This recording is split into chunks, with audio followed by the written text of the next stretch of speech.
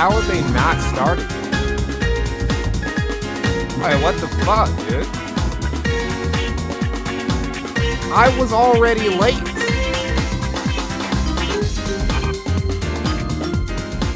I was already late. Somehow I got here before they did. What the fuck?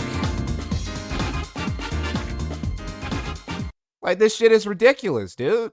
How are they not started yet? I let the thing play. I let this timer play for like 9 minutes. And the stream was about to start in 2 minutes. They're still not here yet. Lazy motherfuckers. Well, I guess, you know, he is streaming with a black. See, here's the thing, right? I don't know whether they're late because it's Candace and she's a black woman and black women are, you know, routinely late. Or I don't know whether Andrew, I don't know. I don't really watch a lot of Andrew's streams, so I don't know. Maybe he is. I do know that a lot of the dudes in that region of conservative streamer, they all have this thing where they're all routinely late to their streams, right? Fucking Ethan Ralph, Nick Fuentes. None of these dudes can show up on time to do a fucking stream. It's crazy. I'm barely on time and I'm less late than these guys are. What is that? Oh no. Ah, that's annoying.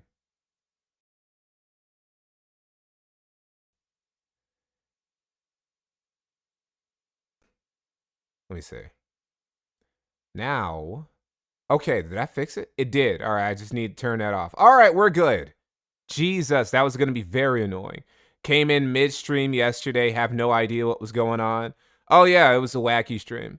It was usually when I'm doing wacky stream shit, it's usually because this bitch still isn't here. What the fuck? Slazy bitch. Anyway, usually when I'm doing streams on Discord shit, it's just spur of the moment. I usually don't plan that shit out. Something happening, so I decide to turn the stream on because in lieu of anything better to stream about that day. All right, I guess we're just waiting then. We're just waiting. We could be here another 5 minutes, 10 minutes. Notice she doesn't put a timer on there. She just says, starting soon. It's like, okay. But like, what? Again, you know, I'm putting this on Candace. I'm saying starting soon. In reality, though, isn't this Andrew? Yeah, this is Andrew's fucking channel. Oh, okay, what's your excuse? Are you waiting for Candace? Or are you this late? All right, let's look at this real quick. Let me give everyone an update of exactly where we are. A few weeks ago, Brian Atlas, a friend of mine who runs the Whatever podcast, offered up $100,000 for Candace Owens to debate with me about the murder of Charlie Kirk on his platform. He eventually raised it to $150,000, to which I said I would match it if we could actually debate on neutral ground. Imagine paying Candace Owens $150K just for the pleasure of streaming with her. Because I really do think this is all this is about. This is all about money. I know. This is all about money. This is all about clout. This is all about riding Candace's coattails and getting the opportunity to call her a crazy schizo bitch on a big platform, because that's going to do numbers for you. It's not actually about proving the truth of whether or not her conspiracy theories about Charlie Kirk getting murdered by the Illuminati controlled by Zionists or whatever the fuck. That's not what this is about, because it doesn't make any sense. Also, you're giving Candace Owens $150,000, $300,000. Candace Owens, we've been over this. Candace Owens' husband net worth $180 million to $240 million. So Candace Owens' husband has a net worth of up to $250 million. She doesn't need your money, little bro. She doesn't. Candace's net worth by itself is like what? 4 to 5 million? She doesn't fucking need your 300K, man. She fucking wipe her ass with that. I don't even know why she agreed to this. Maybe she has some shit on Owen. Maybe she does. I don't know. He is a kill stream nigga. Never forget that Owen is a fucking kill stream. Well, maybe not a kill stream kitty. He's not a kill stream kitty the way Nick Fuentes is a kill stream kitty, where Ethan Ralph arguably really could make a discussion about he is the main reason why Nick Fuentes built his career, right? Ralph could do that. Ralph likes to say, I made you, bitch. That's not untrue when he says that about Nick Fuentes. Nick Fuentes does owe an awful lot to Ethan Ralph, especially after he got deplatformed and shit, and America First Media fell apart because he snaked James Alsop. James Alsop, another guy who Nick Fuentes owes credit to his career going anywhere. He'll never thank him. In fact, he fucking stabbed that nigga in the back. That's why Jer hates her. Yeah, Jer hates Candace because she has more money and clout than he does. That's the reason he hates her. Everything else is that's just cope. That's just cope. A lot of these dudes, they say they hate Candace because she's a crazy schizo bitch. No, they actually do not care about that. They would actually humor her if they could get a little bit of that money and clout themselves. That's all this is about, right? None of these niggas are to be taken seriously at all. It's all clown shows, all clown shoes on this side of the aisle. I expressed this story recently on the Joe Rogan podcast. Candace and her fans' reaction quartering wants to steal her husband were volatile, to say the least. She issued a strange counter that I needed to pay her $500,000 and that TPUSA needed to, quote, claim me. Now, I don't work for TPUSA, so I couldn't... That's very base. That's a very base power move. Aranicus, thank you for the hype. That's a very base power move on Candace's part. All right, hey, get it up to $500,000. Give it up to $500,000, and then I'll think about it. I'll think about talking to you if you can give me $500K. I won't go anywhere lower than that. You're not worth my time. If you can't come up with at least around $500K, I won't even look at you. I'm not even going to speak to you. Grant that concession, as it would have been a lie. She followed with an offer of me paying $300,000 to debate her at her home on the topic of if Tyler Robinson killed Charlie Kirk and if he was a federal patsy or not. Obviously, this gives massive advantage. Your buddy Brady, thank you for the 10 gifted subs, bro. Wow, we got some subs. And Candace still isn't here. Andrew Wilson isn't even here. I don't even know. Which one of these niggas am I supposed to blame for still being late to this fucking stream? I got y'all hyped and everything. Min Illy, thank you for the gifted sub. And Illy, thank you for the gifted sub. Bad Banner, thank you for renewing your sub. I promise I'm working on the badges. The problem with the badges is that I already have an idea. I really have been working on the badges. I've been in Photoshop for hours for the past few days and everything. I just cannot decide what it is that I want to make the badges. Like, I think no masks, right? I feel like I'm going to make the badges no mask or Kabuki theater mask similar to, MikeynohMore. I have a no mask on all of my shit. But it's hard for me to decide which masks there are. Maybe I'll present them to you. Or maybe I'll just roll them out and test them, and I'll let you guys decide which ones you want to keep because they're for you anyway. So, we'll see. Mex Jr., thank you for the 10 kicks, man. She's late because she's running on BT.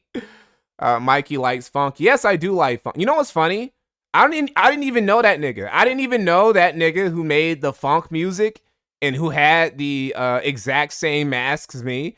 I did not know that dude existed for years until some dude on Twitter accused me of ripping him off. He just accused me of ripping him off, and then I said, I don't even know who that is. Who the fuck are you talking about? And then he linked me to his SoundCloud. And I'm like, hey, this actually goes pretty hard. This goes pretty hard, bro. So I'm kind of glad. I'm kind of glad I got accused of ripping this dude off. I legitimately didn't know he existed before then. Great minds think alike, She bailed. Why is her stream up? She's scared. No Z-bots yet. Myron Gaines going live too. How is the chat 10K when the stream isn't on? How is this chat at 10K? It's more active than Candace's chat, which is at 130K. Well, that's very suspicious, isn't it? 20 minutes late. What the fuck is going on, dude? Damn, nigga. This is like Lauryn Hill. Candace is Lauryn Hill maxing. Like, let me see. How often is Lauryn Hill late? Lauryn Hill has a long-standing, well-documented reputation for being late to her concerts, often arriving anywhere from 1 to 3 hours behind schedule. While she's not late every single time and is occasionally blamed festival production delays or schedule run-overs for specific setbacks, tardiness has occurred frequently enough over her career to become a defining part of her live performance persona. Notice how Lauryn Hill wasn't late when she was performing with Kanye. She wasn't late when she was performing with Kanye. Kanye was like, nah, bitch, you better check the schedule. You better set 50 alarms. You aren't being late to my show. Only Kanye can be late to a Kanye concert.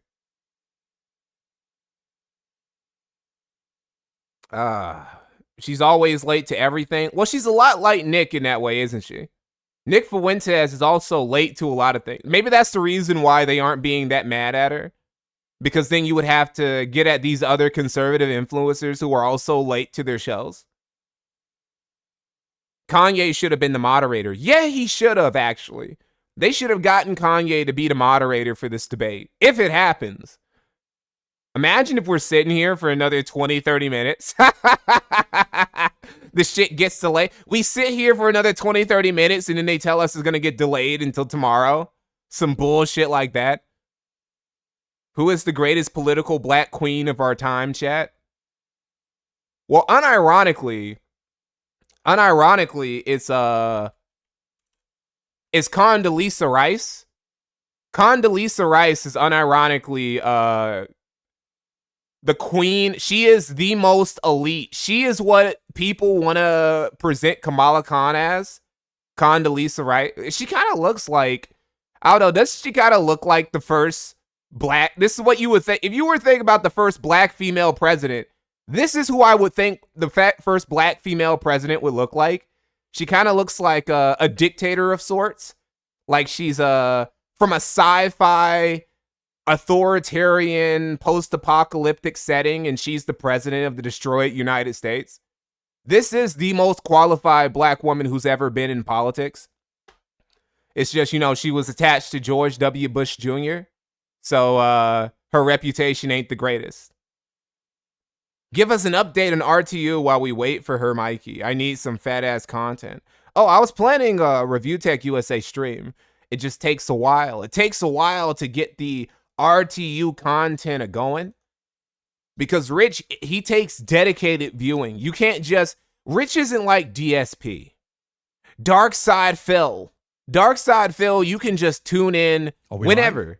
Oh! Okay, so we're officially live. Yo! Candace, Andrew, you know, good to sit down here with you, talking to you guys about Valuetainment is doing, he's the moderator. I'm offering $300,000. And for the audience watching this, you have to know when you see this final product, there's a lot of stuff that happens behind closed doors. There was still communication till midnight, even some of the stuff this morning. Like it's like you're trying to sell a company. It's the last 24 hours that the deal doesn't work out, but how is this shit that complicated? Made it work.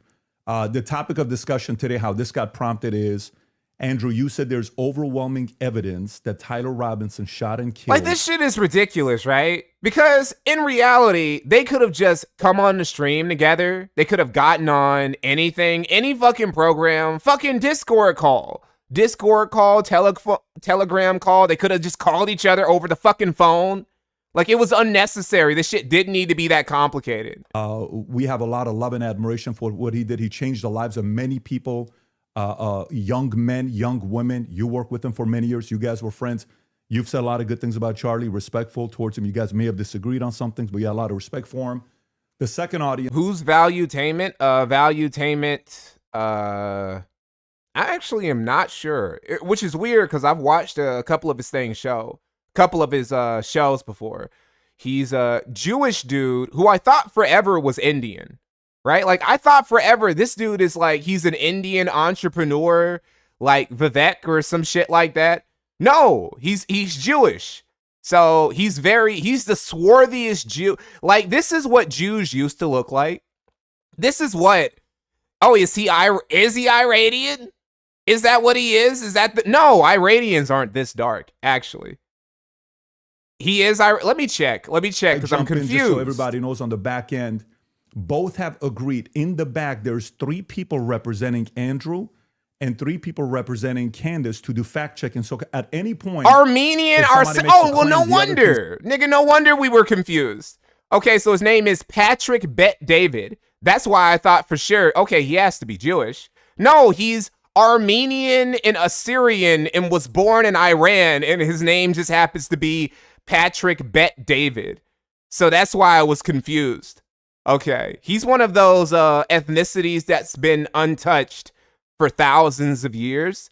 Like, he's the niggas who Alexander the Great and the Macedonians fought all those thousands of years ago. And his ethnicity has just remained untouched, I guess. His people used to fight the Romans for real. Overwhelming is, I just find it very convincing. I think that's what most people mean when they say overwhelming evidence. So I have a brief opening statement. On September 10th, 2025, Charlie Kirk was murdered.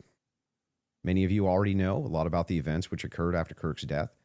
You remember the ghoulish laughter, celebrations, and madness we saw from leftists all over, from TikTok. Why is he reading from his phone? On social media, destruction of memorials. Well, Andrew Wilson doesn't have like that much charisma. I've noticed this before. I want to say the most charisma Andrew used to have was back during the kill stream days. Well, they weren't that far ago, but when I used to see Andrew on the kill stream debating dudes like Adam Green or even getting into it with Ralph, he had a lot more energy about him. See, that's the thing, right? People always look down on blood sports. Blood sports will brings the soul out of you, unlike this soulless slop that we're watching here. Year 2 of Kirk's death, Ian Carroll claimed that Israel killed Charlie Kirk, and the conspiracy caught on like wildfire. This theory was built on one misleading piece of evidence, that in his final days, on or around September 8th, Charlie sent a text message reading, "Jewish donors play into all the stereotypes. I cannot and will not be bullied like this, leaving me no choice but to leave the pro-Israel cause." Patrick Bet David gave Ron DeSantis a pair of shoes to try on to prove that Ron does not wear lifts. Did it work? I feel like it would have failed. I feel like that was a trap. I actually feel like PBD was setting your boy up. And who does? He was setting DeSantis up for failure. Like him. But DeSantis does wear boots and shit like that, so I'm not sure. If Candace has some, I'd like her to actually show it to me. I'm open to suggestions, but to date, there hasn't been any. There is, however, tons of evidence that a leftist killed Charlie Kirk, just as Charlie feared they would. I believe Charlie Kirk, and I have the receipts. No, I didn't have a dream where he came to me and told me that the left killed him. No. Can you even call it a receipt? Can you even call it a receipt if it didn't come to you in a dream? If it wasn't divine prophecy passed down from the heavens, can you even call it a true receipt? September 9th, 2025. I'm going to share the message with you today, which... That's how civilizations used to be founded. Civilizations were founded because some nigga had a dream. Some dude hit his head while he was fighting with another tribe, and he said, "The gods told me we need to pack up literally everything and move like 2,000 miles away and start up a fishing village on some abandoned ruins of some place." And then they would do that, and then they would found a great city like Carthage or a city on a river like Rome. And it would be some great civilization. That's how a civilization used to work.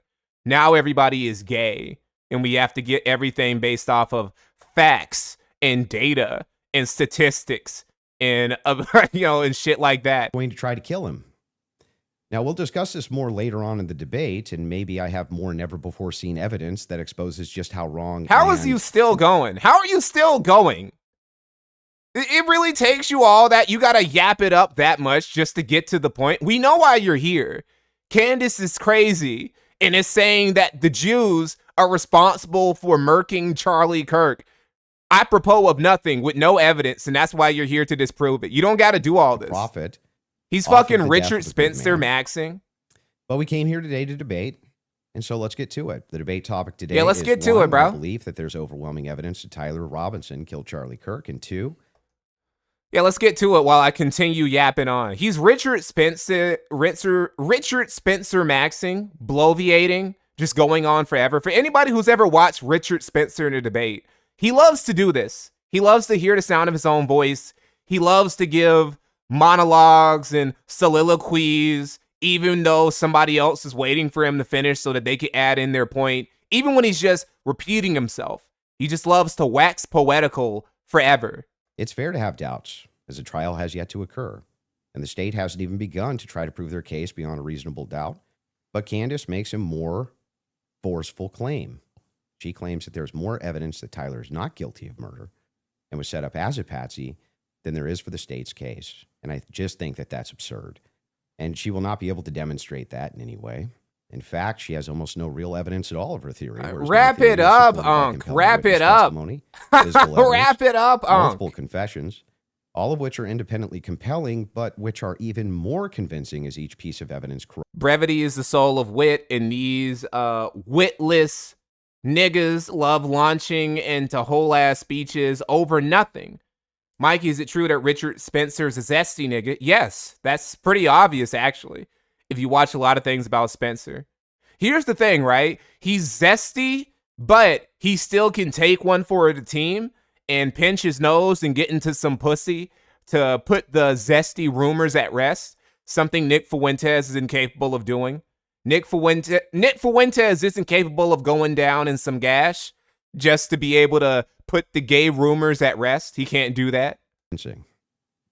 I see almost no evidence at all, only speculation on verified claims and suggestions of things that could merely be hypothetically possible. Dreams, vibes, feelings, things like this. Almost done, by the way. I have no problem. Mikey, did you see Mikey, did you see Nick Fuentes called himself a twink? It's hard to tell whether he was trying to be facetious, whether he was, being an irony bro and making a joke, or whether he just had a Freudian slip moment. Either way, he's going to pretend like it's a joke later when people bring it up. Be doing more damage. Nick does love to play gay. He loves to, you know how pedophiles love to play in your face about being pedophiles? How they love the fact that they can just get away with it and you can't do anything to them because you don't have any objective evidence that they are a pedophile. That's kind of like what guys like Nick who are in the closet, and they know that they're in the closet, and everybody knows that they're in the closet, but we can prove it. I used to have a stream on YouTube. Okay, you finally fucking finished. I did. Okay, great. Well, I'm not going to waste time with the preamble because I think I just want to get to the substance of the debate. And Queen Candace getting right to the fucking point, not wasting people's time. We've been covering this case. People know that there was a personal friendship between me and Charlie, and diminishing the pursuit of something that makes sense regarding what happened on September 10th. By throwing it to, this is just people who are conspiracy theorists. These are people who are just trying to generate clicks. I don't think that people should be satisfied by that. I want people to remember that it's important to think. We've been lied to by the government a great many times over, just the last couple of years, if you just think of the things that we've learned about our government. And I do want to say this. Yes, that actually is the ironic thing about Charlie Kirk, is that after he died, a lot of the leftists, they were being dark woke, and dark woke is just you make fun of conservatives when they get hurt or killed. That's all dark woke is. Dark woke isn't like, I remember there was this trans dude who was beefing with a black person, and he decided to call him nigger. And I'm like, oh, that is like actual dark woke. You call a black person who's making fun of you who calls you a tranny or a troon, you just call them nigger. That is actual dark woke. And all the other leftists were like, no, you can't do that. You can't be racist. Dark woke is just when you make fun of conservatives dying. That's all dark woke is. But ironically, via doing that, they accidentally made Charlie Kirk immortal. They made him a meme. So now there are always these Charlie Kirk memes just circulating all across the web.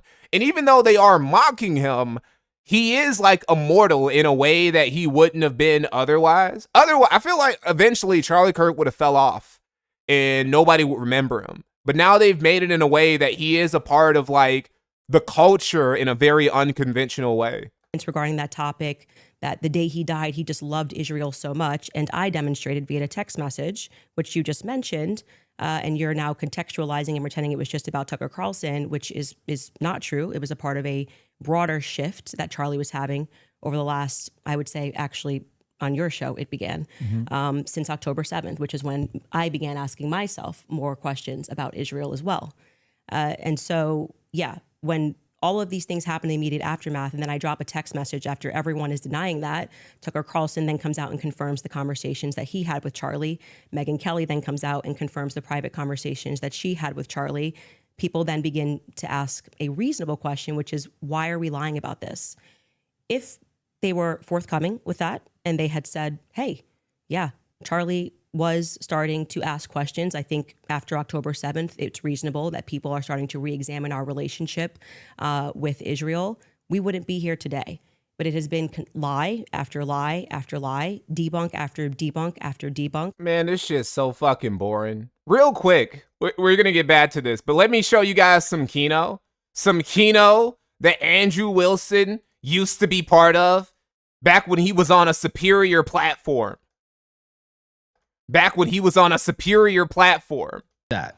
Yeah, there could be no objective metric to judge me by. That to kill your children, it cannot possibly be immoral, and you would be obligated to kill your children. So let me explain again. I could have some bro. I'm trying, but but go ahead. No, go ahead. You wanted to get into. Are you sure I can go ahead? I'm sure. You just admitted that I was talking, so I can fucking answer your question. Yeah, no, you're rich. You've been talking the whole fucking time. We could do it. Shut your fucking fat mouth. Fuck up. Shut your fucking mouth while we fucking finish our debate. Finish your thought. Shut your fucking mouth until we're done. Loser.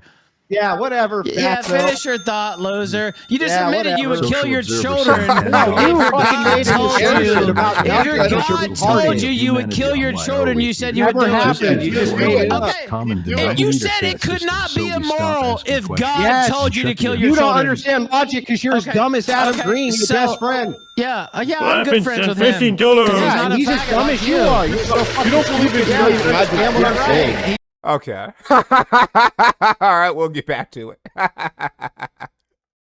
All right, that's good shit. I would, if you said, was he involved that day, as I have consistently said on my platform, I would say yes, he was. I don't know what role he played, but as the shooter, 0%. Do you have any evidence for it? For what? My percentage? The fact that he didn't shoot and kill Charlie Kirk. Yes, which I'm hoping we're going to get to all of the evidence that he feels that he has. I mean, I'm not even convinced that Charlie was shot from the rooftop on Losi that day. Wow. Based on the evidence that has been. Do you think he was shot? I do not think that Charlie was shot from a 30-06 from Losi. Yeah, but just shot at all. I don't know. Wait, what? Projectile hit Charlie, and I'm open. You don't even think he was shot? People's presentations. But why did he start bleeding from his neck? Evidence that Charlie was shot by. It was magic. Can we see maybe if we're gonna have an olive branch? Some fucking Voldemort shot a spell at his neck. That's what happened. That's why he started bleeding from there. Yeah, sure. Okay. So you're not sure if he was actually shot. It was Sukina. Open to alternative theories. It was Sukina. He fucking cut Charlie's neck from a distance. If we're talking about was he shot from a gun, a 30-06, I would say definitively no. Okay. It was an enemy stand. It defies common sense to think that he had a Superman neck, and even if he did have a Superman neck, which has been demonstrated, I think actually, Charlie Kirk had that Superman neck. Charlie Kirk, he had that up and away neck. Holy shit, bro, that neck's gonna have you jumping over buildings. Wow, I didn't know that Charlie Kirk had it like that. The avenue that he could have been shot at all. With maybe a smaller caliber. Okay. And then there's some things that I'm going to make concessions on that I do think we need more answers on, and I'm fine with that, and we can get to those things as well. The other thing is in the timeline, one of the things that we dispute, I think, on the timeline is that you think that Robinson drove hours away to a steakhouse in the timeline. Is that correct? Yes. Okay. And what's the compelling evidence that you think you have there? I spoke to the owner of the restaurant, and Who's this thirsty bitch? The receipt. I know. Thirsty bitch in the chat going like, Andrew is so fine. What the fuck? Obviously, if this goes to trial, but yes, I do. Is that his wife with like several baby daddies on an alt? Did he give you an unedited copy of that receipt? I have seen an unedited copy of that receipt. It was not given to me from the owner. But I want to, before we get into like all the timeline stuff, I want to address what you think is evidence so we can keep this on par with what your claim is. Since, well, I think that that's a piece of evidence that's in dispute. And that's why I'm... Yeah, but we're trying to get to whether there's overwhelming evidence that Tyler Robinson did this. Yeah, so if whether you then starting if you want to use the first part of that for the internal critique, yeah, we should go over the actual evidence that we feel. The first reason that I think it's compelling evidence is that Tyler Robinson's rifle was found near the crime scene. So I would consider that to be very good evidence. Andrew will only go for you if you have at least 4 baby daddies. At least. 30-06 could not have made this wound. I think that that's absurd. 150 grain Remington core lock absolutely could shatter when it hits the neck of any human being. When you say that there's some steel neck and it's a smaller caliber, you have to make a counter explanation. Why wouldn't a smaller caliber also go through bone? It could. I didn't say it can't. Right, exactly. So if that's the case, then ammunition is going to be the critical key here. And if we why is Pat wearing sneakers with a suit? A flex tip. Is he Stephen A. Smith? Why are his pants like so short? I noticed that myself. Jacket that goes around the actual lead piece. Why are his pants so short? Split apart in air for all we know. But definitely, I know he's a millionaire. We have the medical exam. He has to have a tailor. Summary. He could get fucking pants that are longer than that. A part of some kind of conspiracy as well. Okay, so just to start. Like, look at this shit, bro. Niggas got high waters, and what's crazy, right, is that he's got socks. His socks are all the way they climb past his ankle up to like the lower part of his leg and shit. Why are you wearing tall socks?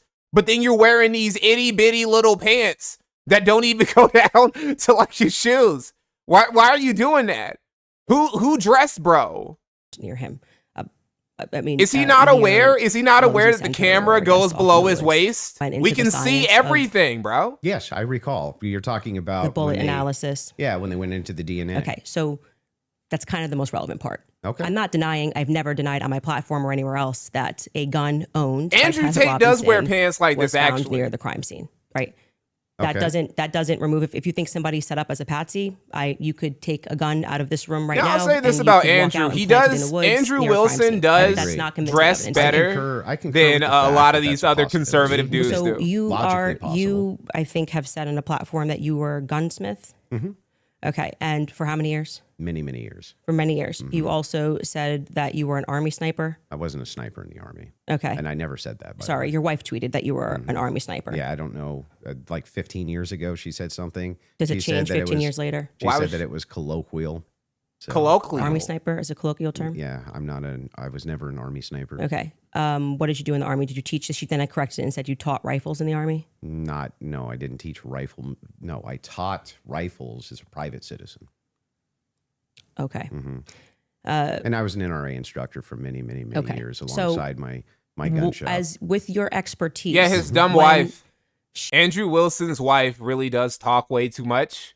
Anytime I've ever seen her try and talk for him in her place, it's always made him look worse.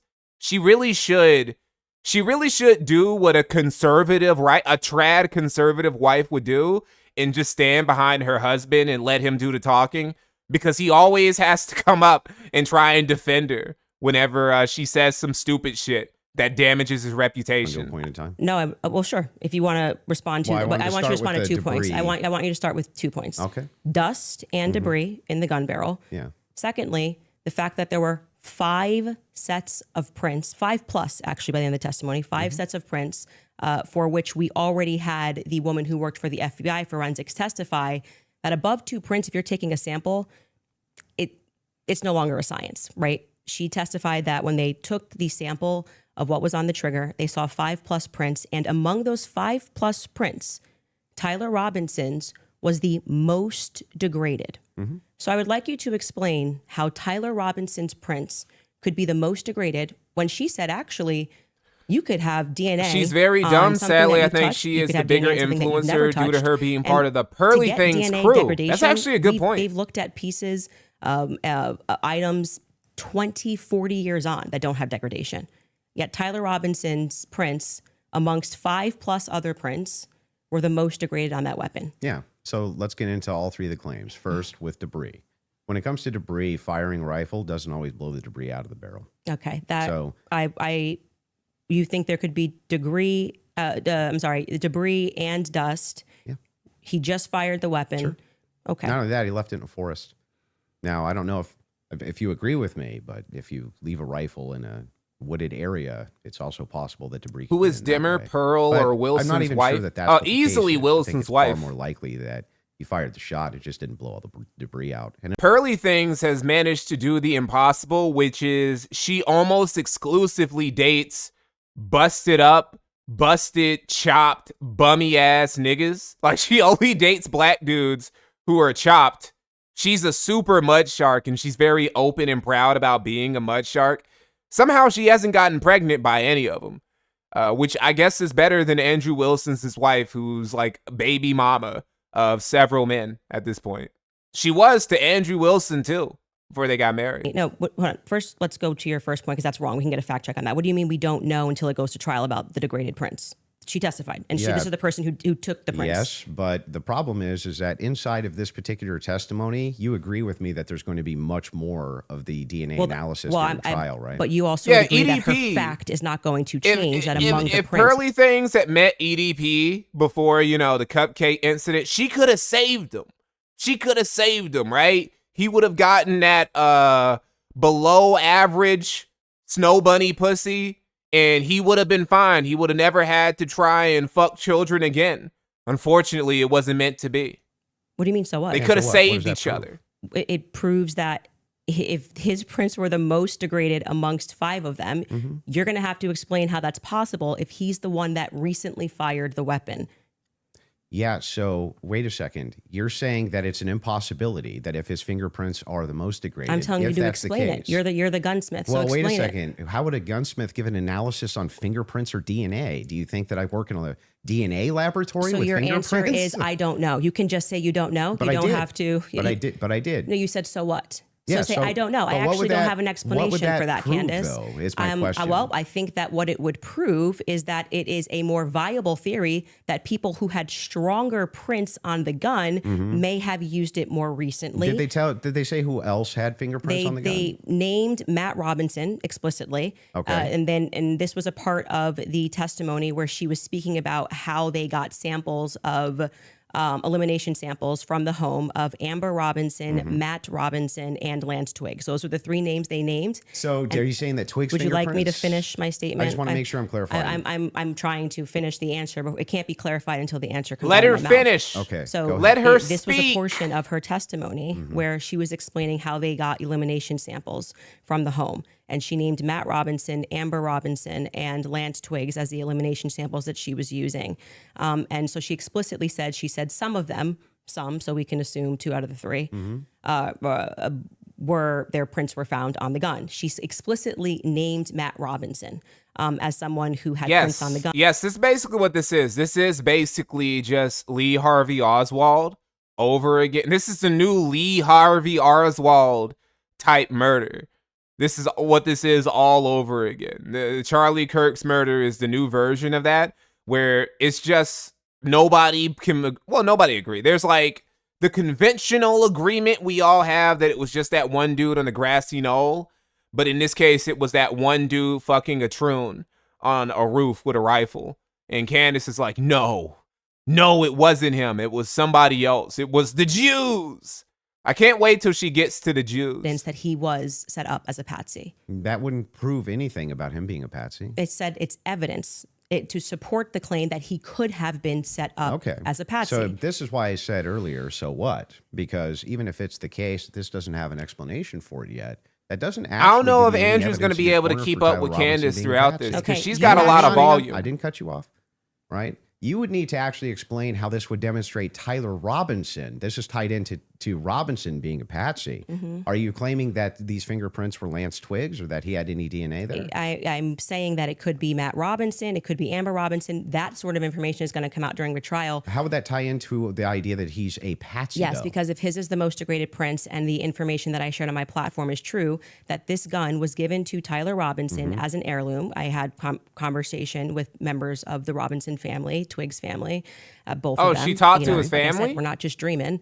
And if we're having those conversations and they told me that gun was only given to Tyler Robinson because it was a family heirloom. Okay, so it was his grandfather's gun or great-grandfather's gun. Okay. I don't remember the difference. I don't remember which one it was. And so he got it because he's the firstborn. So, but he's not much of a shooter, is what I was told. And so he has this because he inherited it, essentially. So if I get something from my grandpa and I put it up on the shelf and I own this, you could see that could be. How do we get to the patsy part? You don't let me ever get to the end of the sentence. So how could we get to the Let patsy him finish. Part? Okay, let her finish. Patiently till we get to so the that patsy could be part. a reasonable explanation as to why there was dust in the barrel. Doesn't he know? Does Andrew not know that when a black woman is speaking, you're supposed to let her talk? Does he not know that you're supposed to be silent when a black woman is speaking? Lance Twiggs, even if he has prints on things, they live together, that doesn't really mean anything. But that could demonstrate that somebody took his weapon and put it somewhere. His prints are the most degraded. Somebody else's prints, there's more presence of somebody else's prints, and that could demonstrate that somebody is taking items from his house and putting it into various places. But it also could demonstrate nothing. So the problem that you have here is that this is pure conjecture. No, this is not evidence that Tyler Robinson is a patsy. It's only evidence that you have conjectured up that, if it's the case that these are the more degraded prints, then therefore that means must be patsy because dad's fingerprints on gun. I didn't say must be patsy. Describe how this actually links in to Robinson being a patsy. Okay, I just described that for you, so I can explain it to you, but I can't understand it for you, so I'm going to move on from that. You're too but dumb. To just go back to your point, you're too about dumb this for is me not to evidence. explain this to you again, you Andrew. You can't make that claim because you're you the dumb entire basis for motherfucker. why you think that there's You evidence dumb for Tyler stepfather. Robinson being the person that took the shot is based off of a hearing under Utah 1102 rules, meaning you're that a they are stepfather, doing the Andrew. exact same thing that I am doing. My husband, you said you're here to he represent only the has state. children Well, with did you watch me. the preliminary No, I didn't hearing? say I was He's here to gay, represent the state. but he only has children with me, Andrew. What I'm here to do is represent my own opinion, You which said is in that your opening statement, based on the evidence presented so far by the state has that I find it presented convincing. evidence under Utah's 1102 rule. But this doesn't demonstrate any patsy No, that's very behavior. important because that rule is hearsay. So you can't say at the same time, Great. Candace, you're not allowed to. And what that means under the Utah rule, which I'm sure you know, because I'm sure you watched the preliminary hearing and yourself understand what that means, is that the entire hearing was hearsay. It means none of that information that was presented is going to be allowed. The majority of it, the overwhelming majority of it is not going to be allowed at the trial. They're allowed to present when it's just a probative hearing. I don't think all the evidence that was put in was hearsay. Okay, you didn't watch this case. But not only that, no. This is a huge point. This is crazy we that you can don't call know for this. a fact check if Yes, all the evidence we need was more than a put fact in. check. This was every single day. Yeah, it's like 27. Okay. So they said there's a medical examiner's Almost 25K explanation of the watching shooting this. That's in the back. Rob, if you want to pull it up, and then Candace, if anybody from your team wants to pull something up, no problem as well, but they're requesting it. If you guys got it, pull it up. Oh, they got teams? They got so we can share it. squads? And in the interim, is that it? Yeah. So I'll read this. Just what are Is we this looking at? even Just a so we know. real debate then? Yeah, so this I don't know. I don't think it's a real debate if you and the other person aren't going in raw. I mean, raw, you can prepare, you can have your shit ready. But if you need a squad to help you in the debate, well, then it's like team sports. A true debate should be between two individuals fucking going back and forth. You can have a moderator there, but the cervical spinal cord. Medical examiner observed a significant portion of Kirk's cervical spinal cord was traumatically absent. Mr. Kirk suffered from other is it severe injuries, pre-recorded? including bilateral, There's no way it's pre-recorded. apical and posterior intercausal hemorrhages, pulmonary, apical hemorrhages, multiple disruptions to the thyroid, et cetera, et cetera. So the summary of the examination is that he was shot. Okay. That was what they were pulling that up for. Okay, and I don't I'm not disputing that he could have been hit with a shit. projectile. We're not disputing that, so I don't know why this was brought up as a fact check. 200,000 people are watching this shit on Candace Owens' stream. Saying that I am not allowed to infer off of evidence. You can infer. 25,000 are watching it over here. Reason, like you asserted that you believe there's overwhelming evidence on the basis of what we saw in the preliminary hearing. The entire preliminary hearing was hearsay. Yeah, I'm fine with your inferences. But no, you just literally said I couldn't do that. Yes, I can. No, I didn't. I'm just saying from Stop telling her what to do, Andrew. This is how you got to shoot her. The Tyler Robinson did it. No, the same way that you got to Tyler Robinson. Shoot her from that. Yes, you did. You again, this is something important, so we should pull up a fact check about what the 1102 Utah, and under their constitution, for the sake of a preliminary hearing, they do. There's 250,000 people watching this shit, bro, across all these platforms. Hawaiian Zen, thank you for the rage quit. This is literally just 105 IQ midwits arguing semantics, essentially, right? This really is a agree to disagree type shit, because it's, I don't know, the point that they're trying to debate is something that's irreconcilable for both sides. Hearing is based off of hearsay. In fact, Lance's testimony before they had about an hour debate, actually maybe it was more than an hour debate before he sat, and they said this is not going to be allowed. You wouldn't even be allowed to do this. We'd be able to cross-examine him. The questions that they're asking Lance are all leading. And what did he say? Well, I'm the magistrate under Utah Constitution, 1102. It is my job to allow all of this so we can see if the state has enough here that we can then move to a trial, which will then. They would not allow this stuff. They would say we get to cross-examine Lance. Lance just can't willy-nilly say. I'm not disputing. But the entire substance of your argument is that people can't infer off of evidence. No, that's what you're saying it's to not. me. When you say Candace, Here, you I'll can't give you talk the about the degraded argument prince, which is a now. fact. Yeah, I'm not and then saying infer that. off of that. Didn't say There's that. another 13K people watching this on Rumble. So here's what the position is. I'm asking this. I'm saying that I think you. Let's pull that up. Let's pull that up. I'm doing exactly what the state did. I'm looking at a piece of evidence, and I am saying. But you're not showing me how you get there. Can you describe to the audience what Rule 1102 so this, means? just so everybody who's watching this at home understands what I'm saying, even if he doesn't. What Andrew is arguing is that I don't have the right to extrapolate from a fact like just making it up. Just purely making it up.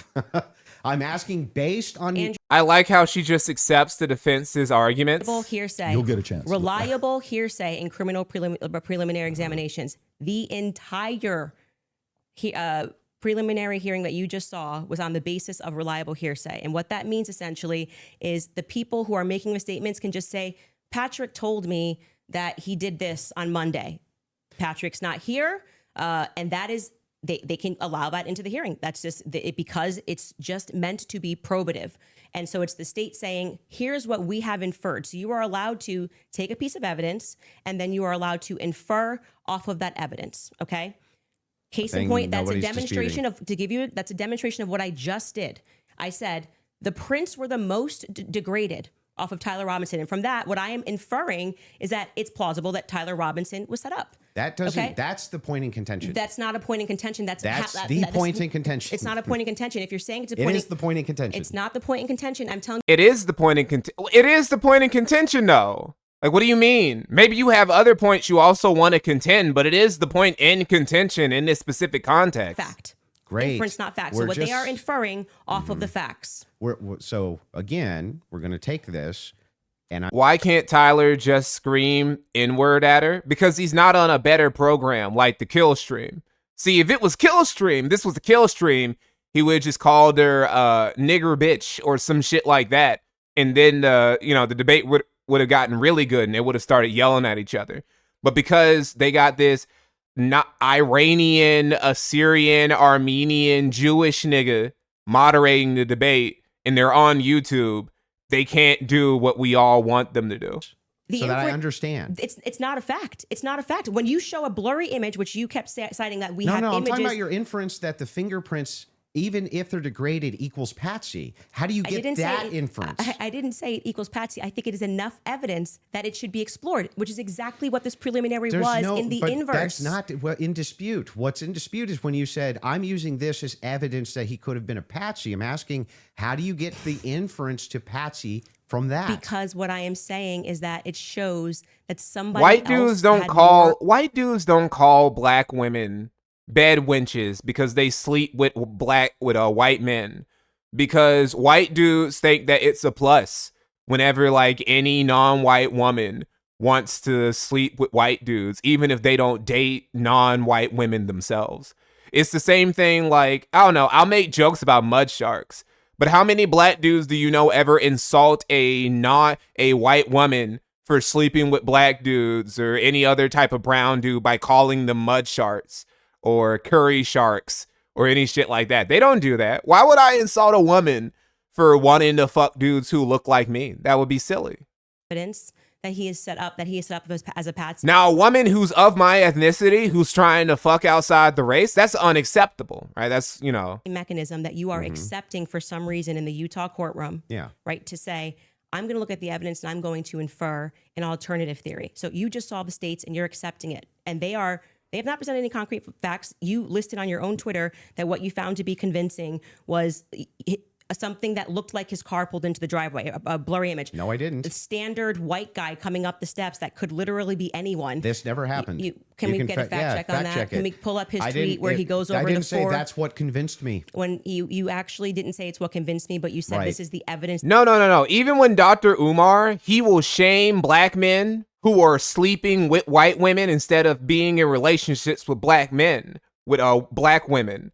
But he still is mostly shaming the black men. He never goes after the snow bunnies in particular. He just says that the snow bunnies are inflicting the brothers with mind control. He never actually disses white women for going after black men, because of course they want to go after black men. Look how strong and amazing and brilliant the black man is, and how much he perseveres. Of course they want to get a chunk of the black man, but you know, you can't fall under the snow bunny mind control. Okay, that's an absurd thing to say. That is not evidence that these are the same people if we're both wearing Converses.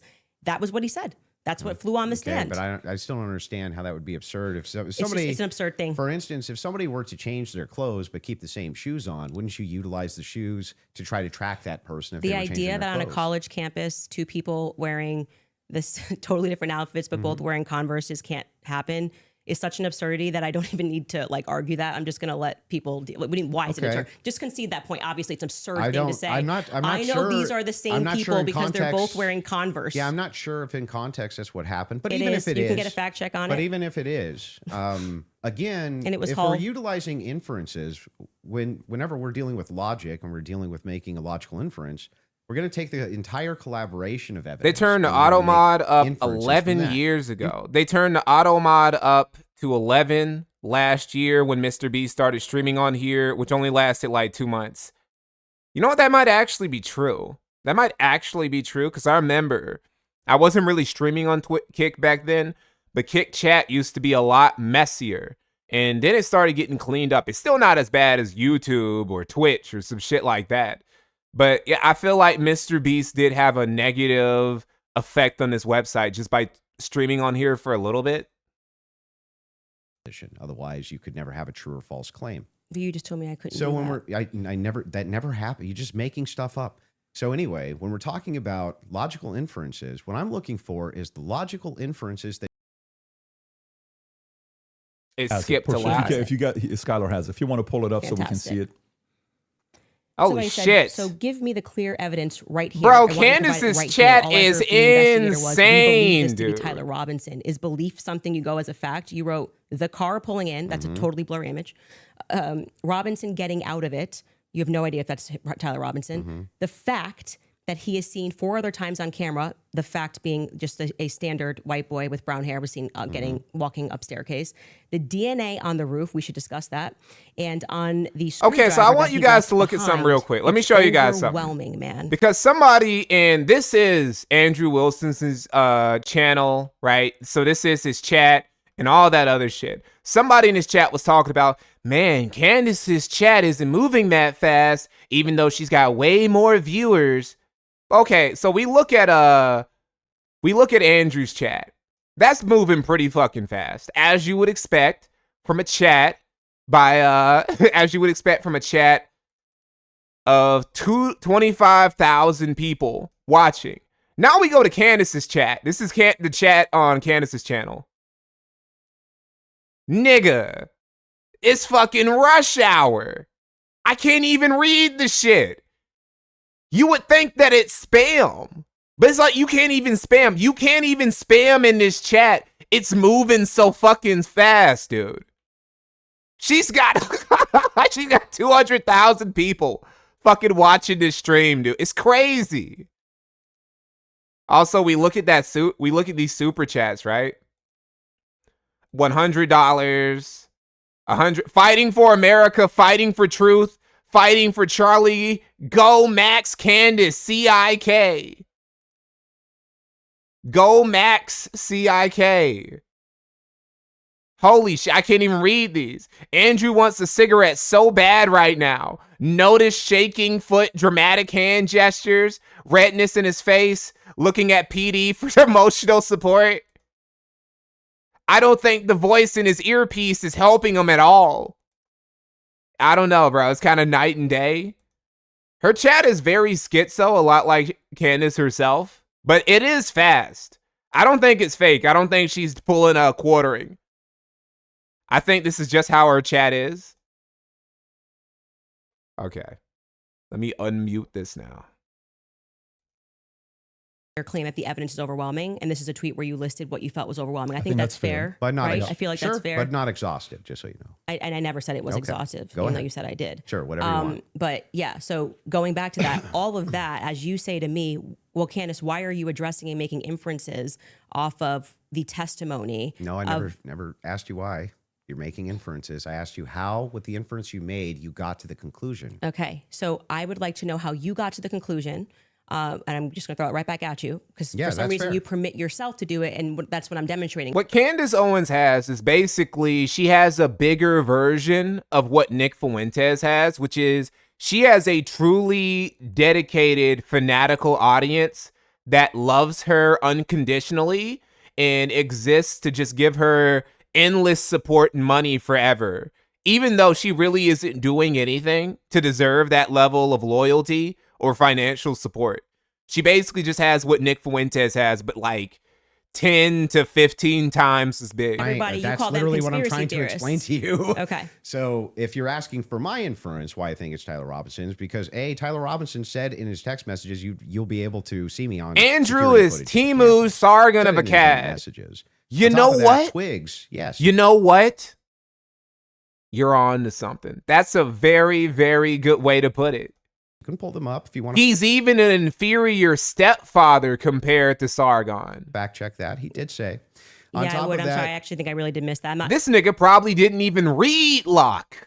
Saying you're wrong. I don't remember him saying you're going to see me in. I'm paraphrasing, Can but we it was pull that up? Yeah, I think by the way, Twigs himself said that he had see me on the staircase. that he had some maybe a tiny bit of doubt, but it sure looked like Tyler Robinson inside of this various surveillance footage that he saw. So Lance, sorry. Hang on. So there's multiple reasons why it is that I believe that that's Tyler Robinson, not just because of blurry footage. Did you have a dream? Just kidding. No, it's because I combined multitudes of evidence. He can't dream. So he doesn't have the vision. Multitude of evidence. He doesn't get spoken to as the prophetess of God like Candace does. I mean, or he didn't tweet it. Texting that's me. Charlie Kirk hasn't come back from the afterlife to speak to him, whisper personally into his ear secrets like he did for Candace. He texted over, "You'll be able to see me in footage at UVU," and I'm paraphrasing, but that's what he said. Yeah, could we get a fact check on that? The second thing you said was Lance's testimony, and actually what Lance says is, I'm not 100%. I agree. But in terms of what he wears, again, me pointing out the absurdity, he wears Converses. He wears sneakers. If his boyfriend is not 100%, I'd like to understand why Andrew Wilson is overwhelmed by it. That's what I'm trying to get to. And lastly, I would like to remind you that Lance's statement would not be permitted. This was a huge part of the preliminary hearing, that they were leading. All the questions that were asked of him were leading, so they would be struck down at the actual trial. And also, I would like to remind you that he got use immunity for that.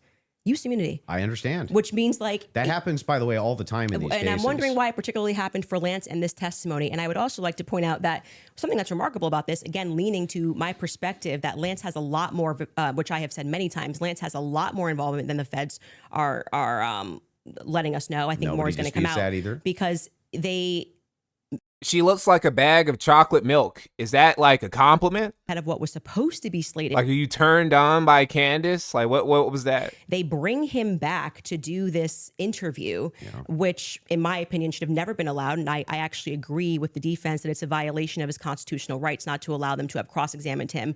But I understand Utah 1102, do what you do. It's all hearsay. But to allow it in that way for him to just be able to also have use immunity, knowing that he's not going to get in trouble. He could literally get up there and lie about anything, and he's not going to get in trouble because the use immunity was given to him in April, I believe. April 28th is when they gave that testimony to the defense. I think they shot it in like April 20th of 2026. That is not compelling to me for somebody who has use immunity to give a testimony and to say, I'm not really sure, but definitely like he wears jeans and stuff. That's not what he said. He did. Actually, you can get a fact Whoa, check. that was a funny face. That was a nice face. That was a nice face Candace just made there. I'm going to need that. I'm going to need that face. Hold on. I can't even reverse. I didn't call for the fact check saying you're wrong. I literally said I don't remember that from the time. I'm just saying to you, like, okay. I'm trying to... Fuck it. I'll go through this stream. I'll go through the stream VOD later, and then I'll find it there. Be concise for you. And then also bring the 801 that you just said. What was the other one? No, I tried to use the arrow keys. It won't let you do that. Just saying it's not hearsay. If you have that as well. Maybe her stream. Maybe I'll go to Candace's stream. Maybe I can do it there. There you go. I can do it on Candace's stream. Wait, what are we saying is not hearsay? Statements that are not hearsay. A statement that Wait, why? The following conditions is not hearsay. It was hearsay. They said it in the trial. Hang on. Hold up. What the fuck? Okay. Is consistent with... So wait, why can I do it on Candace's stream, but I can't do it on his fucking stream? I mean, I can do it. This is ridiculous. It's actually silly, dude. His stream is inferior to Candace. I might as well just go to fucking Candace's stream. So that way I can pause and shit. You just texted me if you want to pull it up. You said you have the text. Her chat is funnier anyway. Thank you. It was me. Look at the pictures from the surveillance footage. It was me. Okay. I literally said to you, it's not an oof. I said I didn't remember this, and I'm happy to have a fact check on that. Okay. I didn't call for the fact check saying you're wrong. I literally said I don't ask, and that they were not allowed to cross-examine him. So that is why his video testimony would not be accepted in the main trial. And what I said to you is this entire preliminary hearing is under Utah's 1102. So they are allowed. Oh, you tweeted the funny face for me? No, thank you, real Patrick Tomlinson. Yeah, the overwhelming majority. Well, I mean, I'm leaning now into my opinion that some scientific aspects, which they kept asserting, like the federal rule 403 or 402, some of those parts were quite scientific. Sounds like you're backtracking quite a bit. No, I'm not backtracking at all. What do you feel like let me help you. Where do you feel like I'm backtracking? It literally was done under Utah's 1102. Yeah, nobody disputed that. Okay. What the dispute was is whether or not most of it was overwhelmingly hearsay. Yes, is that the case? It was. Yes, that's a fact. I'm not backtracking on that at all. And what are the things? How many times did you, if you watch the preliminary hearing, it's like they constantly, I'm 1102, 1102, 1102, 1102, 1102.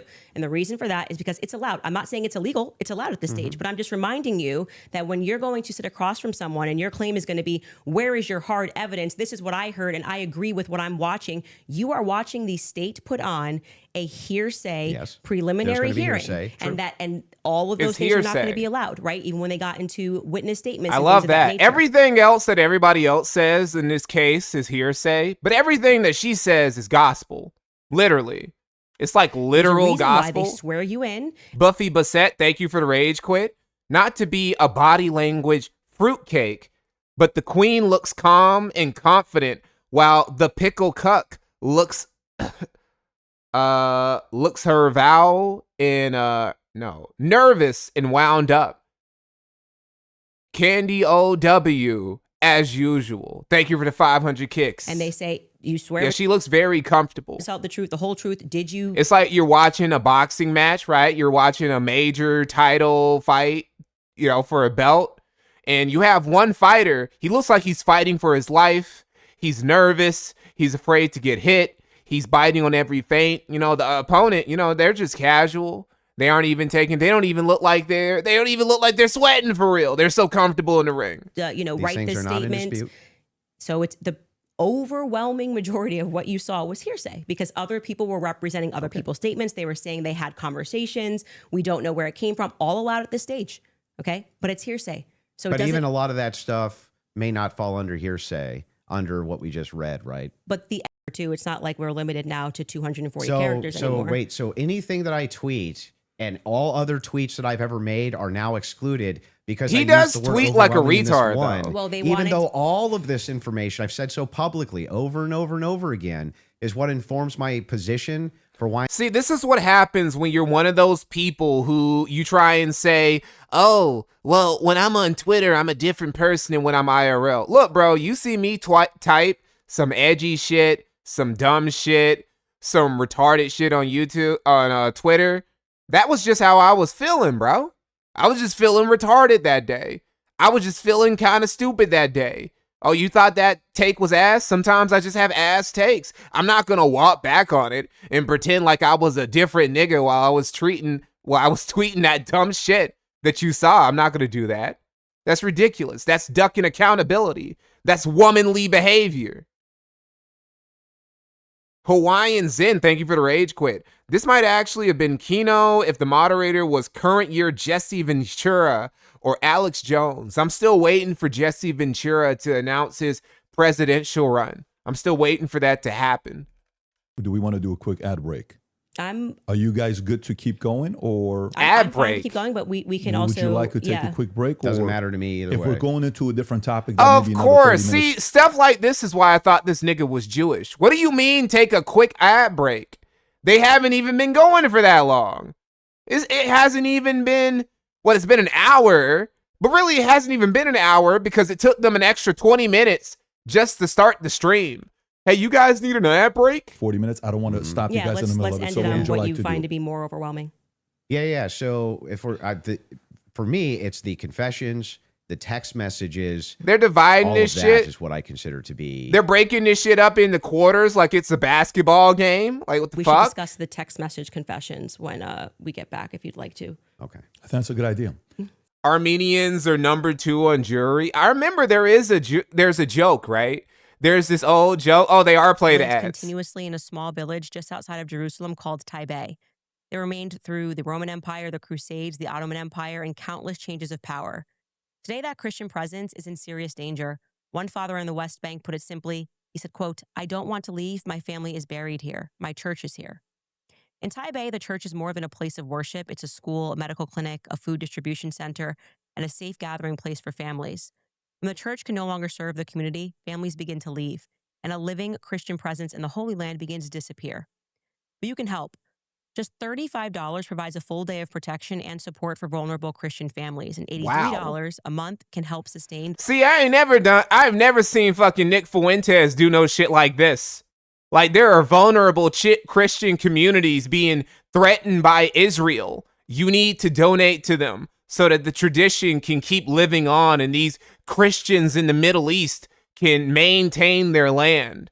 I've never seen fucking Nick Fuentes do that sort of ad read. Free prices, bills, and credit card debt growing, it can feel impossible. Granted, this could all be a grift, but who knows? Shit, I actually forgot what I was going to say. Oh, yeah, there was this joke about Armenians. What was it? I don't know who started the joke. It was probably some fucking Turks, to be honest, who started this joke. They said that Armenians are Jews.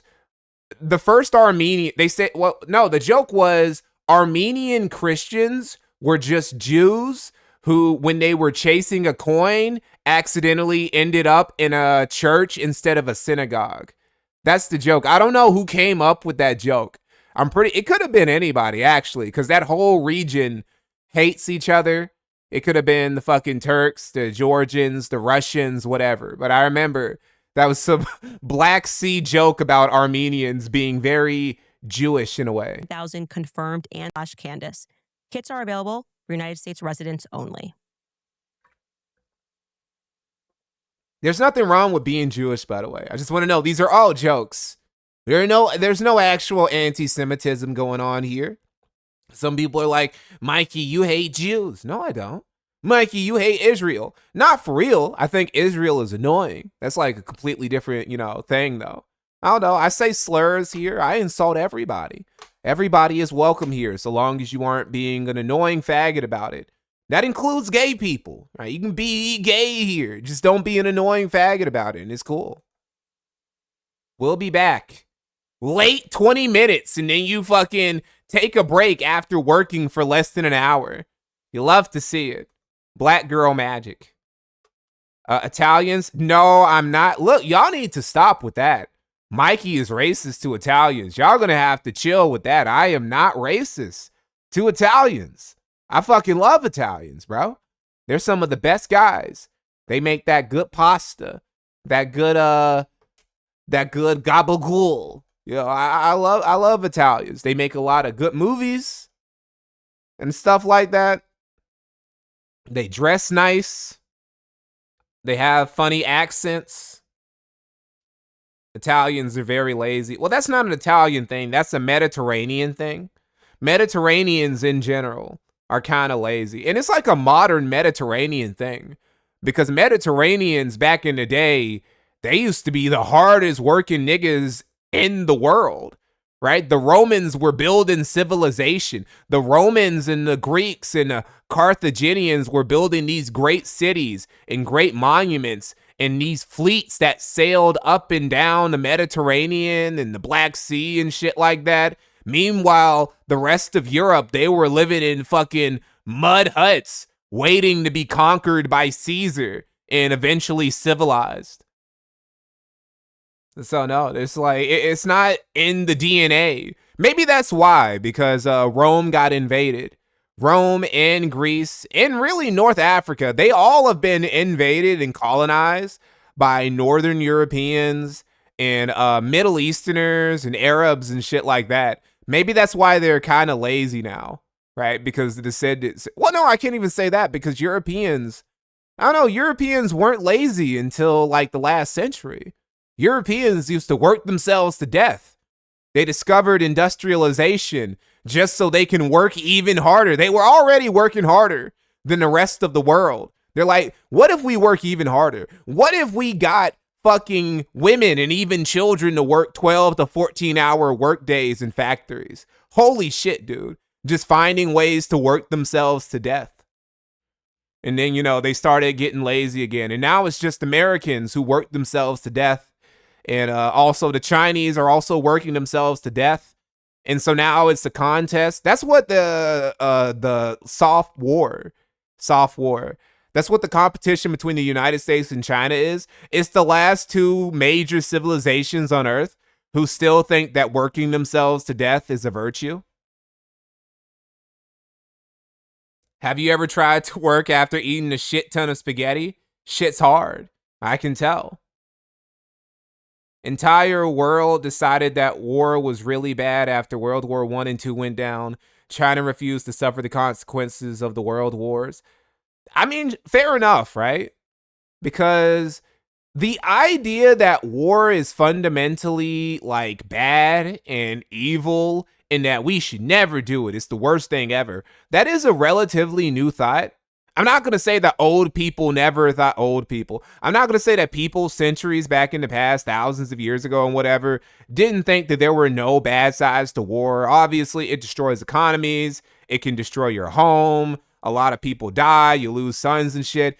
But everybody loved glory. They loved glory. They loved... It was a lot easier to also other people because we weren't as connected globally. So, you know, you go off on a campaign to conquer some people and just brutalize them and shit. Nobody gave a fuck. The Mongols were doing terrible shit to other people. And the female Mongol people back home, they celebrated it. They were like, oh my God, my husband, he went off with the rest of the horde and they massacred a whole town, just tons of villages. They brought back all these slaves and riches. My God, my husband he's so great. I hope my sons grow up to be just like him. That used to be what a lot of cultures used to think back in the day. Like, people know that knights are about being chivalrous and shit. But a lot of the things, it wasn't just chivalry about knights. It was also, a knight was a warrior. A knight was a master martial artist. A knight was raised from childhood to be the best at killing people, right? And that was a good thing. And people used to prize knights and just being the best at killing people, just being walking armored killing machines on horse. And that used to be the norm throughout cultures all throughout history. Min and Nilly, thank you for the rage quit. Which Middle Eastern European blood feud is the funniest? Obviously, it's going to be the Turks versus the Greeks. really it's the Turks versus everybody. The Turks versus everybody is basically the best. Well, no, I guess the Turks versus the Russians. No, it's basically Turks. Turks versus all of Eastern Europe is the funniest blood rivalry ever between Europeans and Middle Easterners. Because a lot of the, well, maybe not, because I'm thinking about Bosnians. Bosnians are Muslims, so they don't even they don't beef with the Turks as much because they're Muslim. They still, they still don't like being conquered by people and shit like that, but that's different. Czechs versus everyone. It's really Serbs versus everyone. If we were going to take the Middle East out of the equation, it's definitely the Serbs are the funniest rivalry between their neighbors and everybody else. Everybody loves to give mainstream examples like the English versus the French or the Dutch versus the Spanish or some shit like that. In reality, the Serbs versus everybody else in the Balkans is the most hilarious shit ever. Because what do you mean you went to war like 4 different times after Yugoslavia fell apart and you lost every single war? That shit's hilarious, bro. Yeah, anything Slavic. Slavs have the best blood feuds with other Slavs and with other people who aren't Slavs. The best fucking blood feud. This planet is retarded. Oh yeah, once you start going through history, you realize a lot of people are very fucking retarded. A lot of humans are very retarded people. Retarded species, I mean. And it's amazing we've been able to build civilization to the level we are at. In fact, one could say that now that we have cameras and the internet and you can see the retardation like instantly on a regular basis, you can tell just how retarded mankind is. And it's really amazing that we got anything done. Like, damn. We really should have. I guess we might. We got nuclear weapons now. So maybe we will wipe each other out by the end of the 21st century. We'll see. Maybe we'll figure it out. Medieval Mindset did a really great video called Why Medieval Knights Went Completely Insane. Check it out. Oh, sure. Hold on. Let me look at that. Maybe we'll watch it later. Wasn't there a Serbian militia leader who fled to Israel and became a doctor? There are all sorts of funny stories about Serbs and whatnot. They're very funny people. I don't hate Serbs, by the way. They're pretty cool. And I'm not just saying that, because I like Jokic. Like, in general, I think Serbs are pretty cool people. It's just, they be tweaking sometimes. And also, they kind of play victim.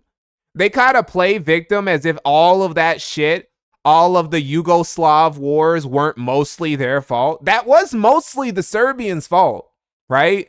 And they'll they kind of try and play victim about the whole thing from time to time. Like, no, bro, you started it and then you started trying to genocide your neighbors. And that's not cool. That's kind of lame. You can't do that. Keep that energy, bruh.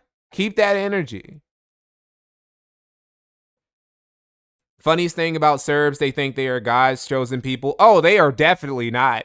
Serbs are not God's chosen people. Sorry, bro. That ain't it. There are a couple people who could be said to have the mandate of heaven, or at least have occasionally had the mandate of heaven, right? You got the Hebrews, the Italians, of course, the Romans specifically, especially. You have the Chinese. The Chinese are hilarious because the Chinese have, every once in a while, they'll get the mandate of heaven and then God will just randomly take it away. And then, they'll get into, some super bloody civil war where millions of people die, or they'll be invaded by, some steppe tribe like the Mongols and millions of people die. Or they'll just have a big flood and millions of people die. Or they just get a dude who's a retard like Mao in charge, and he'll just starve everyone, and millions of people die. Just randomly, God will just flip a switch because the Chinese did something to piss him off, and millions upon millions of Chinese will just randomly die. And then they bounce back, What is Candace doing during this ad break? Is she taking watching Andrew getting back shots from PBD? Maybe she's taking all of her meds. I'm sure it takes a long time. If God likes you, he just starts A-logging you. I mean, kinda. I mean, you read the Bible, right? You read the Bible, that kind of is like a weird takeaway. God does test you. God tests your gangster a lot if he fucks with you. He's trying to see if you really about that or not. Are you really about that life? I don't know. I gotta see. Bro. It's nothing personal, right? Look, I'm putting you through this because I actually like you that much. If I didn't care, I wouldn't even be fucking with your tribe like this, you know? Look at Job. Look at all these dudes from the Old Testament. Shit, look at Jesus. Jesus is God. Jesus is God's own son, who is God. And God is like, damn, I guess I gotta test myself now. Oh, they're back?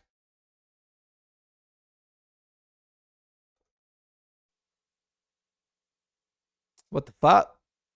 Is this not live? Let me see. Is he behind? Medium, right? No one came in like there were some interesting aspects. This was a little suspect. But I do think it's enough to go to trial. They all came in like they were passing away and we're going to die from being overwhelmed. Well, they're trusting their intuition. Okay. Well, actually, in that scenario, they're looking at the preliminary hearing and have a reaction to it. It wasn't their intuition. But like I said, parking aside, just getting to the substance, parking that aside, aside just a general intuition that sometimes might be second messages.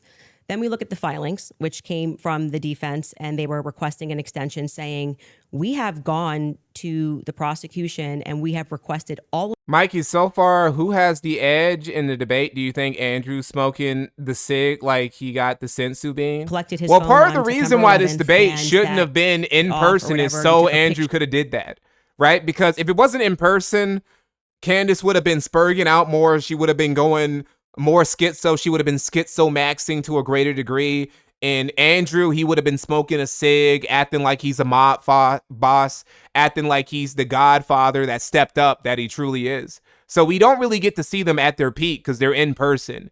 And we got the Iranian, Assyrian, Armenian, maybe kind of Jewish nigga, or maybe he just has a Jewish name, nigga moderating the debate. So, you know, overall, I would say Andrew is winning more on punt he's more of a counterpuncher. As far as counterpunching and actually providing better points to poke holes in Candace's logic, Andrew has been doing a better job. But like I said, Candace, when it comes to her debating, she's very much a volume puncher. So she can just keep going. She's going to keep going until she wears them down. It is not convincing to the public when, for whatever reason, the FBI combined with the SBI, it was not the prosecution's fault. They made that clear during that hearing, would not allow them that discovery request to be able to see where did that message come from. Because basically, I'm saying it's a split decision. It's looking like a split decision so far. Message actually was generated from his iPhone when he was waiting to retrieve his, rifle, hoping that the pooch doesn't have a bad sniffer, like just weird messages. I want to make sure that, yes, it was actually him. He was holding his phone and his boyfriend didn't just log in. I mean, his boyfriend was a furry, wasn't it? Lance was his boyfriend. That is a crucial. His boyfriend was a furry, right? Maybe that's what that meant. The pooch has a nice sniffer. That's common furry flirting tactics. Feel convinced you by read them? their I DMs. feel unconvinced by them. Okay. So then the idea here is the reason that you don't think that these are valid text messages, and you don't, right? It has not been proven that these messages are valid, and they don't sound valid to me. Mm-hmm. I don't think anyone, even if someone was, I wonder what was more embarrassing, like I don't know, pot. That was so funny. That was so funny when he just did right now. Look at Pat David.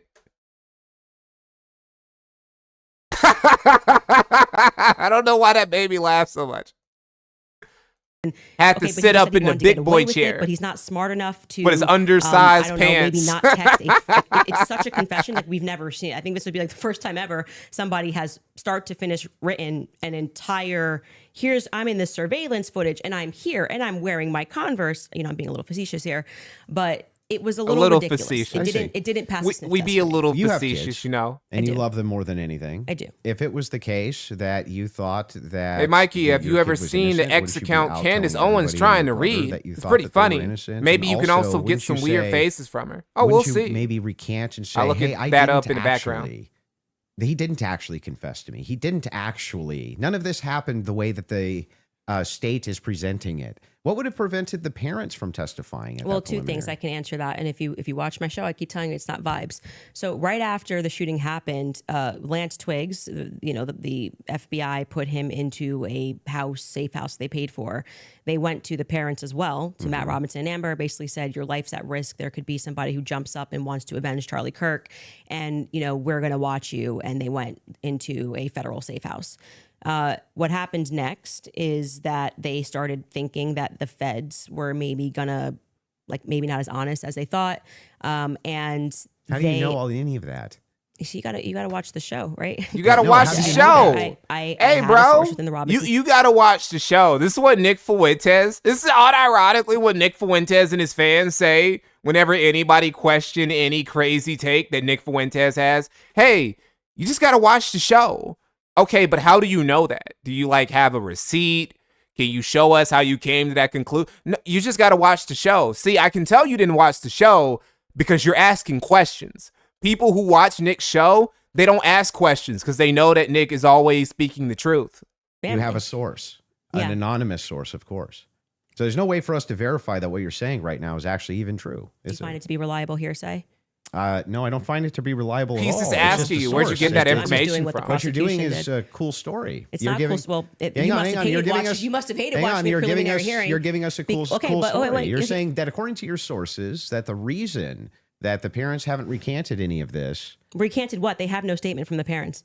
Wait, I just want to make sure that if it was the case that was being reported in mainstream media, that your father came to you and said, hey, is this you? What's going on here? And then he and one of his buddies took you in where you turned yourself in. You wouldn't go out and be like, no, that's not what happened. That isn't what happened, though. You're just wrong on this. Okay. Maybe I'm paraphrasing. What am I wrong on? So what is sorry, just so I'm clear, where is your evidence that the parents turned him in? Well, no. I didn't say that. You said, so she's asking him for evidence after she's doing the counter fact check. He's trying to fact check her rather than clarify where she gets her facts from. She then hits him with the counter fact check. Okay, where did you get that from though, Andrew? Okay, can you answer my question? No, Andrew, I want to know, where are you getting your facts from? They're just going in a fucking Ouroboros of trying to check where they got the receipts from. Media? I said with a sheriff friend. Yes. But the father did confront him. The father confronted what? Tyler Robinson. And where did you learn this? That the Tyler confronted him? That's part of the official documents. Our fact checkers can pull that up. But yes. But I'm saying, when you say official documents, do you mean you saw this on CNN or you saw this play out in the hearing? No, this was one of the things that I went through and fact checked. She's being so anal about this shit. Documents?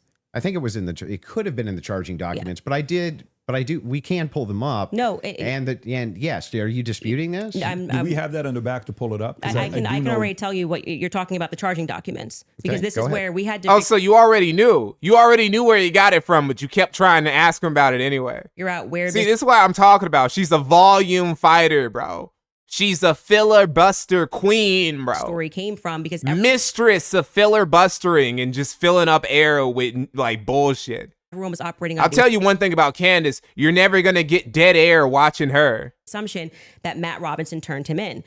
Until we got to the preliminary hearing and we understood, like I said, even for that, when you are charging someone, you can use hearsay. It's all probative, right? Sure. Nothing. So they didn't have statements. It's not like Matt Robinson, even though he was interviewed that night. Amber Robinson was interviewed that night by a Fed, separate rooms. Tyler Robinson was interviewed by a Fed. They did not produce statements saying, my son did this. I believe my son did this. But what happened was they did interviews, but also the crucial person here who you just brought up is Mike Mitchell.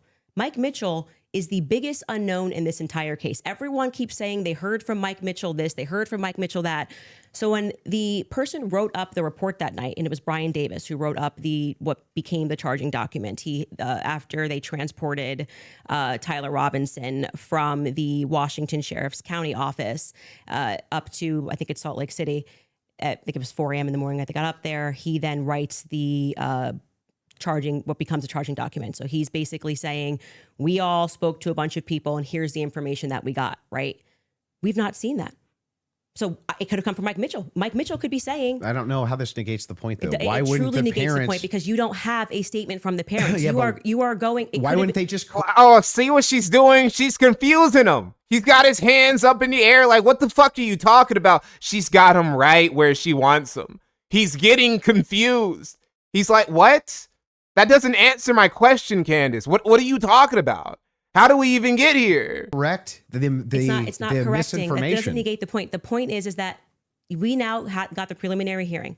If the parents were the ones who said, I'm turning my son in because he's guilty. I didn't say they turned him in. I think you're talking about the over. You said it's been the narrative. Everybody's known this. The narrative initially, which I think you agree with, was that, Matt Robinson knew his kid was guilty and turned him into the police station.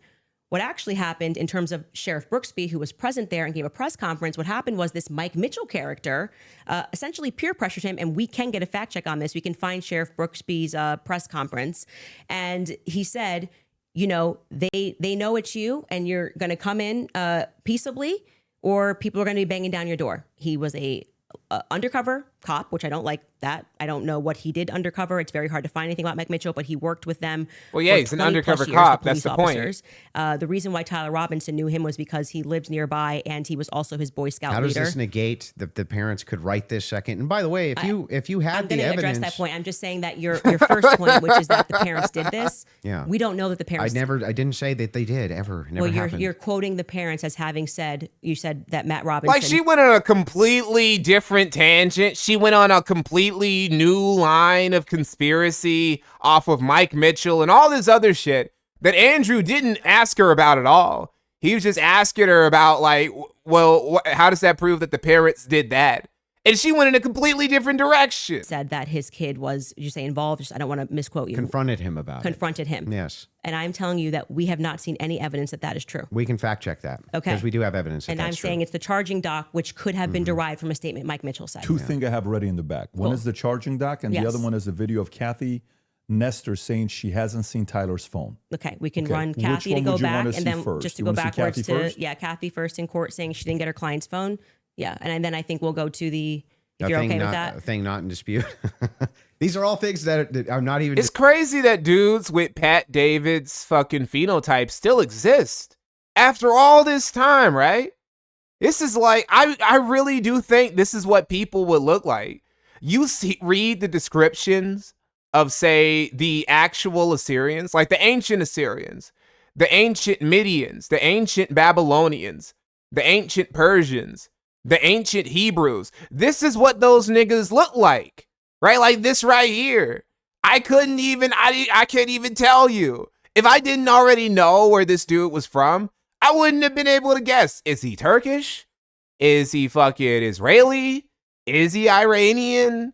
Is he Jordanian or some shit? Is he from like around Egypt, like northern Like what is he from? What's his ethnicity? Disputing. Okay, so we don't have to show it. We never get to the thing that I am disputing. Well, you were human beings started off as mystery meat, and now like we're coming back to becoming mystery meat again, low key. Just providing an answer. We were coming back in from a break because you were talking about the text messages as something that you felt was concrete. So it was just my rebuttal to you that it's not concrete because they haven't had a chance to actually answer that, and she didn't even get to see your client's phone. So that's effectively, again, the state saying these messages are real.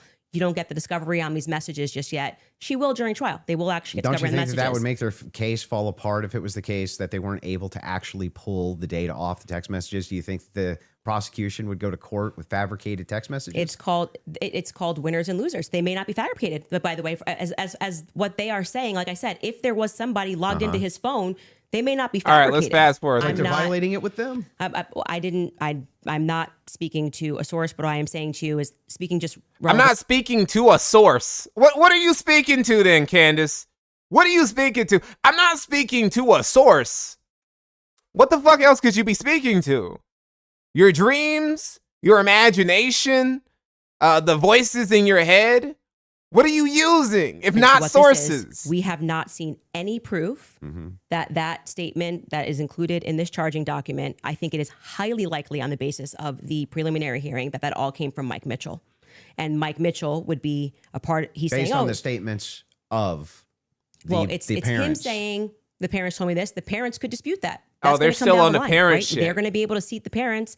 I will say this. putting together context clues. If the state had it on, 100% certainty that Matt Robinson and Amber Robinson said it, a 5-day preliminary hearing would be a good time to say we have enough evidence. And I can tell you why Matt Robinson made this statement, and here is his statement that he signed. That would have been a good time to present that evidence. That would also be a good time for the defense to say that's just totally fabricated. No, it's not. It's the wrong time. Why couldn't they? That is completely the wrong time. Why couldn't they? Because what they're doing is they already said they didn't receive discovery. They literally can't. They literally can't because they can't. They did not receive discovery. You're saying that they didn't receive that information? No. They just received the text messages. I wonder what was the most embarrassing part for this dude's parents. Was it the fact that their son was a murderer who had just like killed some guy over some stupid political bullshit? Or that he was fucking a furry? Possibly a trans furry.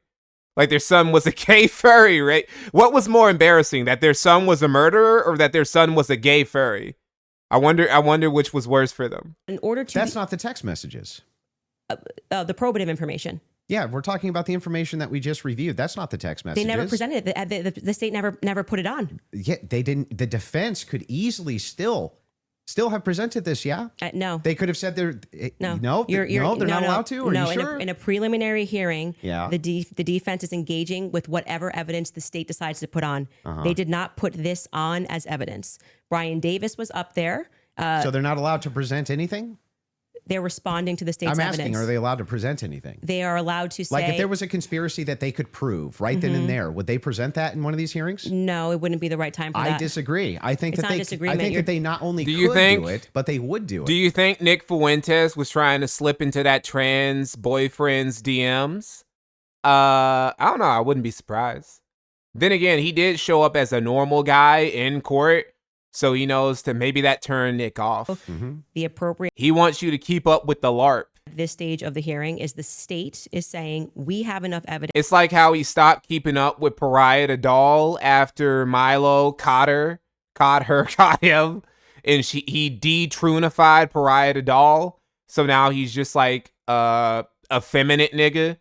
And I don't know, Nick is still into that, but he wanted the whole trans experience, right? He doesn't just want to, if he wants a femboy, he wants a femboy from the jump. He doesn't like to mish and mash with his LGBT experience. Enough, you know what the laws are on the books, and this filing is effective, and you should get rid of these charges because they don't make sense based on what you can decide based on a law on the books.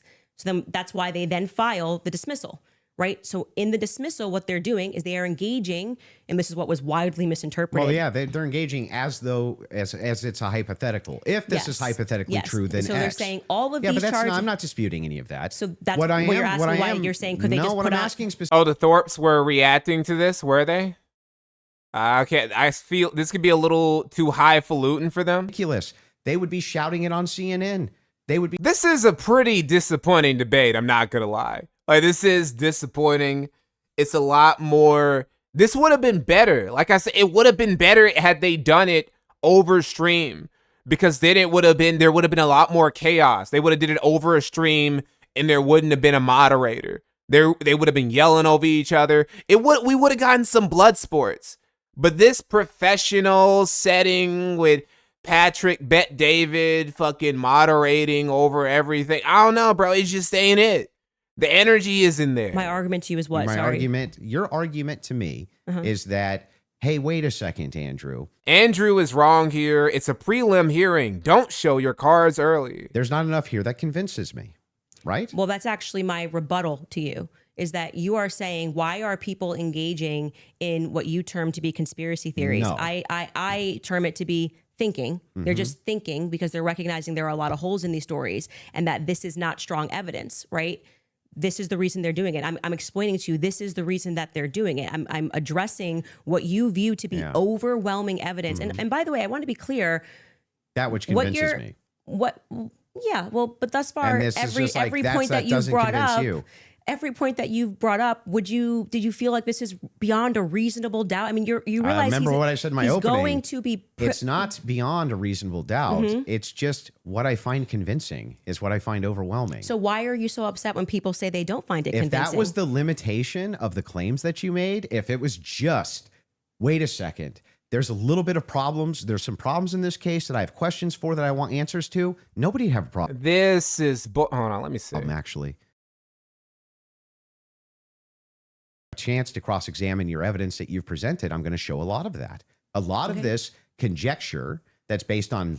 The problem is that the debate points aren't even that interesting. People are showing up to see these two idiots get into the cage and fight each other. We're not getting that right now. The problem has never been whether or not you just said, you know, there's not enough in this case so far until we get to the trial. I remain unconvinced. I'm sure there's tons of people who remain unconvinced yet until we get to the trial. I think that's fine. I think. Okay, hold on. Real quick, let's go back and watch some actual Keno. Back when Andrew was part of a real show, when he was part of a real program. He's not a faggot like you. You don't believe in Jewish What do you mean? What do you mean? I do like him a lot better than you. I do like him. I do like him a lot better. No, you start talking shit, and you got what you got, bro. You started it. So no, you sit here and start talking shit to me. Oh, and now you're saying that if God told you to kill your children, that would be not immoral.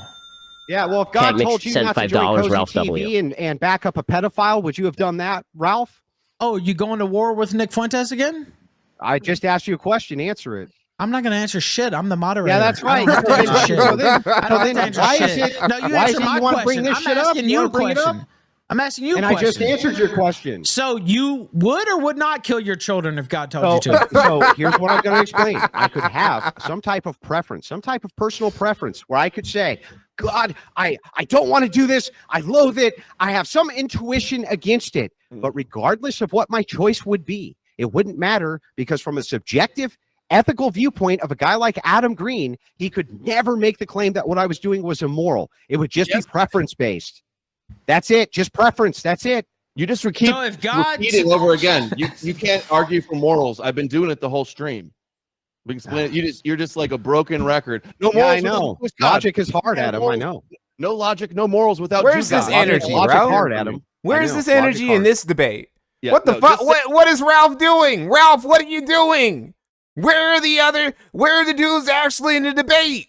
Why are you got the shit horizontal? Saying God is moral because the Bible says so. And you're saying Adam Green is moral because Adam Green says so. You understand how this criticism's circular? No, that's hasn't been my argument once. That has been your argument the entire time. No, you're straw manning the argument the whole time. Okay, so let's get back now. Let's get back. Not true. Wait a second. Yeah. To date, the state's prosecutors have disclosed all evidence that is presently and reasonably available to them as required under Rule 16 Utah R Criminal, to be more precise, as of April 1st. Yeah, that was not 100%. That's why they're caging that by saying what's reasonable. There was an entire, and we can pull this up. Like I wonder, does everybody know? I wonder, does everybody whoever interacts with Andrew Wilson and fucking Adam Green and Nick Fuentes know they are literally 1 degree of separation away from Ethan, Oliver, Ralph in the sector? I wonder if they're aware of that. I'll play the Kathy Nestor clip because that's like literally they're like 2 degrees of separation away from a dude who's a cokehead fucking lighting up his nipple on stream, from a pious Christian young preacher fucking showing his asshole while drunk on camera, from some French nigga fucking smashing potatoes, going after autistic girls, leaving them alone and forced to do whatever the fuck, possibly murdering his family. I wonder if they're aware of that. From there. So, and they were basically saying you don't need it at this stage, meaning it's not reasonable that you're asking for this when we're going into a hearing that's just going to be based on hearsay and stuff, things of that nature. But of course, by the time a trial comes, you're going to get all the discovery documents. Show cause. Yes. Yeah. So that's what they're saying there. Yeah, I understand. Okay. So that's I'm even fine with it. Yeah, we all know. And then, by the way, just now that the hearing is over, and you can also fact check this, they now at the end of the preliminary hearing dropped like an insane amount of the discovery stuff they gave to them like the week after. You guys can give me the exact amount. I don't want to say because I don't know my I don't remember how much it was. It was an absurd amount of stuff that they gave to them right after the preliminary hearing that they had been asking for. Because that was one of the things that I kept saying on my show is, as we were watching that preliminary of the preliminary, why not just give them the stuff now so they can engage in these arguments? Because I feel like you, it's like, I want to hear what they have to say about the text messages. Why can't you just give them what they're asking for so that they can actually engage you? And it didn't happen. So, but the judge ruled that it wasn't necessary at this stage. And that was the whole point of that because it's preliminary to the preliminary. Yeah. Would you like to play the Kathy video? Well, he's saying he's not disagreeing, so I don't think we need There's to. no point here. There's no Okay. disagreement Right. that she said that. Yeah. Does Andrew even have an opinion? Yeah, so I guess Does Andrew even have an opinion other than not Candace? Let's see. Shit. I'm actually trying to think. Not Candace.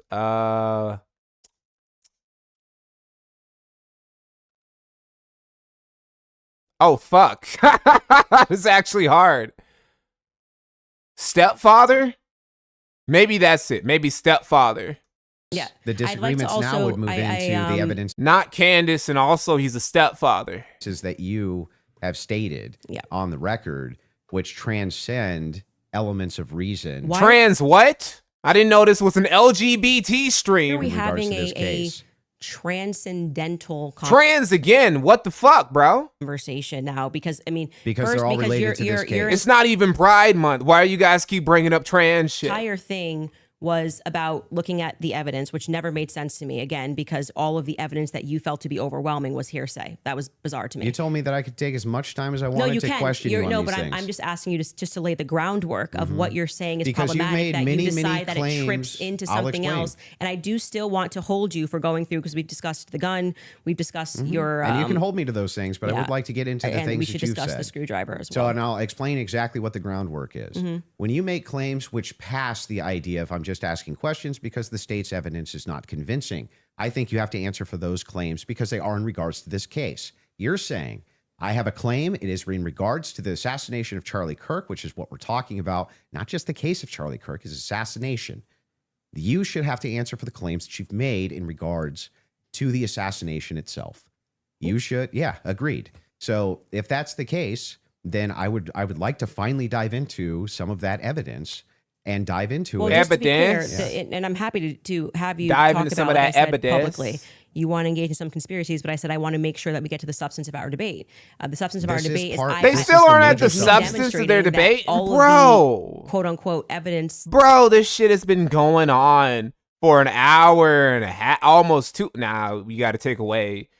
You got to take away them being late and also the commercial break. So it's really an hour and a half. They still aren't to the substance of the debate yet. Is using hearsay, but they're also putting on their evidence. So I was just expecting some sort of a You know what, nigga? Fuck this. Fuck this. We're about to, let me put the Kino back on. Let me put the Kino back on real quick. Need a palate cleanser. Hey, Ralph. Yes or would no? you leave your children? Yes not if or God no? commanded it. Yes or no? Would you leave your children if God commanded it? Yes or no? Yes Would or you no? kill your children? Yes or Would no? you leave your children? Yes or I no? haven't left my children. Wait, hold on. What the fuck was this? How long ago was this shit? I haven't left my children. I don't know about that one. Well, you know what? Technically, hold on. Technically, that's true. That's true. Ralph actually has never left his children. One of his children, his first child, is with his baby mama, who only allows him to visit his kid like once a month, if maybe he can occasionally pay child support. And the other one, his wife took his second kid and left him alone in Mexico, and they don't even talk to him anymore. So technically, he didn't abandon his kids. His kids' mothers abandoned him. So technically, he's right. Are you sure, Ralph? Yes, I'm sure. Well, I don't know, Ralph. Well, if I God got commanded photos it, of would you myself. do I it? just visited my child If last God month. commanded that you And I'm leave your gonna children, He visited his child last month for like an hour or two. That shit's crazy. visit him you do it? again. Yes. He has to fly all the way out from Mexico just to go and visit his son for 1 hour and maybe a little bit of change. That's it. And then, you know, he can't see him anymore. no. August 3rd, if you want to know the truth. Yeah, was this supposed to of course be- Wanna it's know a the little- truth about it? How many? You know what? How many kids do you have that aren't yours that you raise Ralph, under your at own least I take care of household? kids. Trump is 2 degrees of separation from Ralph. Oh, yeah. Laura Loomer alone, bro. Laura Loomer alone. Ralph is actually, because of all of the people who have come and gone from the kill stream, and even people who've met Ralph IRL, he's actually just like 2 or 3 degrees separation away from some of the most powerful people in the world. From Trump, from Putin because of Coach Red Pill and shit like that. It's crazy. Nigga, you're a fucking cuck. Who the fuck are you talking to? You're a cuck who raises other people's children. So who the fuck are you talking to right now? You can't take care of your own kids. I take care of my kids and other kids. And I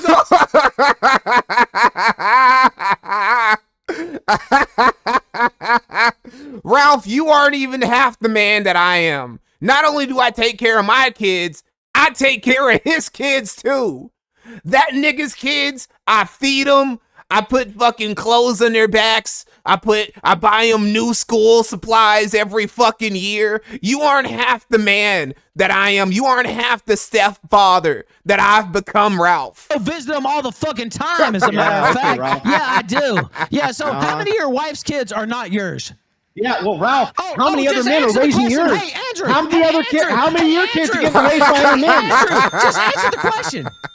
Yeah, Ralph, the answer to the question is 3. How many other men raise your kids? 3. How many other men raise your kids? Not a goddamn one. Yeah, you're full of shit. Not a goddamn one. Yeah, bullshit. Not a goddamn one. Yeah, faggot. there's going to be more men who raise your fucking kids. This ain't some fucking faggot Jew that's going to protect you. Fuck you. No, some faggot Jew's So going to you're protect raising you, 3 kids that aren't even your own. You don't even take care of your kids, yeah, you I fucking take care retard. of my kids. Prove it No, then, you bitch. don't. No, you don't. No, you do. You don't take care of your kids, Ralph. What the fuck are you talking about, bro?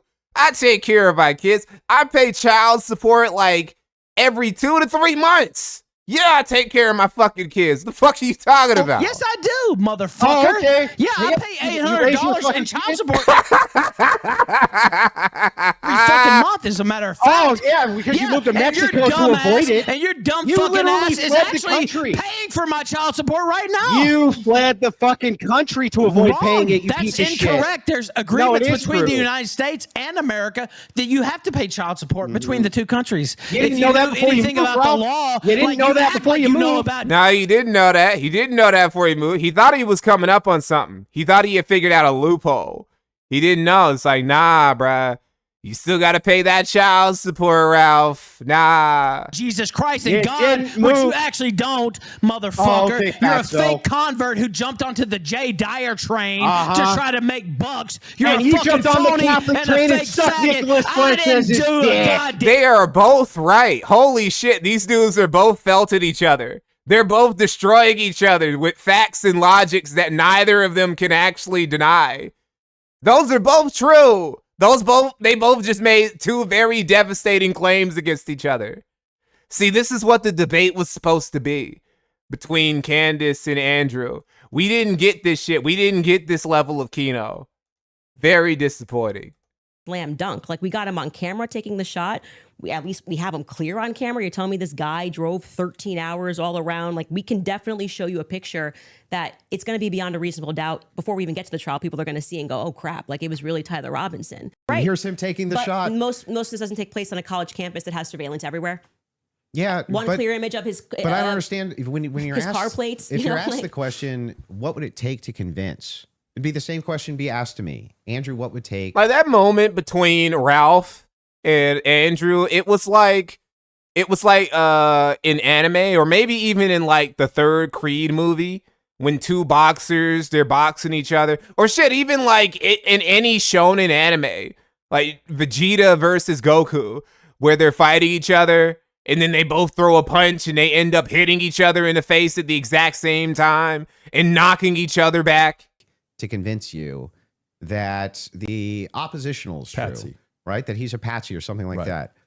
Just good, clear, concise evidence that's been presented, right? And is being presented that I could go through and link all together to see if there's actually some clear picture of there being a patsy. That's what it would take from me. Okay. Just I don't disagree with that. We haven't heard the defense Just respond. a good evidentiary standard. Ralph would have been an amazing moderator for this debate, right? Because he would have gotten into a fight with both of these 2 at least once, right? He would have fought Candace and he would have fought Andrew on at least one occasion throughout the debate, just completely digressing from the debate, going on a weird tangent, just beefing with the two people he's supposed to just be moderating over for no reason. And then, of course, been awesome. I would change my mind. So just to qualify this, so there is a possibility in the next few months that you may come out and say, guys, it's done. Tyler killed him. Yeah. So you're saying yes to that. Yeah. I think it's very important for the audience here. That from Without question. For you, is there anything that you could see for you to say, yeah, this guy was a patsy? Of the government course, was I'm going to always follow evidence. Perfect. So my whole thing is just this. It's really important to me.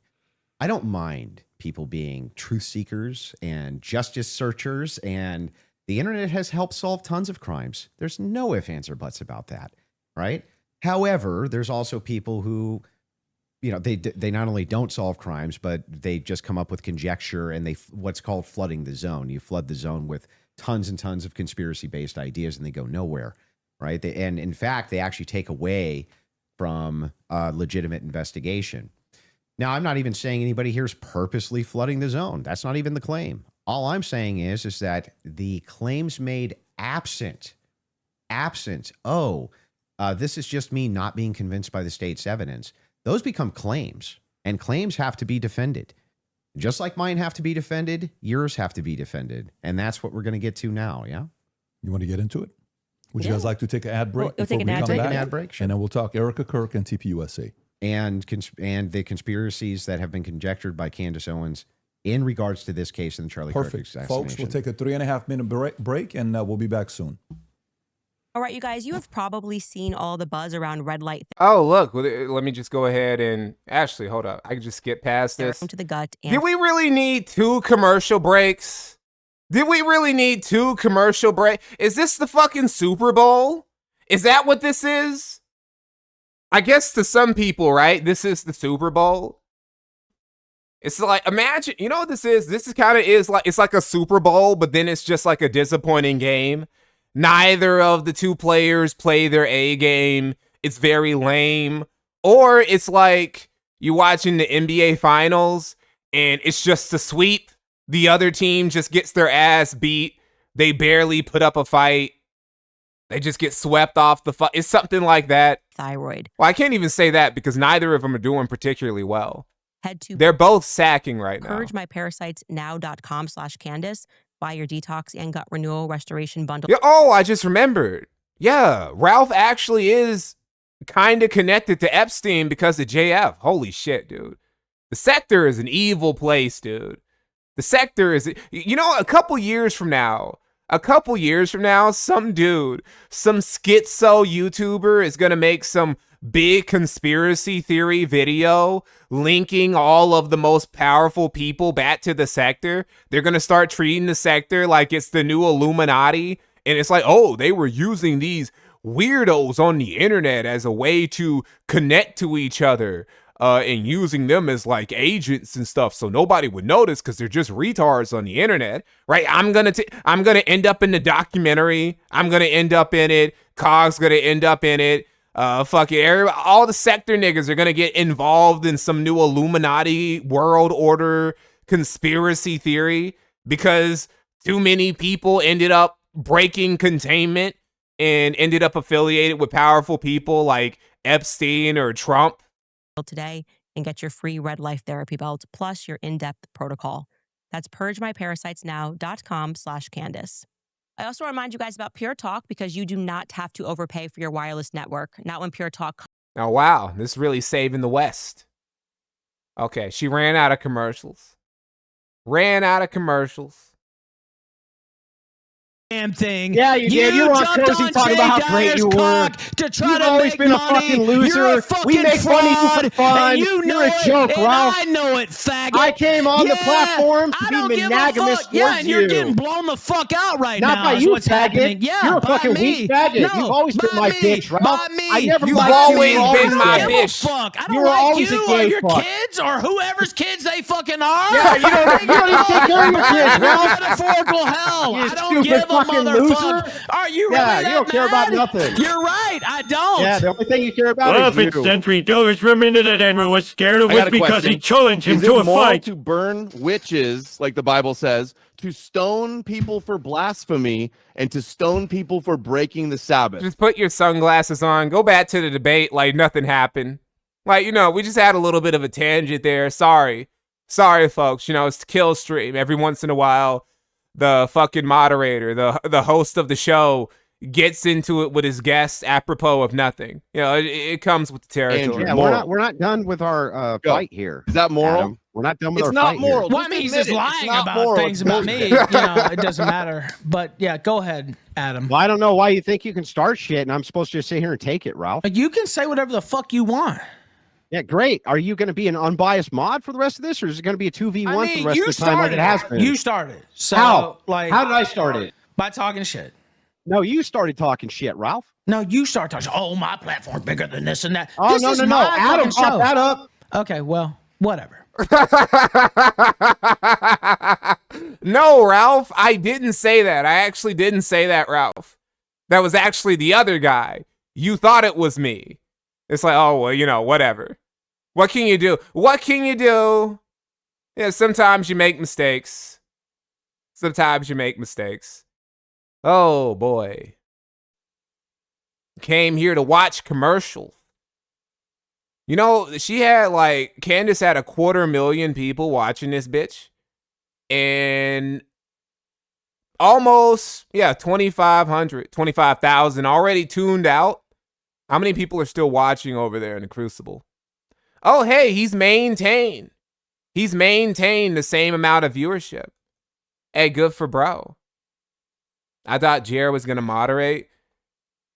I don't know. It wouldn't have been much different. It would have been as boring if Jeremy had been the moderator. What is Jeremy doing? Is he streaming right now?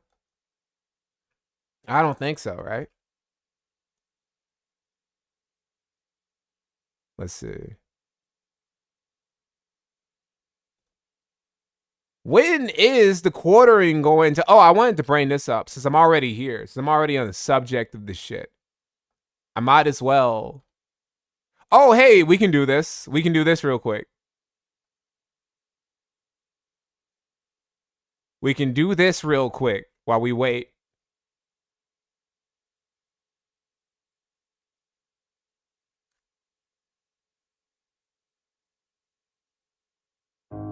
Yeah, so this is one of those things that absolutely should land a human being in jail, and it looks like he's cum in his hand and is letting it drip down his hand. This is Mike Klum, the extended footage from the documentary on EDP. He brought dick pics. He brought EDP's dick pics that he sent minors. He brought that to the YouTubers to ask, get their reactions and ask their thoughts on his small penis. And sent this to someone he believed to be a 13-year-old girl. And we know it's small. We know it's small because everybody already saw the pictures, unfortunately. It looks like a misformed Mr. Potato Head. It kind of looks like it has eyes right here. And then like the potato head body, but it's kind of like shrunk down a little bit. I would say his penis is definitely very, very small. He's got a grasp with his fist like this. And let me tell you, there's not much left at the end over here worth writing home about. He's a small guy. If I had to describe EDP 445's penis, have you ever seen one of those mushroom characters from Super Mario? Okay. Like one of those. Yeah. Yeah, like with like the mean face, and you hop on and you get the token. Not that you would get a token from hopping on EDPs. Oh, okay. Anyway, it looks like a mushroom from the Super Mario series. Yeah, Goombas, I think they're called. Goombas, right? As far as penises go, it is considerably smaller than I thought it would be. Wait, how big did you think it was gonna be, Boogie? You just thought? See, he fell for the propaganda. Everybody, they think that the BBC, it's like, oh, all black guys have a BBC. No, I'm gonna tell you straight up. As a nigga, right? I'm telling you straight up, all niggas do not have BBCs. It's a tragedy. But you got some brothers out here. Some of them are growers. Some of them aren't even growers. Some of them, they just got, they got the Goombas, like Skeeter said, right? The BBC propaganda, that's what it is. It's mostly perpetrated by white dudes and Jewish niggas who are addicted to interracial porn. Those are the people who are really putting out the BBC propaganda. And even a lot of black dudes fall for it. There are a lot of black dudes who are like, no, we all have big dicks. Even though they don't have a big dick, maybe they think that their dick is larger than average, which I don't think is true because they would have to watch porn and know that there are non-black, maybe they only watch black porn, right? Maybe that's what it is. And that's the reason why they fall for it. Anyway.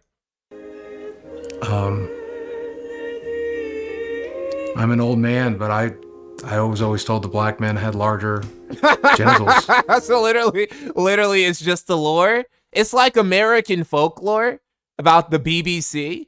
It's like, yeah, the white man, the plantation owner, the reason why he always had to keep the black man in chains, the reason why Jim Crow was made to oppress the black man is because of the BBC.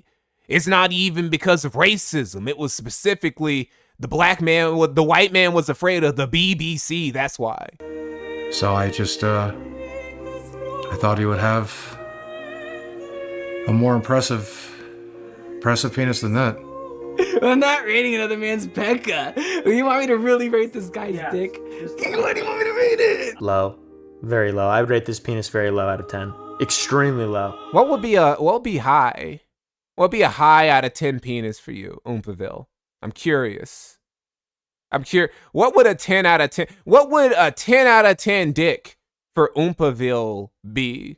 Like, what would be the length? What would be the girth? Right? Does the shape matter? What if it has a hook in it? Does a hook give it a purpose? I mean, does it give it a bonus, right? Like, does it, higher orgasm material? I can see, this is high quality. I want to give it at least an 8 out of 10. Nothing lower than that. It's high quality dick right there. What be a 10 out? What is the rating material? What's the criteria here? Very low. 0.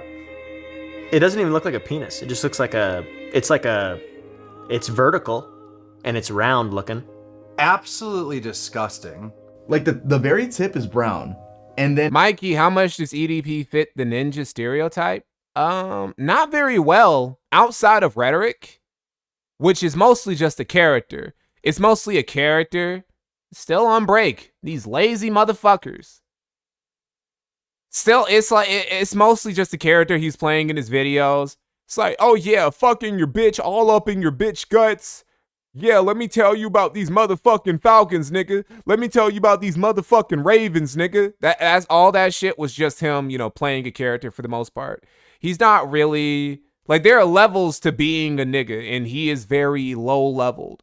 I'm not saying you're black, you automatically gotta be from the hood or street, but you can tell that the persona he was putting on was a persona. He was never like that for real. Below that is slightly pink, and then it goes back to brown. It's like those fucking those ice cream sandwiches. I'm looking at the smallest. Well, he is lazy and bad with money. I mean, that's not just something that tracks with black people though. You could be, Italian. Pathetic penis ever. And what is on the tip? Is there some kind of fungus? What is going on over here? What is growing on his dick? Do you know? Yo, I'm about to look at EDP's dick. Okay. Predictions. Smaller side. It's 0. It's fucking 0. It's 0. I can't give it anything more than it's fucking worthless. It's literally smaller than his thumb. It's fucking worthless. It's dilapidated. It's fucking sad. It's impudent, and it hasn't grown. When you really think about it. Oh, I know he has a lot to say. Ravens, Cole's Ravens. He could have been. He has a lot in common with EDP. Okay, for real. So we're but they're back. Andrew, finally. Before we go into the other issues you want to talk about, is it fair to say you're good defending your position of the overwhelming evidence? Yeah. Okay, beautiful. You take the lead. Go for it. Yeah, so I have a bunch of questions for you, and I want to make it super painless, right? So no, why? I want to make it super painless. You should make it hurt. Put some pressure on there, dude. What, you just came here to pitter patter? You just came here to play patty cake with this bitch? No trap. What, you want to be maybe that's what it is. All of this, he wants to be a stepfather to Candace's children too. That's the goal, right? The goal of Andrew Wilson is to just be the stepfather to as many children as possible. He wants a harem, but the harem has to be full of women who already have children with other men. He wants to be the king of the stepfathers. That's what his grand plan is. No gotchas. I'm just going to ask him direct. And I think that as long as they're not loaded, if they're loaded, you should not respond yes or no. But as long as they're not loaded, if I just directly ask them, I'm hoping that you'll just give me a direct answer. So here's the questions that I have. Wait, before we get into that, I would like to just reply to that. So just to be clear, we agreed to debate our claims, and then I agreed publicly that I have no issues having a conversation with you about other things that I've discussed that were outside of the court hearing and things like other evidence that's come across our lap and things that we've been speaking about. But I just do want to make it clear to viewers that for whatever reason you think that you have a right to sort of depose me. I'm not deposing you. I just want to ask you some questions. You literally said that I want to be able to question you. Well, this is a meta conversation. Right, we're having but a meta okay, so debate. now we're transcending. Like, let's use a word. Transcending. You're saying. What is what you niggas and being trans? Come on now. What are we doing here? But this is what you're doing, right? Okay. So this part to Jared's me feels live. like a bit So of am I a, allowed to ask the questions? I've already said you can ask questions, Then but I let me made it ask very them. clear to you Yeah. via email and with you in conversation. Oh, they've been in DMs. That we should be speaking. This Yeah, I isn't know, like but you I get to wanna- sit. I wanna ask said you if you some want to questions. depose me, you should join. You know what this feels like? This is like watching couples therapy. This doesn't even feel like a debate. It's like watching couples therapy. Just watching a wife and husband passive aggressively argue with each other in front of a disengaged therapist who's just waiting for that check to clear. Opposing you. Defense team, This but is you're part- like, I'm this just is going a to ask questions. legitimate Can you part- answer it? Blah, blah, blah. Yeah. It's like, I don't know what you're going to ask, and I I'm know. going to And answer if as you I have see issues fit with because it, I'm not. I get it. Yeah, I get okay, it. just so we're clear. 'Cause- Usually in the debate, if something's not loaded, I'm just direct with the Because you kept question, saying with I'm the Joe answer. Rogan. They have no evidence. They have no evidence. And now you're like, let's move away from the evidence. You Just talk about actually, transcendentals. yeah. This is totally couples counseling. Okay. Anyway, so direct question, super easy. Was Lance Twiggs DNA on the rifle, as far as you know? We can't say that for certainty. As far as you know. I already answered that in the first part. We can't say that for certainty. I told you the context of which they spoke about those things. So was- no, as far as you know. We can't say that for certainty until we know what other the 5 sets of prints were on So that there. would be no, as far as you know. We can't say that for certainty. You can say no, as far as I know for certain. We can't say that for certainty. I actually, You can say just, that you for know, certainty. if your energy here is going to be like you're my dad and you can tell me how to speak or what I'm supposed to say. Oh my you're- God, you're just dude. gonna come up against the wall. It was a joke, but no, this is some couples therapy energy for real. See, you're acting like my dad again. You always do this. We talk about this all the time. See, like she looks to the therapist. See, he does this all the time. This is why we're here. I'm Okay, familiar with but- this debate strategy. but I like, am just yes or no, telling yes or no, you. yes or no. We're not debating anymore. We're having a conversation. So I already addressed that in the first half of this about why. No, we're still there's- definitely debating. This is still. No, it's not a debate. This is Now inclined this to is your, you saying I want to probe Yeah. things that sit outside of the evidence. I actually already That you've addressed this. stated. You asked me. Uh-huh. You're not going to go like where you're Okay. sitting and I'm on trial. I'm not on trial. Okay, great. So let's you talk can about have a the conversation let's as talk we've about the agreed French. to. Let's talk about the Foreign Legion. Sure. Was the Foreign Legion, do you believe, trying to kill you? Yes, that's why I reported it to Mm-hmm. the correct officials in government. That's what I was told, and I handed over that information to Tulsi The Gabbard's Foreign office. Legion is What's the best after piece of me. evidence for that? Well, it was Positive evidence. It was told to me Mhm. by somebody who Oh, was high somebody up in said the it. French government. I passed off that information to Tulsi Gabbard's office. I also passed it off to Trump's office, Donald Trump's office. And that's all I can tell you. I wouldn't be able to probe any evidence because I don't have the power to do that. I'm not the federal government. And I would also like to say that this becomes this other piece of what you do, which is when people say, this, I was told this, and this is the evidence that I have, and I'm willing to have that conversation and write. The Foreign Legion would be way cooler if it was an actual mercenary. Like, I'm not shitting on the Foreign Legion. I do think it's a cool concept. But it'd be way more interesting if it was an actual mercenary company and they just did, I don't know, bro. Maybe it's just like a COD thing. But mercenary companies being a thing again, it wouldn't be good. It would definitely be bad for mercenary companies to be a thing again. But it'd be very fun. It'd be very interesting. The email to the Also, the United States would have more interesting enemies to fight. correct government body. Rather than fighting fucking goat herders and goat fuckers in the Middle East, we could actually fight mercenaries and shit like that, PMCs. That deals with this. Like, I can't hack into Emmanuel Macron's bank accounts and say whether or not the information I agree. But like all you really got is Wagner. That's all you really got. You got the Russian mercenary company, and they don't even do anything interesting anymore because that one dude who was in charge of them, Prigozhin, Pringle something, the one bald, angry Russian dude who was fighting in Ukraine, he he rebelled, and he was going back towards Moscow with his army, and then he stopped midway. And then Trump assassinated him Putin assassinated him because of course I'm going to assassinate you. You can't just let some fucking rogue mercenary captain who might just go crazy and try and rebel and overthrow the government. You can't let that slide. Of course I'm going to take you out. They've been boring ever since that guy died. So you go, well, where's your evidence? It's like, well, my evidence is that I reported it. I did the right thing that you're going to do. So if somebody calls and says, hey, Andrew, there's a viable death threat against you, and that person definitively has the rank to be able to tell you this, and you say, well, what I'm going to do now is I'm going to report that to the feds. Then I go, what's your evidence? It's like, well, I got the information, and I gave the information that I got from who I got it to the right body of people. And that's what I did. Got it. I just want to make sure. So I'm not trying to trap you. Well, I just want to make sure I got it clear. And that's why I say I want to know what you're doing now, because this has always been the thing. It's like, we actually can't win on the overwhelm. Oh yeah, America actually did have a mercenary company. We did get Blackwater and shit to do stuff for us during the Bush administration, I think, especially Bush Jr. Maybe also under Obama. But it wasn't even they didn't even get to do that much cool shit, really. They were just doing stuff. Like, we were using them as basically, you know how like companies will have an LLC, or like they'll have a shell company that can absorb the liability. That's what an LLC is. But they'll do something like that. And it's like, well, I don't want to have to risk my shit, so I'm just going to have this, I'm going to outsource it. That's basically what they were doing. They were just using it to outsource labor to Blackwater and shit like that, and make them do missions that we didn't want proper troops in the U.S. military to do.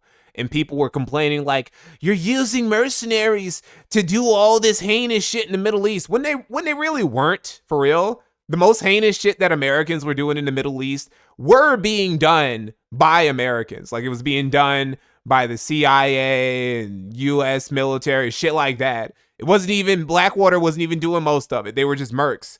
And people hear mercenaries and they immediately think that something nefarious is going on. Well, not really. I'm asking is about positive evidence. I'm telling you that in any case, establishing a motive, and and again, I already explained this at the top of the show, but the reason why people find Israel to be an interesting question is because, truthfully, Charlie's perspectives were changing on Israel. Sure. And he was starting to realize how much pressure was being put on not just our government to constantly fight their wars, but also being put on his organization personally.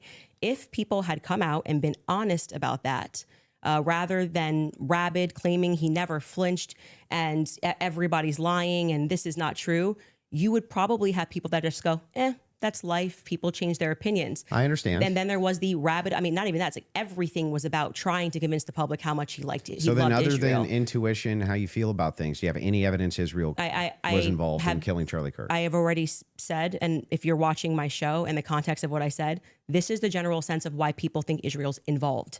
Nobody has made the claim. So the answer is no. She actually doesn't. She actually doesn't have anything. Hey, look, did he tuck his fucking pants? Did this nigga, Pat David, tuck his pants into his socks?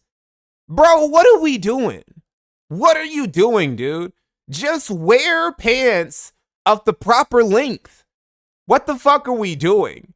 It's like he realized, he was looking back on the footage of the stream during the break, and he was like, oh shit, I look ridiculous. But like, I don't have a spare pair of pants, or it would look weird if I just changed my outfit now. So he decided to compromise midway, started tucking his fucking pants into his socks. What are we doing, bro? Come on, man. That is Israelis. There were also, obviously Joe Carroll Kent made the claim.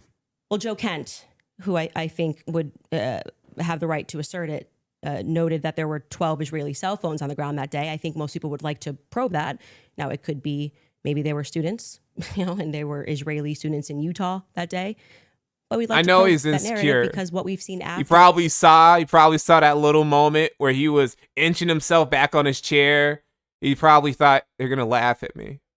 When really most people probably didn't notice. I noticed though. We noticed on the stream. That shit was hilarious. coming from the Israeli government. Please, if anybody's gonna clip anything, clip that moment. Clip that moment of Patrick Bet David scooching himself back up in his chair like he's a big boy. Somebody please do that. The Israeli prime minister kind of denying that he did it, which wasn't really necessary. He was quite busy. The phone call that happened, which no one wants to discuss, in the Hamptons the week prior, or not the week prior, I think it was around August 5th or 6th that took place. Mm-hmm. And again, the almost desperate lies about Charlie shifting opinion on Israel lead us to believe that there could be an Israeli angle in this. But we cannot say for certainty that Israel called the shots and this is how it happened. But it is definitively, I think, a thread that a lot of us would like to see. There's pulled. no positive evidence. Whatever you want to say, however positive, negative, however you want to say it. Well, positive evidence I can just would have be a conversation. Material evidence and other evidences, which would what point we've said you to is on our show is what we said, which is this feels like a conspiracy building. There's no reason to lie about these things, I think, and yet people are lying. Somebody said BB ain't it was acting told right. to me. The Hamptons thing. It is known weird, Khaleesi. and the way they tried to shove the Israel narrative. This is why she's so loved. Was why Candace is so loved by conservative women, right? Why she's so loved by women in general, right? Down our throat. It's because immediately. I mean, the day he died. Down our throat. Whoa. This is why conservative women love her so much. Why women in general, why even like leftist women, they hate her, but they still can't stop watching. It's because she is all of her politics, everything, all of her commentary, it's just vibe coded. It's like, why do you believe this, Candace? Why do you keep sharing this conspiracy? Well, it's because of the chakras and my crystals, and I saw it as a sign in a dream, and my astrology sign, and my ex-boyfriend who's dead told me it, and when I was sleeping. You know, it's all stuff like that, and women fucking eat that shit up. I'd posting a picture of him with an American and Israeli AI'd photo on the president's feed. Doesn't feel right. So. Do you have any evidence that Erica Kirk or TPUSA participated in the murder of Charlie Kirk? I've never said they participated in the murder of Charlie So Kirk. no. So how could I say that I have evidence they participated in the murder of Charlie Kirk? Okay. So then you don't believe that they did?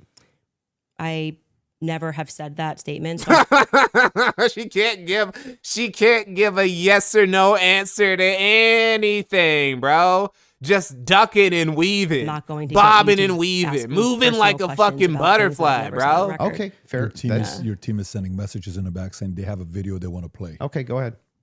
I don't know what the video is. Okay, so you don't know what the video is. It could be porn, right?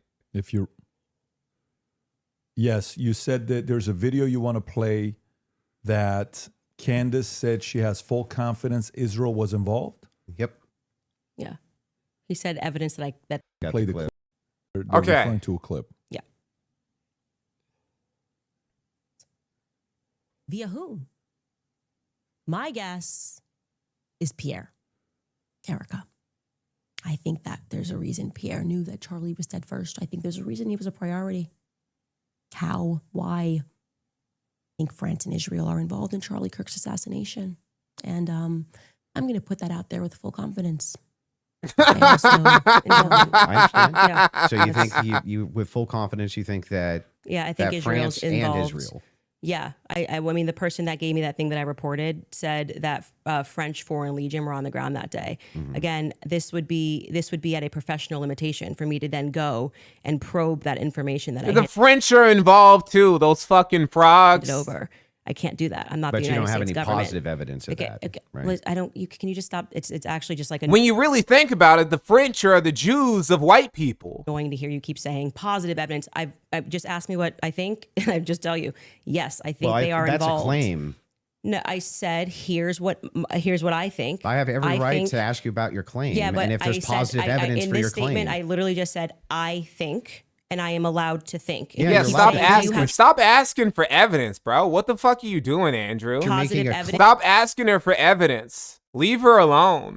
I have tons of positive evidence that the vibes are all the evidence that she needs. Allowed to think. I agree. You're allowed to think. Okay. So, nobody's disputing whether or not Candace Owens is allowed to think. What I'm asking is but you have what's your issue then? What is your issue with the statement? Evidence. I think that Israel is involved. That's not just what you said. You said.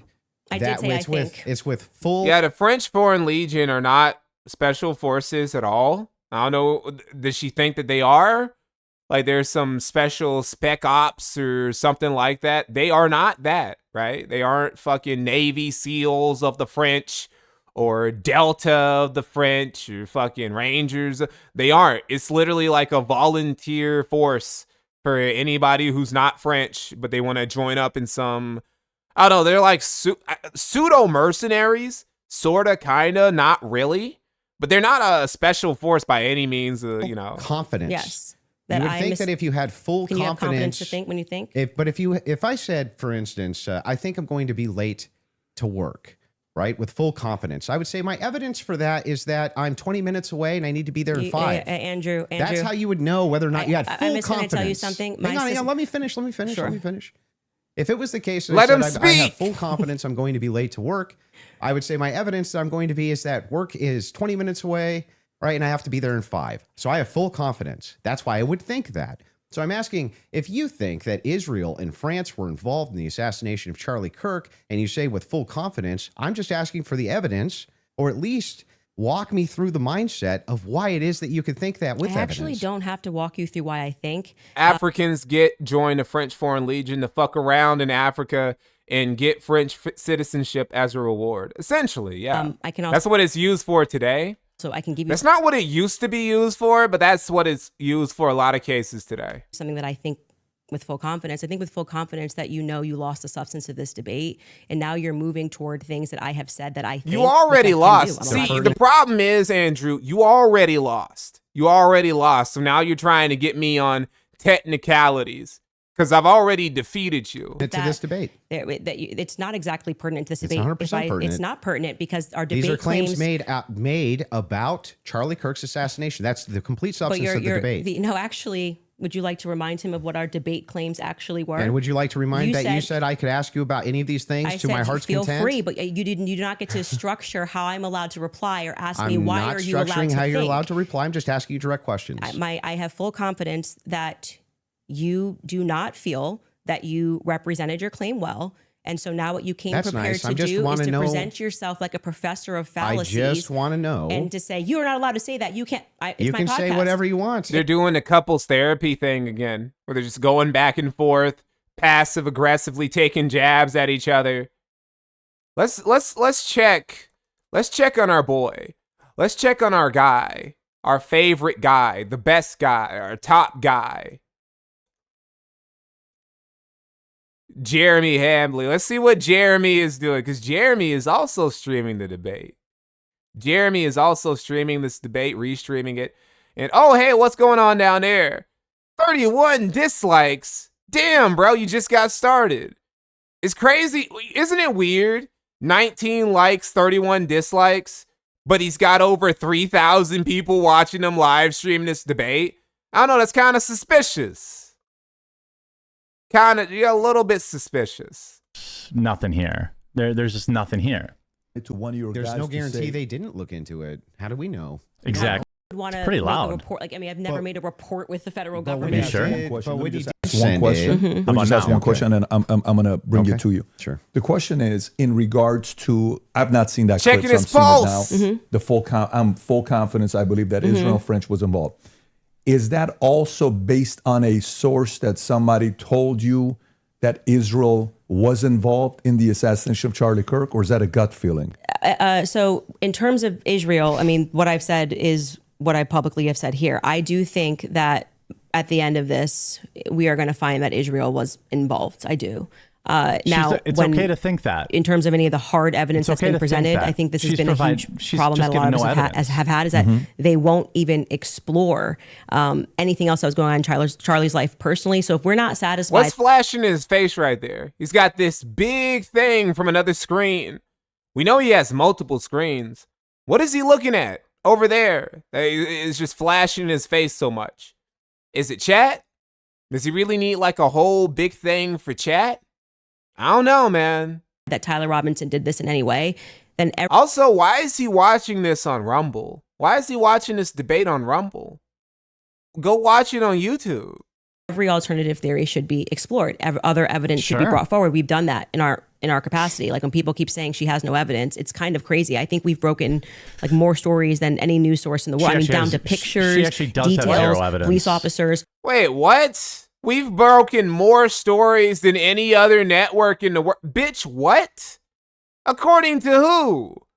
Who are you measuring that by? What the dog's name? I guess technically, you can say you're breaking more stories than anybody else in the world if you're just making shit up.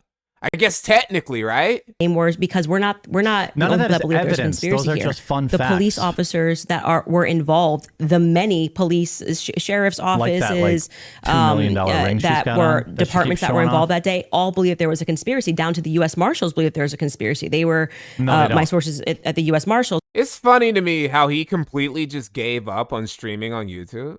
Like he doesn't even stream on YouTube. If you go to YouTube and you look up Jeremy's streams, right? You look up Quartercast there. There's nobody there. Jared doesn't post there anymore. He doesn't stream on that channel anymore, dude. He completely gave up on it. It's so weird. Why would you get... Okay, I understand YouTube ain't a safe space for you like it used to be. But surely, I don't know, maybe he made a deal. Maybe he made a deal with Rumble that he gets a little extra money in exchange for not streaming over there. I'm not sure. I don't stream on Rumble. I do know that on Kick, they give you that really, really awesome cut of, what's it like? I don't know why I'm even guessing. I just go there and look. But it's like 95% to 5%. Kick will give you like 95% so long as you exclusively stream on their platform once you become a partner. Maybe Rumble has something like that. I don't understand why... any other reason why he would be exclusive to Rumble with his streams, though? We're saying they were basically sent on a wild goose chase that day. But let me tell you something about Candace's sources. Tell us, She has Jer. an open email inbox. She has an open email. Take your That's her time. sources. Anonymous emails. Okay.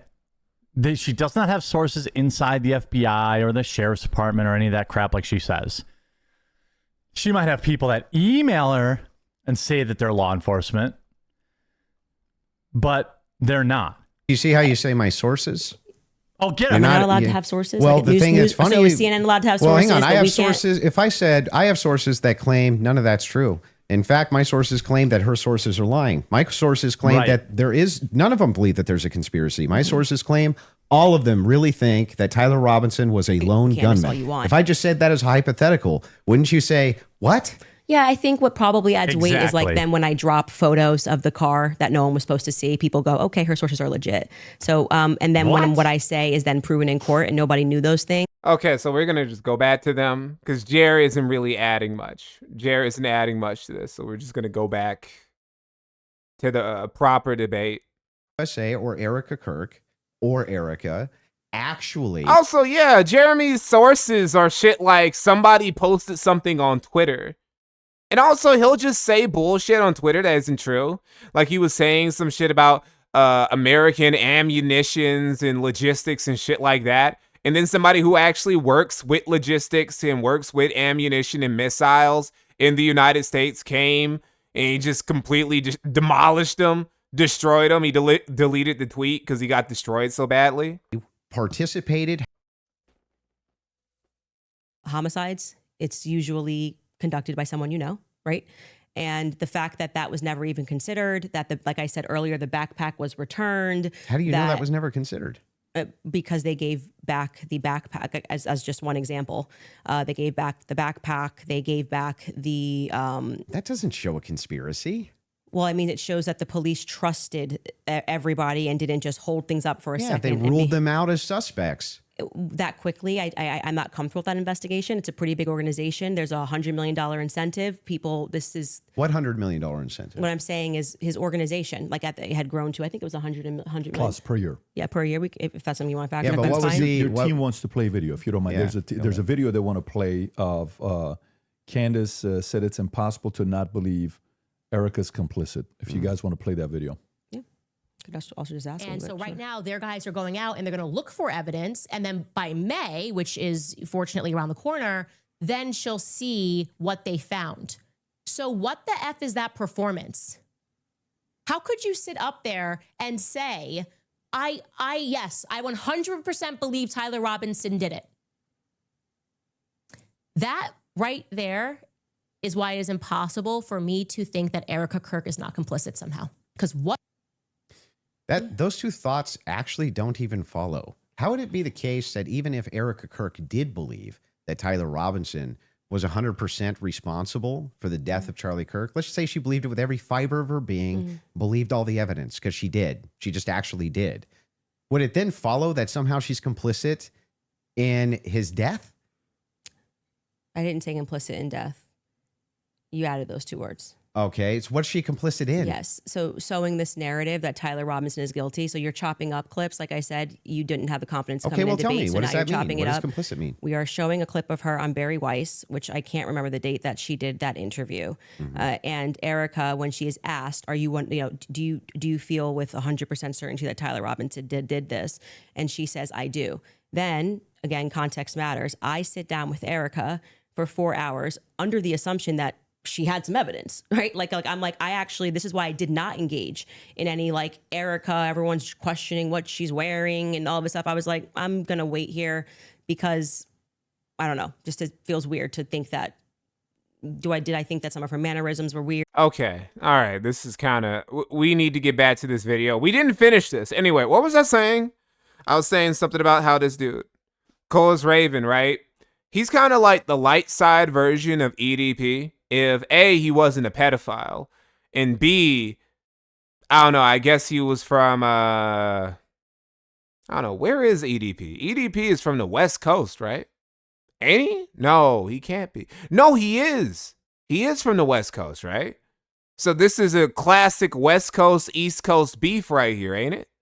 Yeah, so it's like, he's like the light side version of EDP if he was light-skinned and not fat, and not a pedophile, and also from the East Coast. And, also, he liked the better team. Fucking worth this. I'm not shitting on him. I'm not going to do that. I'm just saying, dilapidated. They were destined to go to war with each other is what I'm saying. Fucking sad, it's impudent, and it hasn't grown. It's not a micro penis.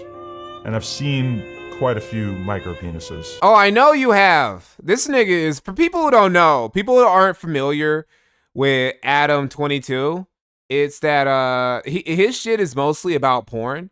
If you were to go, right? If you actually were to go to No Jumper, if you went to No Jumper, you look at his shit, you start looking at his most popular videos.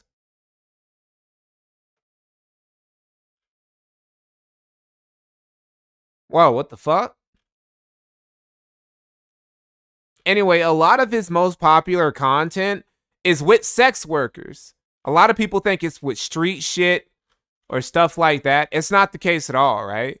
It's mostly he's a sex worker type of guy.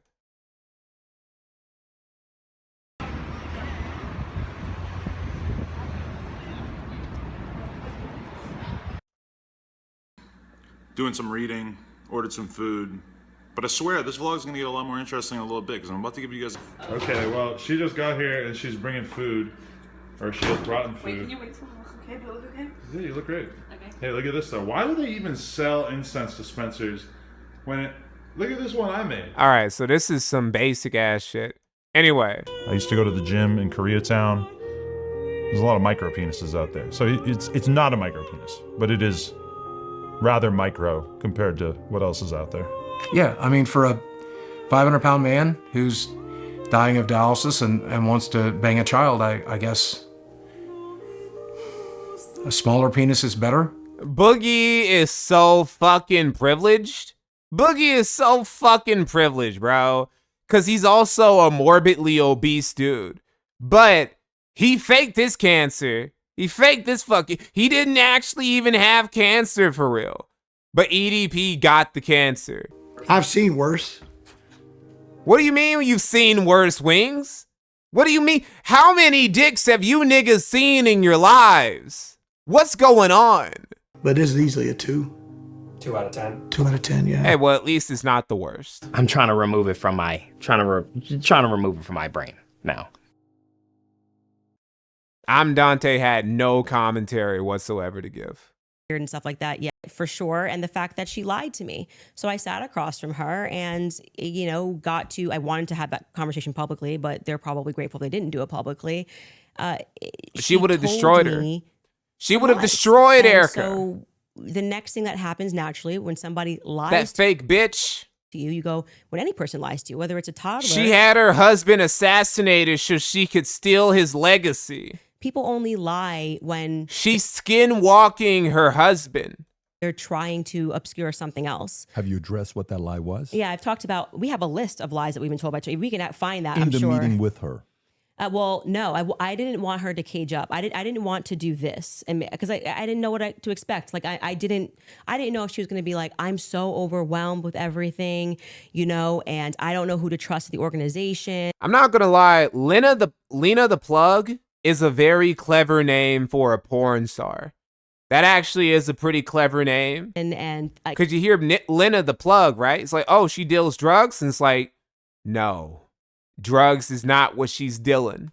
I don't know what I'm doing. Like, I didn't want to. Just out of curiosity, before anything happened with Charlie, how close were you and Erica? Not very close. So there's not a relationship. No, I would say it's totally normal. Like, it's not like there was any issues at all.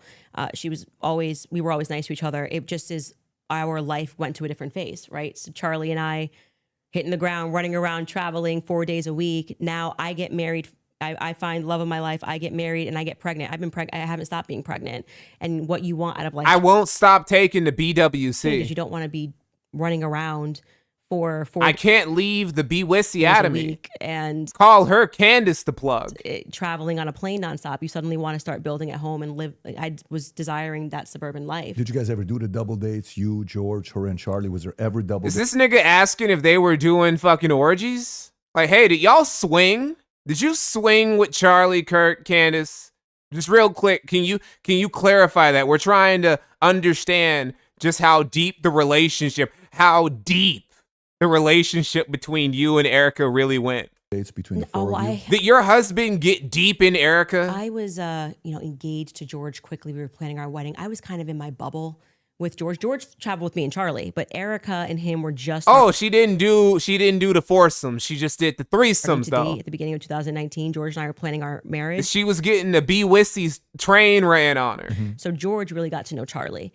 I wouldn't say that I really got to know Erica. I was just rooting for them because I knew how much Charlie wanted to, find love, and so I was kind of his wing woman throughout that phase, and I was just happy, and I. Never. Here's the actual conspiracy theory. Is that Candace is actually the one who had Charlie Kirk assassinated because she knew that her first child was actually Charlie's and she wanted to kill him so that way they could never do a DNA test and it could never be proven. So now the secret has been taken to the grave. Was under the impression, obviously, that they were going to get married when they were dating. So it wasn't like I was conscious. I really need to get to know this person. And so it was just kind of normal that by that time, because of where I was in my life, that I wasn't spending any time. Nigga, I should write for TV because that would be an amazing, holy shit, dude. I mean, you see some of these fucking shows like Scandal or the shit you see on Tubi.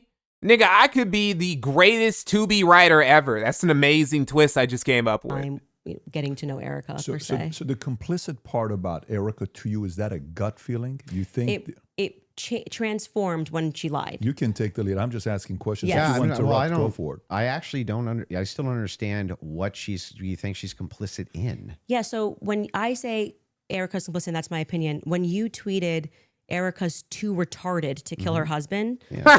Would you like to explain how you developed? It's impossible. Erica, there's no way she could have planned that shit. That bitch is dumb. Your evidence. That bitch is retarded, bro. Your positive evidence for the fact that Erica was retarded. Yeah, sure. So yeah. I just think he doesn't even deny it. Like, yeah, I said that. Yeah, Erica, you know Erica, right? Like, she's too fucking stupid, though, dude. She would never be able to pull some shit like that off and not get caught. Retarded. Oh, so you're allowed to just say stuff. Who knew? So and what, and by the way, and what dramatically transformed your opinion of Erica after going to the headquarters? Because you were pretty hostile about. I wasn't hostile towards him. You don't think calling somebody too retarded? No, is that's like normal tongue in cheek stuff for me online. Oh, you're being tongue in cheek. Usually when I call the sector side is starting to come out. Someone retarded and being tongue in cheek, yeah. Like for instance, he's starting to get kill stream flashbacks. He's starting to forget where he is. You got supporters. I mean, if you want to, like, what do you mean? Why are you getting upset because I called you retarded? Like, what's the problem there? That's not even an insult for real. Use the same exact argument. You would take a supporter like Owen Benjamin. He called you bad names and called your husband bad names. Are you're just like, well, that's no biggie? I've never answered him on anything that he said. I'm saying that you now are her biggest defender. So do you still think she's not her biggest defender? Do you still think she's too retarded? No. I didn't know Erica. Yeah, he can be funny sometimes, but I still remember in a debate he was obsessed with statistics and sources. But as soon as that guy that debated him showed genuinely good sources, he tried to call them irrelevant. I'd never met her before. Okay, but you had an issue with Turning Point being led by a bunch of fembots talking about the feminist angle. Still do. And then suddenly you go to the headquarters. Still think it's a terrible idea. You go into the headquarters. Now all of a sudden you've got text messages that you're sharing with them. You say that you and your wife are getting involved with management. No. I'm not involved in any management at Turning Point USA. Well, I'm pretty sure there is a clip of you where you say that your wife went to their recent conference and sat down. And then when you were on Joe Rogan. No. So? What does that mean? Are you part of TPUSA because you were close to and possibly fucking Charlie Kirk, Candace? Like, what does that mean? No, hang on. I'll explain what happened just so that you understand. Yeah. So I was invited there to do some debate training. That's literally what I was invited there to do on recommendation. So I went down. Really? You were doing debate training? Is this where we're at? Is this where we're at, where Andrew Wilson is a top tier S-class fucking debater to where other people have to recruit him to train their new guys? This is he's the peak. He's the best that debate bros can do. It's like whenever somebody says Destiny is one of the best debaters currently on the left. Really? Like, these are the top guys. The top guys are Andrew Wilson and Destiny. Those are who some of the best debaters in the political commentator space are like. All right. Some debate. That's the first time I ever met anybody at TPUSA. Okay. And then you said you sat down with Erica. Well, I didn't sit down to her. I talked to her in a hallway. So you didn't sit down and speak with Erica? No, I didn't have like some sit down long conversation. We talked in a hallway. Okay. Is that when you gave her the hug? Yeah, gave her the hug right there. My wife. Oh, leadership camp. Excuse me. Did too. We were both very sorry for what happened. Okay, so at what point did you start receiving text messages from that you cited in your opening statement? I just reached out to TPUSA and said I'm prepping for a debate. Is there anything that's pertinent? Yeah, Bit Papa Fascist has come a long way that I can use here. It's amazing how far so many people who were affiliated with Ethan Ralph went. Meanwhile, he's where he's at. It really goes to show that if Ralph was less himself, he'd probably be in a much bigger position right now. He'd probably be on a show averaging like 5-digit viewership every day if he had kept his shit together. But what can you do? Interesting that people have been asking for, basic answers to questions, and you're saying that you walked into their headquarters and reached out and they instantly... It's amazing, isn't it? If you reach out in good faith and you're not demonizing them and saying that they're complicit in the murder of people's deaths, that perhaps they're actually willing to release things to you that are pertinent, other than thinking that, perhaps you're diabolical. Well, I don't know. I feel like if I was going to release that information, I didn't demand that it be released to me.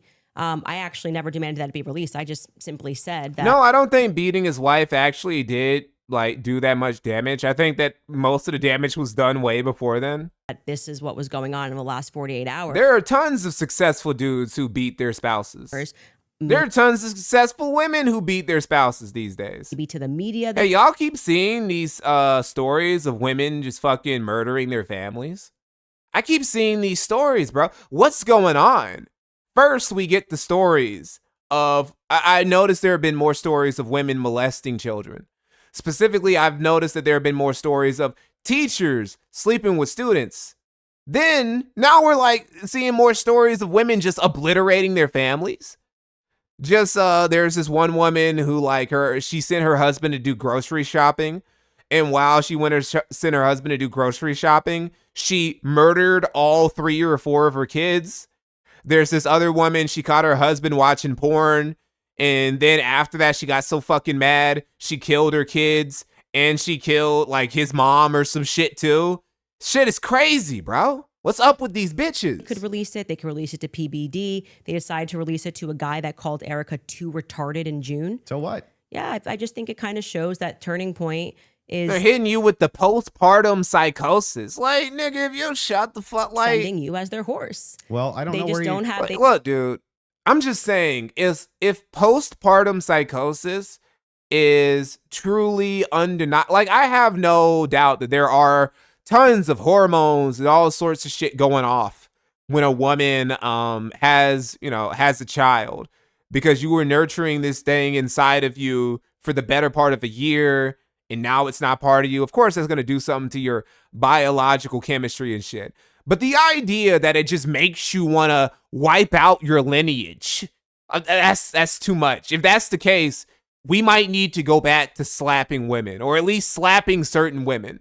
Maybe they were on to something. Maybe great granddad was on to something when he was, putting hands on Mima, right? Maybe Mima really was tripping and she needed to be brought back to reality. They don't have the courage. Conspiracy of everything. Thank you for the 11 gifted subs. See, that's what you guys got to do. That's the secret. You want to be successful? You got to talk about beating women on stream. That's why a lot of these other niggas, they haven't made it yet. They're like, no, I'm just going to be entertaining. I'm just going to play video games, or I'm going to react to interesting videos. I'm just going to have good commentary. No, bro, you got to talk about beating and abusing women. That's the only way. You got to say that women deserve to be beat. That's the only way for you to make it big. Have the conversation. If they see were this. just releasing something in good faith to answer questions. Do you have any I've never evidence demanded. of that claim? It's not evidence. No. You're sharing your opinion No. that she's too retarded. I can't share my opinion that I think it's going to register as really obvious to the public. That rather than presenting that throughout the course of everybody wanting to know what Charlie was going through his last days, they decided to give it to you to come to my house as some sort of a surprise. Well, do you think the public's not smart enough to see through that? Do you think that if you talking know about terrible PR, if you know that there's a huge debate that's coming up that's going to be probably one of the most viewed that year, and one of the Marvin, thank you for the 10 gifted subs. Look, bro, I'm just saying, I'm not saying that beating your wife is a good thing. I'm just saying that you got to kind of think about it as almost a self-defense situation your wife is putting you in. When she starts yapping too much, when she starts getting too hysterical, you got to think, man, what if she's talking crazy like this? What if she kills her baby when I'm out buying milk? You got to think of it like that. You got to think, man, I got to choke you out right now for the future of our child. Because what if you really go off the deep end and you just kill our baby, you kill the neighbor's kids, you kill the pets, you go and you kill my grandma or some shit like that? I got to make sure that the community is safe from you. And that's why I gotta, smack you around for all night. Otherwise, who knows? Who knows what might happen? Thank you for the gifted subs, buddy. Haters calls you and says, I'm taking this position. This is the position that I feel like there's the most evidence for. And Candace also agreed to answer many of my questions in regards to this. So if you got pertinent evidence here that I can use, I'd definitely take a look. It was actually amazing to me. It really was actually amazing to me how if you approach people in good faith and just say, hey, I'd actually like to know what the facts and details are around this, they actually do talk to you. It's amazing. Yeah, I just do not believe, that they are doing this in good faith. I don't believe that anything what do you mean? Done is demonstrated that's in good faith. They're not doing it in good faith. What do you mean? They're talking civilly and they're giving him stuff. Does he think that they're just trying to sabotage her? They're just trying to sabotage me. That's the only reason why they're pretending to be nice to you. It demonstrates that you walked into Turning Point USA headquarters and came out a different man because you were critical of the organization. You were critical of Erica, and now you're sitting here going, Candace, I want to interrogate you for an hour and a half about everything you've ever said about Erica. Critical of somebody? People always get mad at Ike and Tina. They forget that without Ike, Tina wouldn't have been a star. Like, I'm just saying, bro, there are women who get beat every other fucking day, bro. And nobody gives a fuck about them because they don't make hits. Because they don't have the fucking discography of Tina Turner, right? And if it wasn't for Ike, that wouldn't have been a possibility. I'm just saying, right? It's kind of like another way to look at it. Another way to look at it is also fucking Michael Jackson and his father, Joe. Everybody be shitting on Joe Jackson. Everybody be shitting on Joe Jackson, but nobody wants to give Joe Jackson the props for helping make Michael Jackson the star he would one day become. As a matter of fact, hold on, let me show you. People hold this against Ike all the time, and I don't understand it. The sofas, the fountain and shit. That shit costs money, Anime. I got to pay the girls and I got to pay the band. And on top of that, I'm trying to build us a studio. You know you want the studio. And I'd have it by now. You would sing the songs the way I tell you to sing them, Anime. God damn. That's what I've been trying to do, right? I mean, but they all sound like the same, you know? What? I ain't hear you. What you say? What you say? About my songs? I ain't hear you. That I wrote? That I produced? I said, I mean, not exactly, you know. I mean, but you do have your own style. Own style, what's wrong? You promise you wouldn't. You know it, please. No. You gonna say that about my music? I paid for that pool. I paid for those Christmas gifts. You gonna make fun of my music?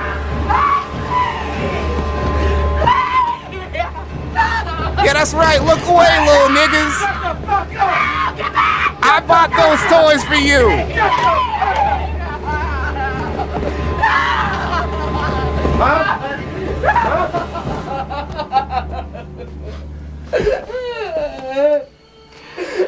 Guess you're gonna leave me now.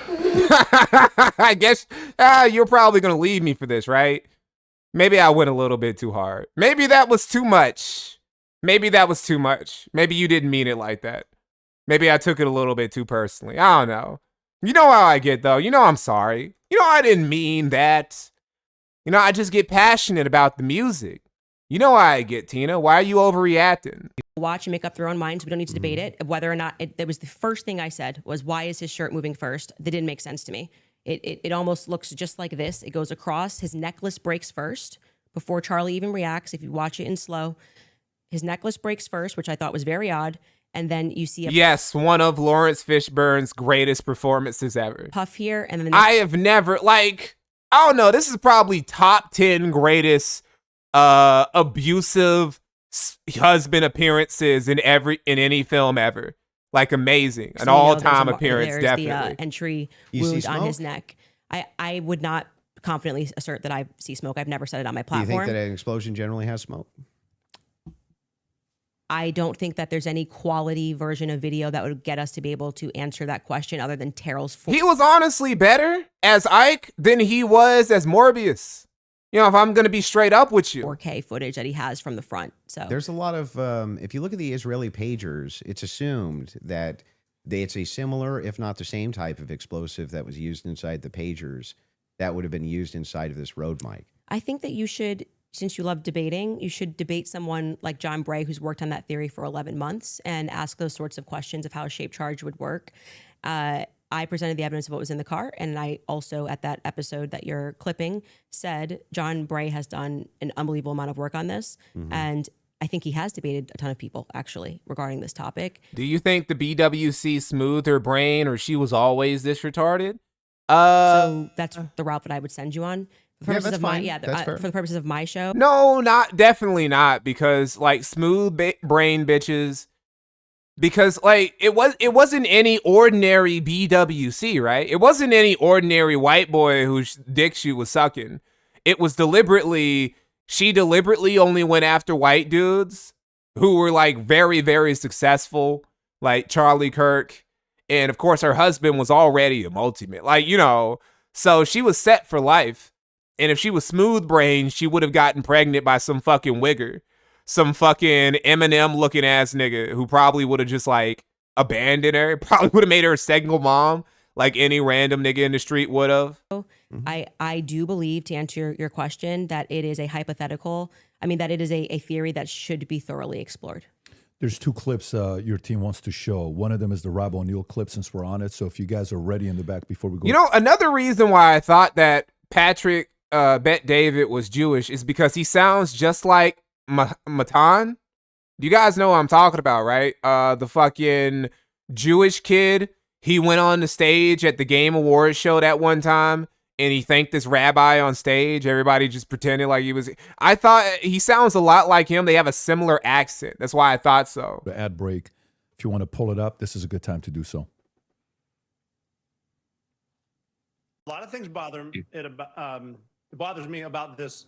Nothing in particular. And it's not like I'm out there saying big lie or conspiracy or someone did it. I'm just saying I've been in a lot of shootings. I've killed more than a handful of people, and this thing looked shady. I'm a killer. I mean, I'm a monster, bro. Closer than I saw the. Bro, do you know how many people I've killed? See, this is the thing, right? Obviously, we respect the troops. Obviously, we respect the Marines, the Navy, the Army, all that shit, the Air Force, the nerdy Space Force niggas who've taken away. People called the Air Force the Chair Force forever. And then they made the Space Force, which is literally just the Chair Force. That's literally all they do.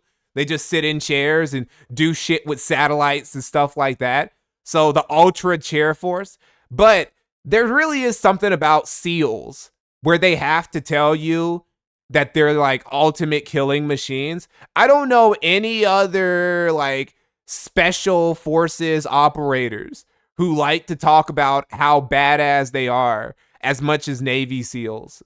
SEALs cannot stop telling you about how much they're like silent killers or silent operators who can't stop talking about all their shit. And I've never seen a shirt move like that. That looks like an explosion to me. Just the fact that no one started doing first aid to Charlie Kirk, they were more concerned about getting SIM cards out of cameras, removing cameras, and then getting him off the X somehow. Oh, is he the guy? Is he the dude who was talking about the concubines? He's the guy who on Twitter, right? He saw this photo of these 3 dudes, these 3 weak, twinkish looking Zoomers. And they were saying some shit about conservatives. And he said, if this was in a better time, all 3 of you would just be fucking concubines who would get fucked by a real man. And everybody was like, what? What do you mean by that? I think he deleted the tweet after that. Didn't seem a lot of concern for his life. It seemed like just clean it up. And then, I mean, I've been told they paved it over a couple days later. And then you get Eric. Oh, yeah, he's the guy who killed bin Laden. That's right. Behind all the razzle dazzle. And she's really quick to forgive the alleged shooter, which technically says that was him because I forgive him. But then she can't forgive Candace Owens for having an opinion or asking questions. And they mock people by saying, oh, I'm just asking questions. Yeah, I'm a SEAL Team 6 sniper. I'm asking a lot of questions. No one wants to answer them. Yeah, we know, bro. We know that you're a SEAL Team 6 sniper. You won't stop telling us. God damn, dude. I'm sure not everybody from the Navy SEALs is like this, but there are a lot of Navy SEALs dudes with fucking book deals and podcasts, and they just can't help themselves, dude. He's actually said very little about the explosive there. Yeah. So he said he's shot people up close, and he's never seen a shirt move like that, and it looked to him. Think about it when you buy a steak. Oh, okay, we skip straight to the commercial. Well, that's nice. That's nice. Let me see. Illicit nudes from other men. Oh, this is from Strife Hussein. So for people who didn't know, last stream there was this guy. His name was Strife Hussein, And he's not from the Wacky server. He is affiliated with the Wacky server guys because he was beefing with them because he's like, you guys took my YouTube channel down, and they're like, there's no evidence of that, bro. I don't know what the fuck you're talking about. Anyway, he put up some rap shit. He was a rapper, and he was terrible at it. Like, one of the worst rappers I've ever seen. One of the worst rappers I've ever heard of, ever. Real quick, let me play this bullshit for y'all. Real quick, like, this hot fire. Yeah, you already know. I'm retarded, motherfucker. Good, I got mail, yay. You ready? Here we go. Keep this. Gotta love a retard, though. Know what I'm saying? Gotta love a retard. Yo, I'm retarded. I came out of the garbage with a metal Terminator arm attached to my carcass. Once I spark it, leave your head a shithole target, killing so many gays, forgiving the world AIDS. Leave you dead with the fucking sleigh, with the horses lay, the corpses bay, light up the fucking rainbow parade with infrared sprays.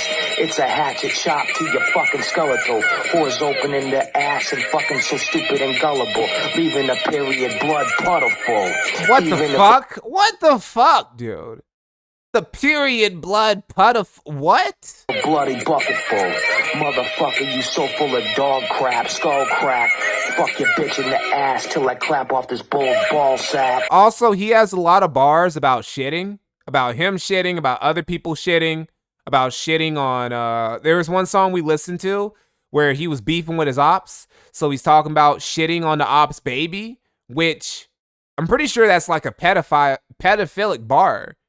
You shit on an infant, well, that's something that's a pedophile's fetish, bro. Tall boy rap, sipping out of a can. Pissing and shitting all over the fans. Gun in my hand, yelling, fuck Uncle Sam. Well, I cuss, drink a beer. I hope you motherfuckers just hear that real clear. Dead hung from a chandelier like you fucking killed yourself. Strangled with a fucking belt. All over the fucking floor. Demons pulling you into the grave. Smacking you in the fucking mouth like a kid who don't behave. Or hiding some bad grades. Cut open a fag's face. How does the suffocating shitbag taste? You little fag fake. Sick as fuck. Little dirty inbreds in deliverance. Sacrifice your bitch covered in shit. Deliverance. This dude is Muslim, by the way. I know, right? A ginger dude who converted to Islam. I've never heard of that before. Some ginger, some redheaded nigga just converting to Islam. White ginger dude becoming a Muslim. That's never happened before. Piss, so ridiculous. Cut off a fucking tits and shove them inside a fucking clit. Disgusting as shit. Rotten and foul. Flying on a fucking owl. Like, he's doing the edgy bars, but they don't even he's not even doing the edgy bars the way, say, Eminem would do the edgy bars, where there's coherence to the bar. The bar is leading to something. He's just saying one edgy boy thing to the next. Cut off her tits and shove them into her clit. How would you do that? That wouldn't be physically possible. Cut off her tits and shove it into her clit. How could you do that? That wouldn't be possible, bro. You tell more tales than the story of Twin Towers. Get devoured in a fucking golden shower. Who you think you frontin', bitch? Get beat with a Dutch oven cavity search. Yes, the Prophet Muhammad was ginger. You know who else was ginger? You know who else apparently had red hair? Genghis Khan. Genghis Khan apparently was also a ginger. You know who else was apparently a ginger? Augustus Caesar, the first official emperor of the Roman Empire. You know who else was a ginger? George Washington, the first president of the United States.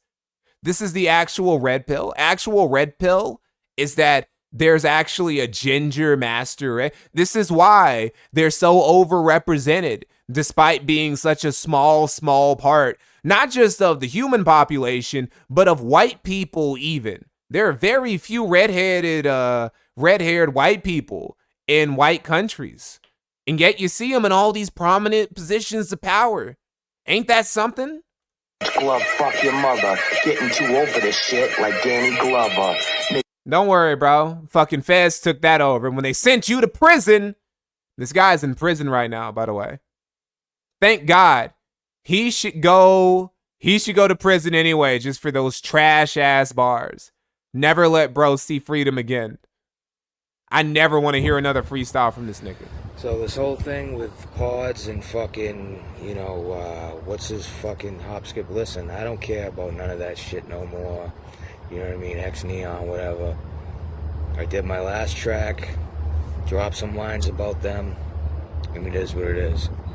You know what I'm saying? If they fire at this back, that's one thing. This is 63 views. Like, he's talking about this like it's a big deal. Nobody even knew that this shit was going on. Respond. Nobody knew you had beef with what?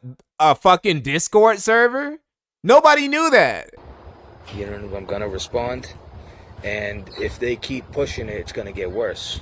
How? You know what are you gonna do? What are you going to do, bro? It's gonna get worse. What were you going to do to make it worse for them? You are a fat Boston nigga who can't rap. What were you going to do to these internet dudes? What were you gonna do, bro? To your address to see you and pull up on you, and it's not gonna be pretty, you know? So you do what you want. You sit here, you fucking, you know, run your mouth, da da da da da. If it's negotiated, it's negotiated. Bro acting like he's in the mafia. Whatever. You aren't even Italian, bro. You know what I'm saying? I don't got time to deal with people who hide their face and won't see you in the street and will play games. You know what I'm saying? If people want to come see me, let me know when you're pulling up to Spring Street in West Roxbury. Just say, yo, I'm on Spring Street in West Roxbury. I want to come see you. Just doxing himself. You know what I'm saying? I'm going to wait for you right there. I hate this fucking internet tough guy shit. Let me tell you exactly where I live, nigga. Why? Why would you do that? Now, what happens if I pull up and I beat your ass? What's going to happen then? It's like, one thing, they still aren't back yet. Why are these fucking commercial breaks they do so fucking long? Anyway, one thing that I realized was kind of retarded was the whole I'm going to pull up and fight IRL thing. People try and lie to you. They try and gaslight you into thinking that it's so long as you pull up, you're going to be respected. No, you aren't.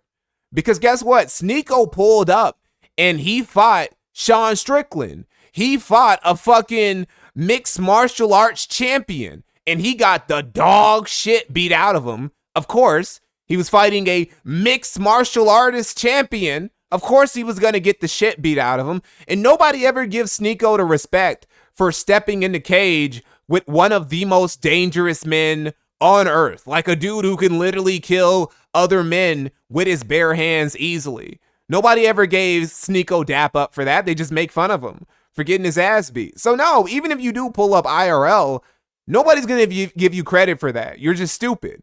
Like, really? Really, you were talking shit and you decided to back it up and you got your ass beat? Oh, well, that's hilarious, dude.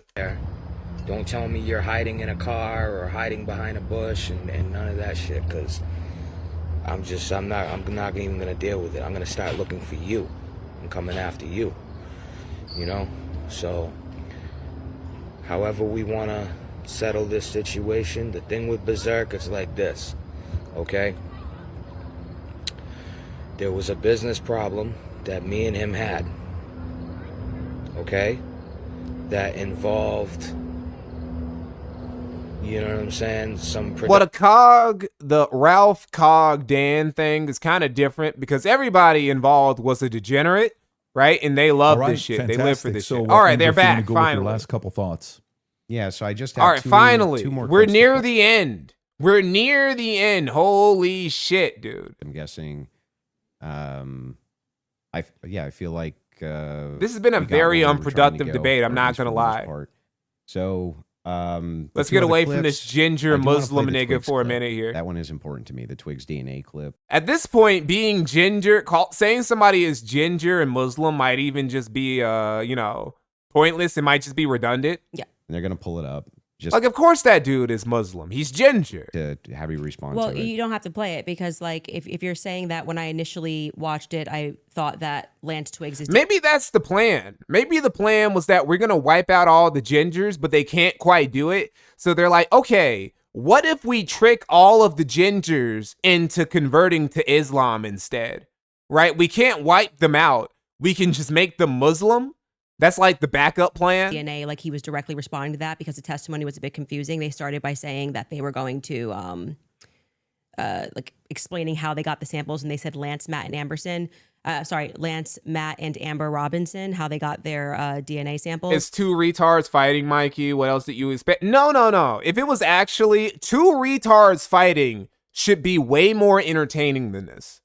We have seen many a debate between two retards fighting on a kill stream, on fucking the Kumite, on all these other platforms and shit. The the Kino Thunderdome, all that other shit.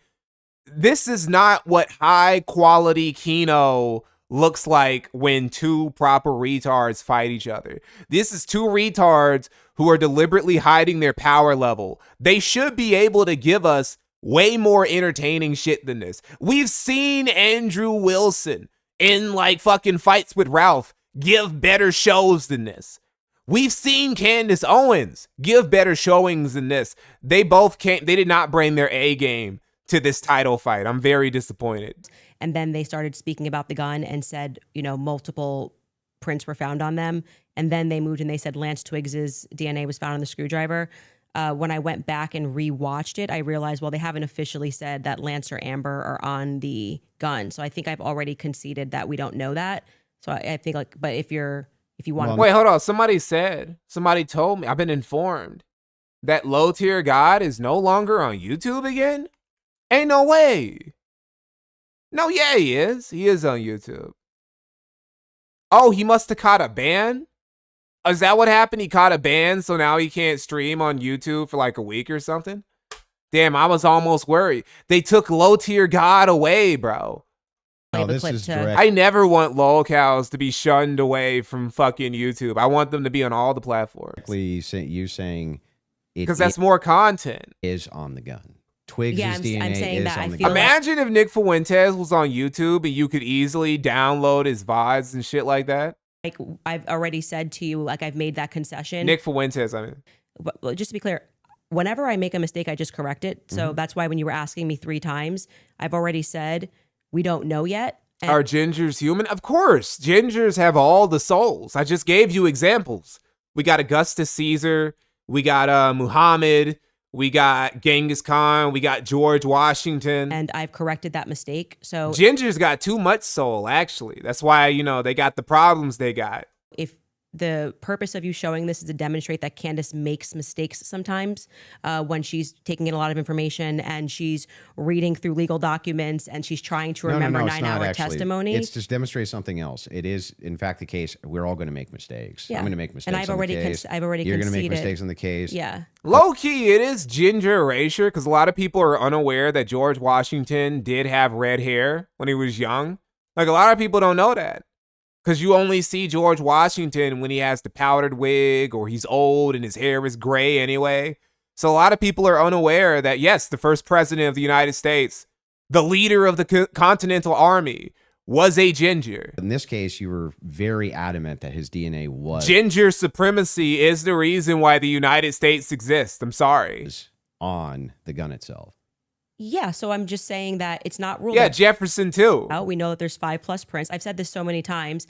I had to rewatch the testimony again. It's like 9 hours. Why is she speaking in third person? Well, the day. It got very scientific when they were... The voices are getting to her. Speaking about this, and I think I wrongly extrapolated. One of her personalities swapped control. They're like, okay, let me be the main one in control. And it forgot, oh, wait, no, I'm Candace now. I can't talk in third person. That they meant all 3 of them were on the prints when the only person they officially named was Matt Robinson. So we don't know yet if Lance Twiggs has his DNA on the prints, DNA on the gun officially just yet. Okay. I've already conceded that. Sure. So that's fine. And then the last one is one with Erica Kirk. Sure. This is like the Erica Kirk.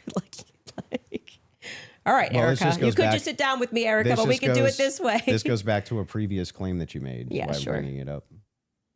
Straight to jail, straight to jail. Candace really does want Erica's scalp. For questioning at least Erica. I don't care who's mad. I really do not care who wants to be upset after this episode. Really, you will be wasting your breath. You can spend $1 billion on influencers because this is all becoming increasingly inexplicable. You are asking me to be an idiot, actually, and I cannot do that for you. She can do that in her own time, but not for you. She can only be an idiot for herself. Once commented beneath this show that if the situations were reversed and there were this many verifiable lies. So straight to jail? Yeah, so that's the show intro, and straight to jail is a monopoly term. Okay. So do not pass go. Yeah. Do not collect $200. Yes, it's obviously tongue in cheek. And then we explain that actually I think that she should be brought in for questioning because of inconsistencies. So this is the exact episode when I started to think that she should be sat down and questioned. Candace Owens wishes she was Sally Hemings. Well, isn't she already? She's got a wealthy white boy. In fact, she's better than Sally Hemings. She gets to have the Bewissy fantasy, but also she doesn't have to be a slave. She actually figured out a way to get like the ultimate. This is basically what it is. Candace Owens is basically living the ultimate swirler endgame for black women. If you're a black woman and you got a fetish for white boys, Candace Owens is living your dream right here. Is that you have a wealthy white dude who, who you fuck and who you get pregnant by and who funds you and lets you do whatever the fuck you want, while you also have a multi-million-dollar enterprise where you just say stupid shit all the time with zero accountability all day. This is basically every black woman who wants to get married to a rich white man's dream right here. And I still believe that. I still hold the perspective that Erica should be sat down and she should be properly questioned. Do you know that she hasn't been?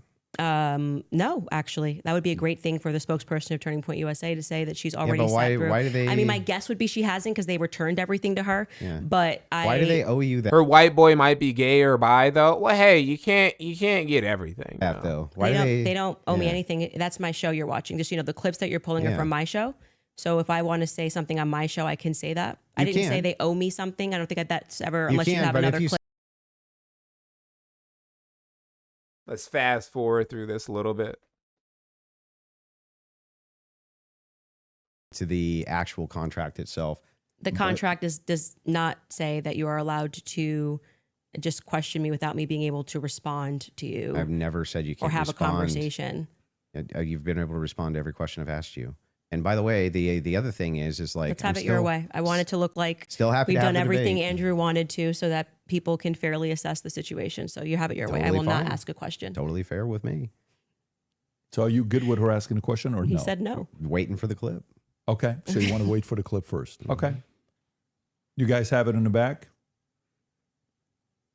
Okay, beautiful.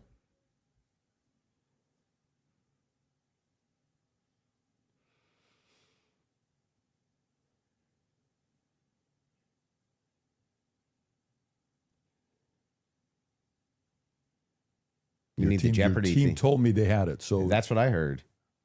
Okay. Man, what is with these teams, dude? They're like ass. They're always behind time. Are they watching the stream on a fucking delay? It's crime.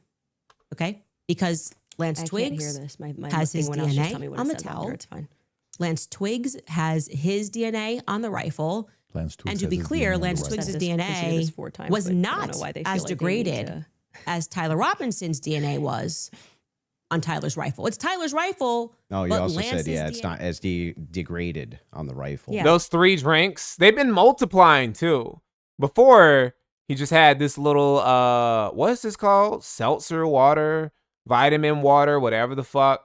And then he had the little bottle of water. No, I think it started with the bottle of water. Then he had the seltzer water. And then he had the vitamin water on top of it. Because I thought he was one He's of the losing electrolytes at an astonishing rate. He has to replenish them. things, but I've already I'm starting to think that a lot of these breaks are just because he has to piss. Because I haven't seen either of these two drink shit. But he's over here just chugging this shit down. I mean, when I say that, like, it just seems like you're not actually here trying to engage, because even before you got to this, and I knew that you had some secret clip planned, I said to you, when I rewatched the testimony, I realized that they didn't explicitly say Lance Twiggs. They said 5 other profiles were on it, and that his was the most degraded. So I hope your team feels fulfilled in playing that. His leg is showing. His leg is showing because he's wearing those little ass pants. I don't know why he didn't wear longer pants. It's at the beginning of the. Oh yeah, we should show that text message that you read, just because I think that's important for the public. You shared it out of context. I'll do it on my show. I'll share the text. So you're going to read it on my show, but not show it. Correct. So I'll show it on my show. But that's what I'll do. I'll show it. That's pretty based. Pretty based. Like I'm going to save that for my show. I'm going to save that content for my program, not yours. People coming back for the show, right? I don't know if snark serves you so well. I'm just saying, like, you got to watch the show. I'll release. You got to watch the show, Candace. Yeah, that's my intention. But yeah, I'm fine with closings if you want to do closings. Well, I also would just, if I may ask a question, is that permitted? Go ahead. Just so I also have clarity. Since your basis has been evidentiary, you keep saying that you have evidence, or like you are evidentiary. Your basis has been asking me for a source, and I'm like, why are you even asking me that? Why do you care so much about where I got this from? Why do you keep asking me that? Which one of the charges against, or all of them? That was it? Yes, that was it. How long has this shit been? Man, this shit's been going on for fucking 3 hours? How much of this shit was commercial breaks? Let's see. How much of this shit was intermissions? The intermissions alone were like 10 minutes each. This bitch was like the Super Bowl. You think Tyler? It's like the Super Bowl, but like both of the teams are shitty. Like somehow the shitty teams managed to make it to the grand finals or some shit, and they did a bad job. Robinson is guilty of. The game was decided by a kicker. That was it. The specific charge? Yeah. Yeah. So what I think is that Tyler Robinson shot Charlie Kirk. Yeah, but of the 7 charges that he's being charged. Yeah. Can we list them real quick? I'll tell you exactly which ones. We'll pull them up. We did all this just for them to come to the exact same conclusion they started with at the beginning of the show. Nobody's minds were changed. Nothing happened. Jared donated $5,000 for this. Hey, he's the king of wasting money. Strategy. I am under no time constraint. I got one. Great.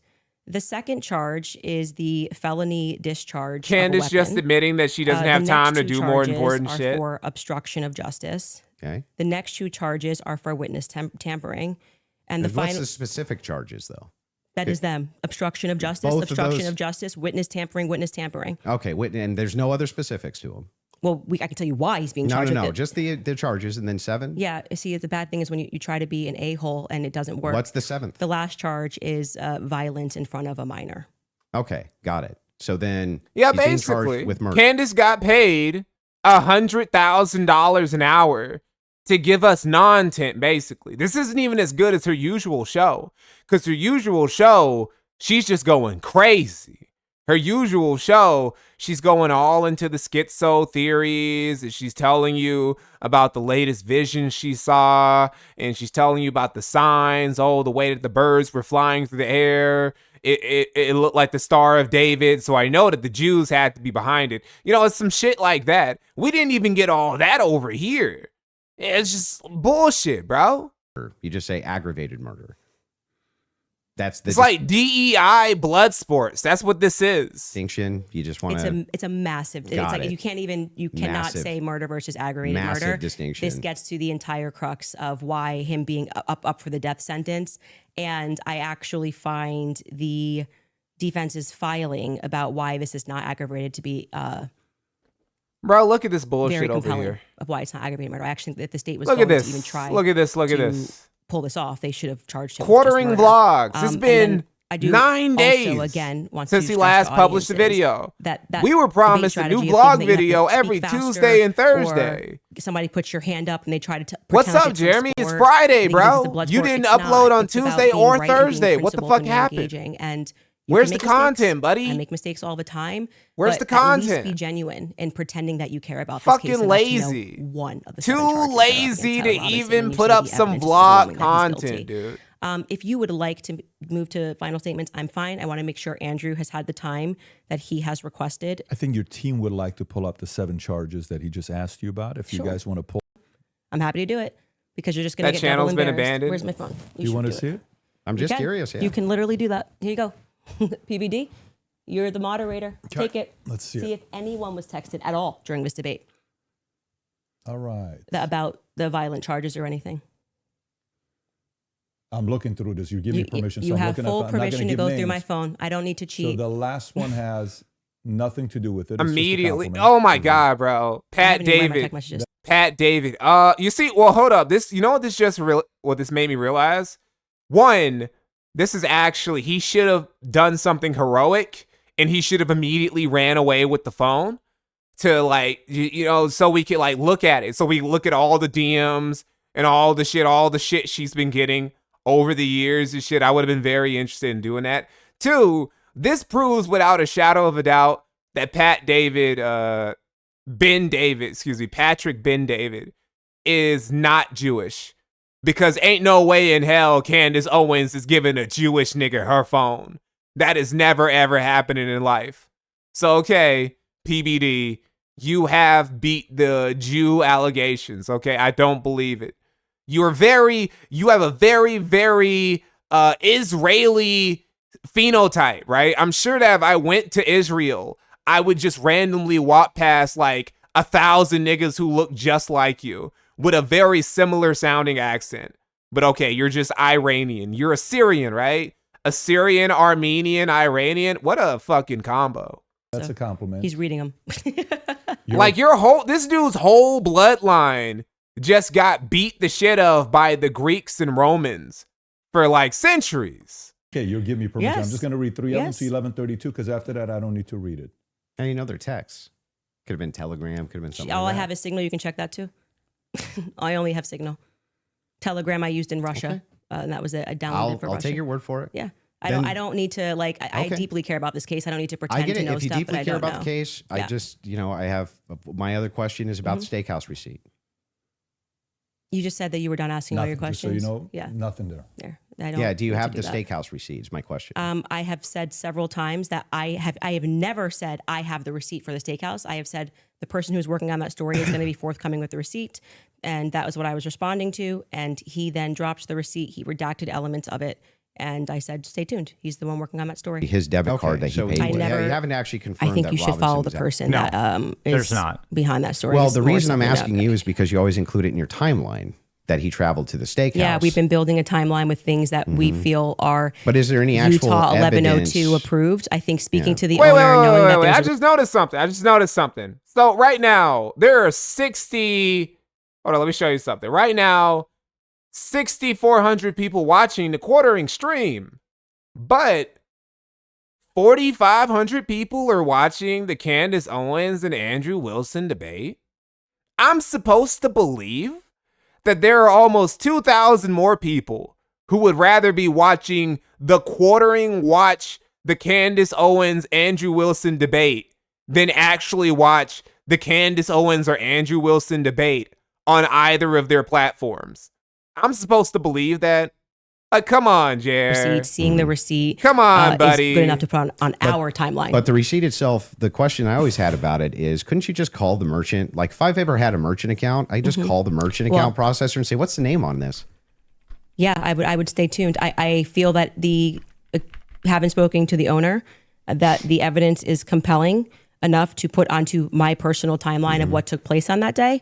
That's where it's going to stay. And if it gets debunked, I'm happy to take it off. If that's what you mean, that's how investigation works. I actually don't think you would, Candace. I don't think you would take it down. I think you would just come up with another theory about why it's actually legitimate. By the Utah 1102 rule. There is very strong evidence that is where he was, and that What's the strong evidence? Just the 2 people who said that they saw him? You know, I'm actually all good with being. I feel like I've sufficiently answered your question about how I got the information, what happened next. Yeah, that's fair. With the next stage of this investigation being somebody accessing Another thing, his, right? knowing what his debit card was. Okay, so before, in fact, matter of fact, let me go back. Let me go back to over here. So we're here, right? So this right here, this is Candace's stream. We look at Candace's stream. We go ahead and we look at Candace's chat.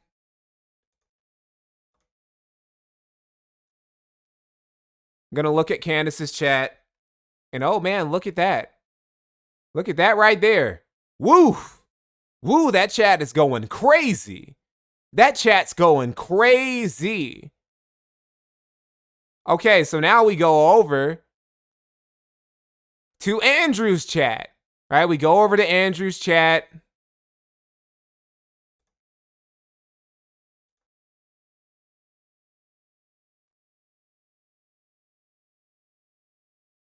What the fuck's going on here? Okay. Holy.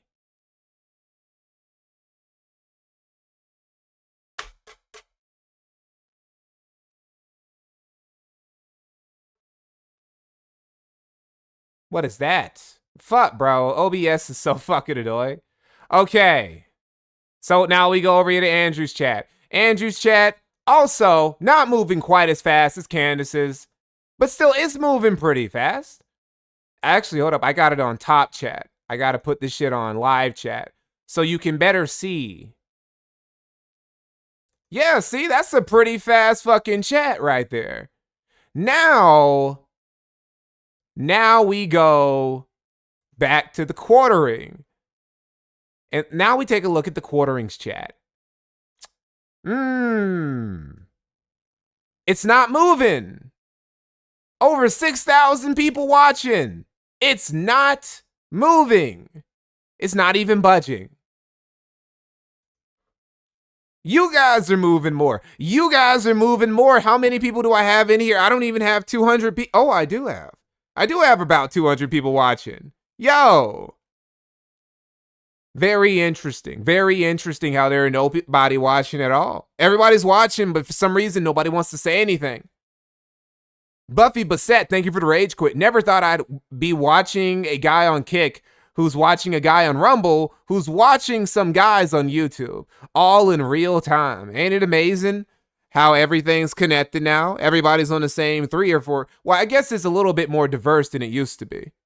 Oh, it moved once. Yes, 2 people. 2 people said something out of the suit. 0.0 MPS. The fuck? Dude. What's going on? What's going on, Jeremy? And this is the best. This is the best he can do on Rumble. Ironically, I think that his Kick chat is probably the most realistic because it has the accurate numbers there. There's supposedly a receipt where Tyler Robinson paid for his steak and his soft drink. No alcohol, right? No alcohol, right? You know nothing about the case. But anyway, this particular receipt, they could have called the merchant account, confirmed it, this type of thing. To date, this receipt has only the blurred information. Bro does so much. He has to look away, avert his eyes, scratch his nose, sneeze, sniff, scratch his beard, check his pulse. He's got to do so many things every few seconds. Dates over and over. He's got a lot of emos. This is the longest 13 hours. It would cost a lot. It would cost a lot to animate the quartering in a video game or something like that. This is 13 and a half hours. The requirement for about what? Roughly 5.5 or 6 hours of that is that he went to the steakhouse. Right. And that's not been confirmed at all. Anywhere. Not even a little bit. I feel like saying that I spoke to the owner of the steakhouse is me, like, not just being on X looking at opinions, but actually doing the legwork. So did he tell you? That's why like I said, if you think this builds up a rapport with your audience. Like, why does he do that? Why did you do that just now, Jeremy? Why did you do that? Take huffs of air. Why did you look away? Why did you do that? It's like he can't not fidget all of the time. Like he's uncomfortable. He's uncomfortable being himself.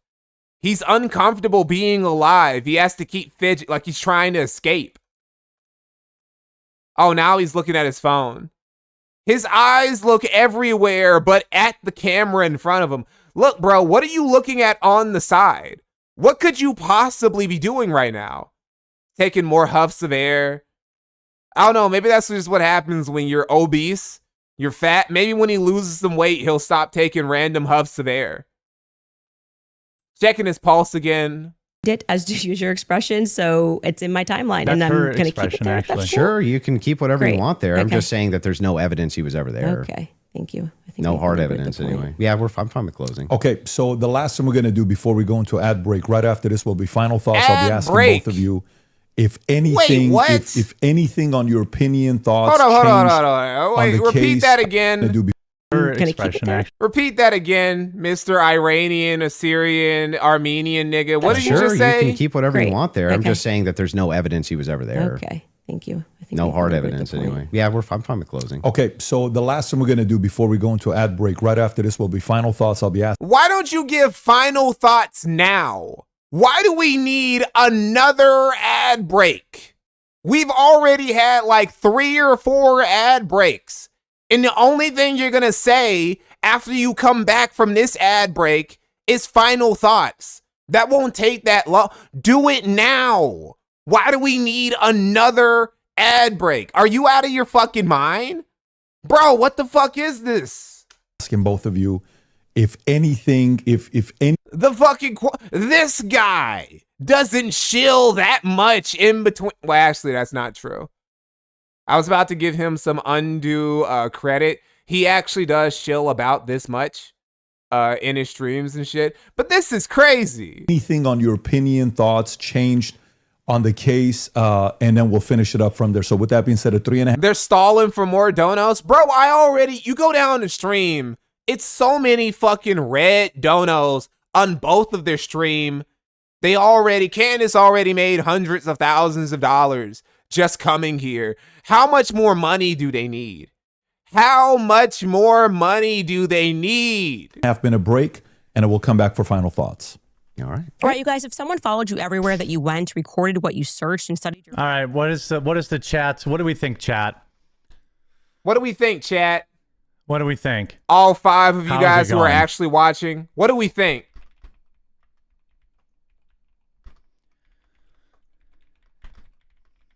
He asks the chat what they think, and then he goes back to just looking at another screen like he's been doing the whole debate. Quartering giving you that tip type in ASMR.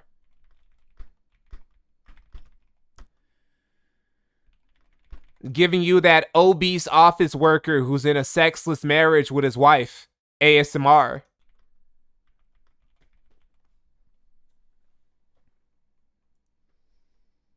What do you guys think?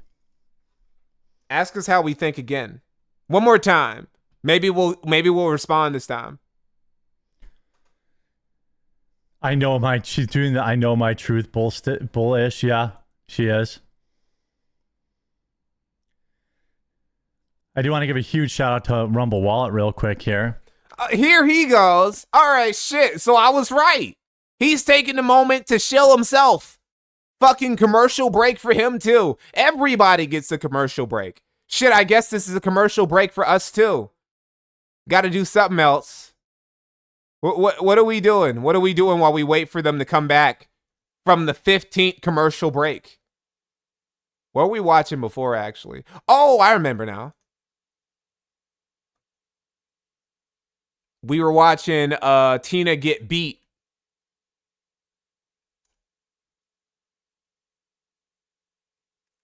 Me versus me.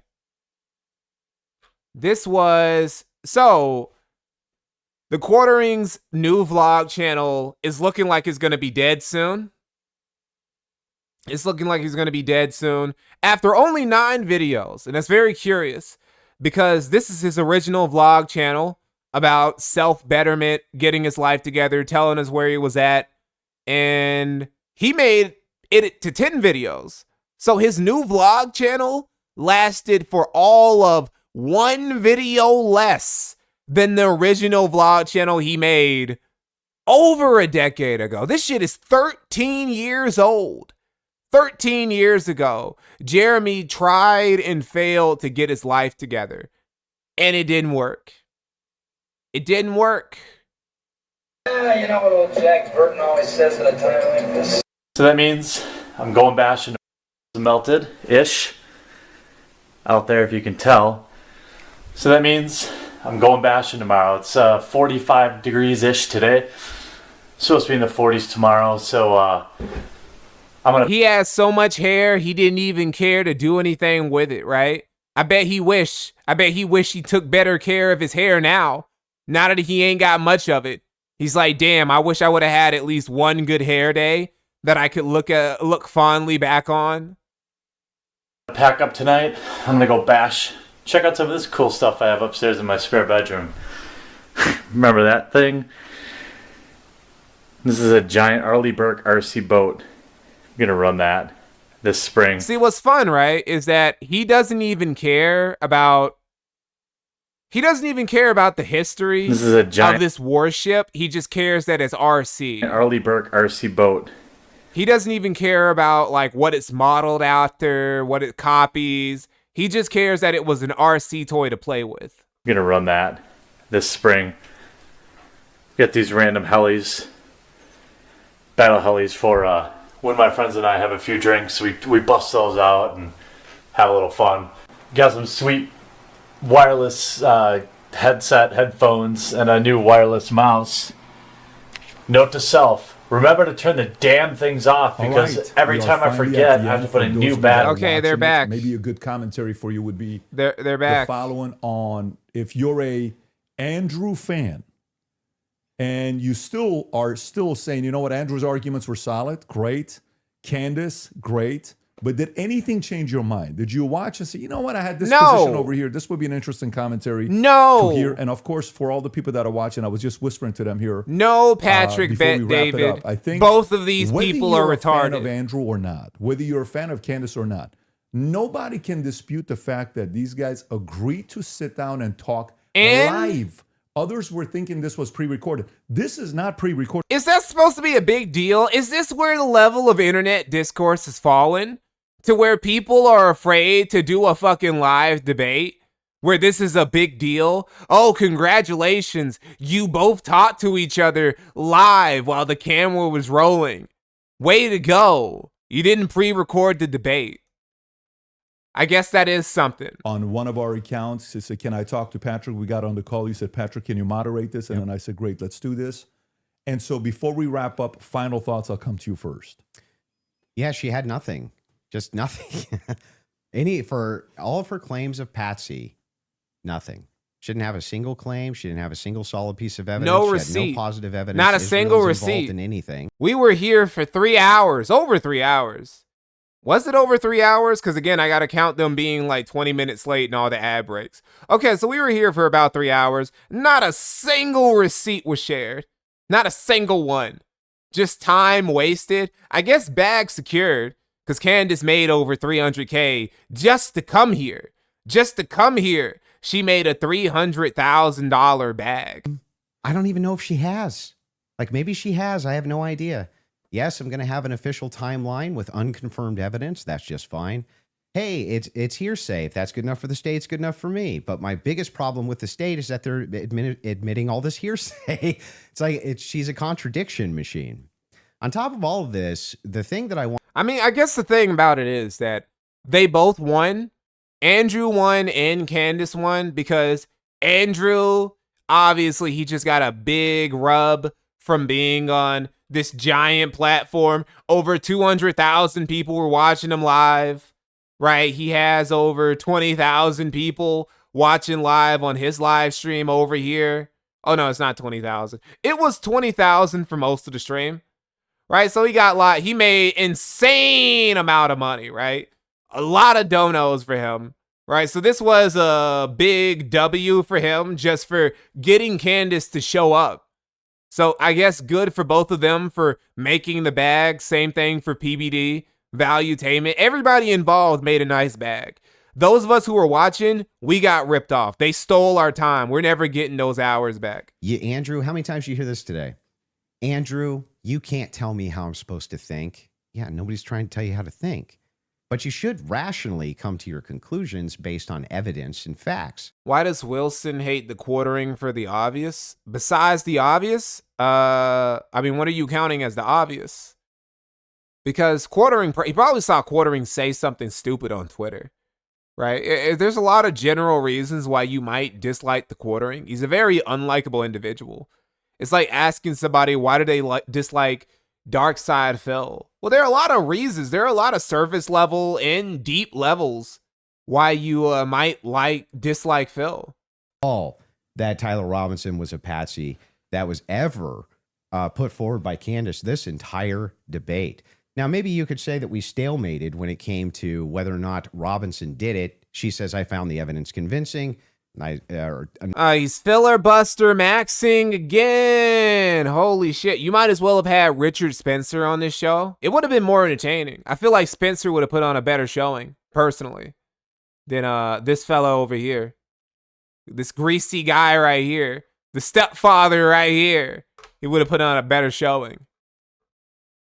America thing, back away from TPUSA, being very cautious about making any of those claims now. Whereas on her show, much more likely to be making those claims. So she just had nothing the entire debate. Zero. Candace. Well, I think that is quite a conclusion. Admitting no, Spencer being an F slur would have made it even better, because then him debating Candace, it would have been queen on queen violence, right? It would have been extremely catty. It would have been super fun to watch. Wanted to then move the conversation.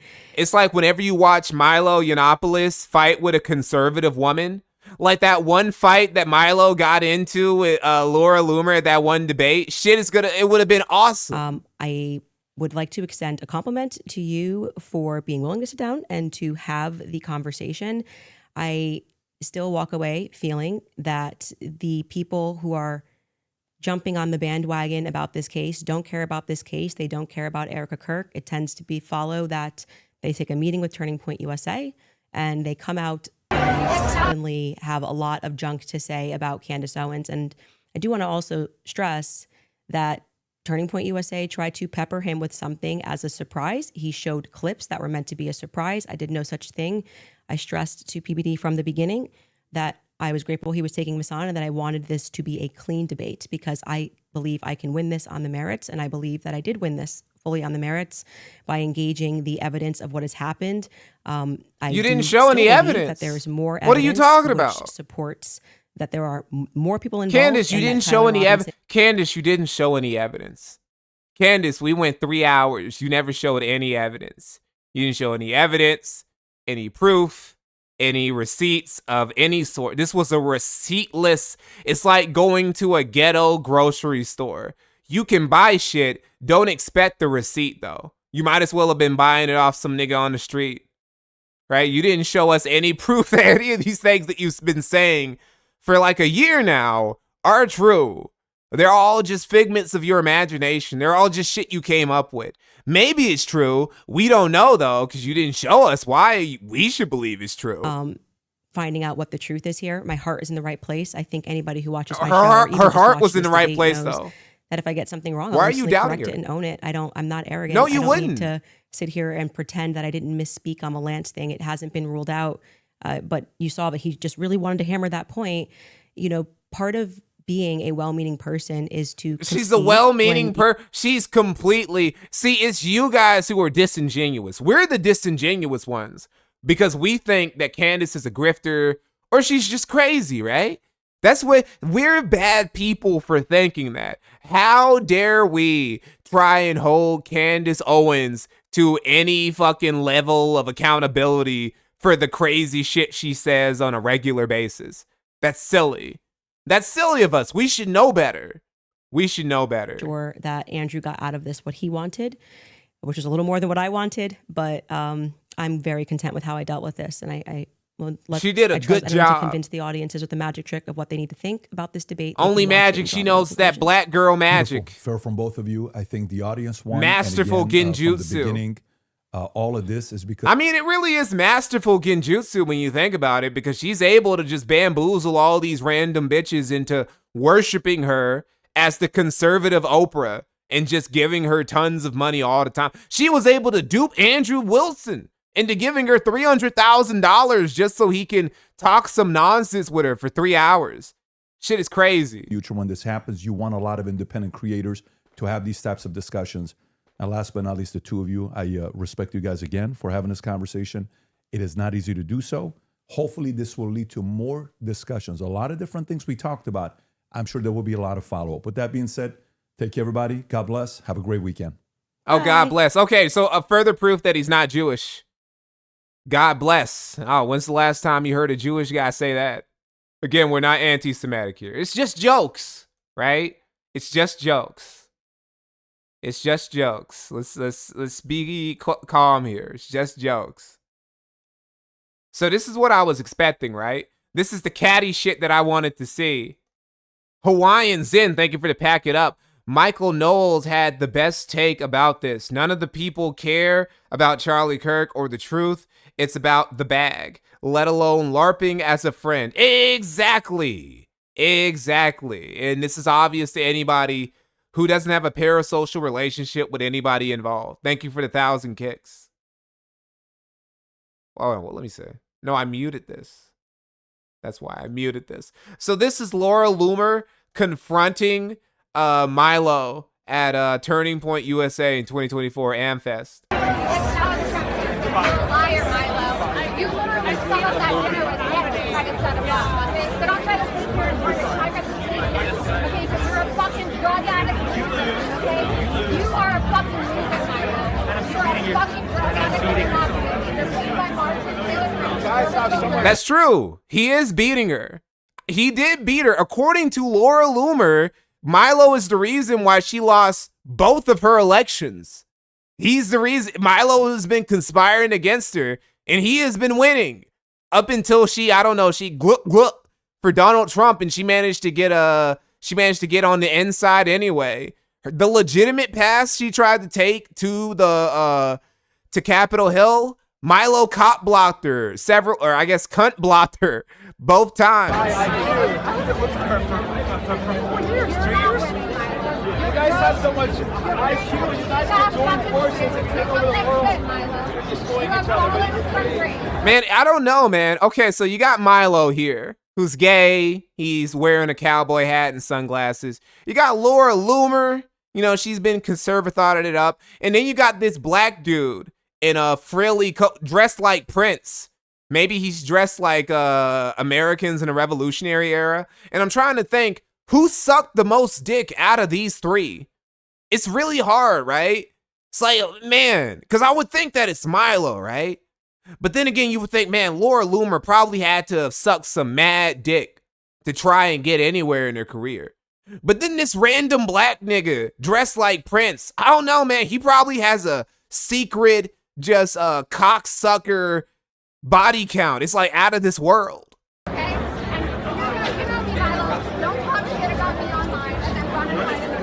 I've said about you, I'm not interested in this, but I'm not interested in what you live for, which is low rent. What is that? It is beneath my dignity. You guys are best friends. It is beneath my dignity. Okay, you don't have any fucking dignity. Everyone here, you're a fucking piece of shit. You're a liar, okay? And you want to talk about how it's not fuck you. I'm happy to say everything you got. Say it. Say it now.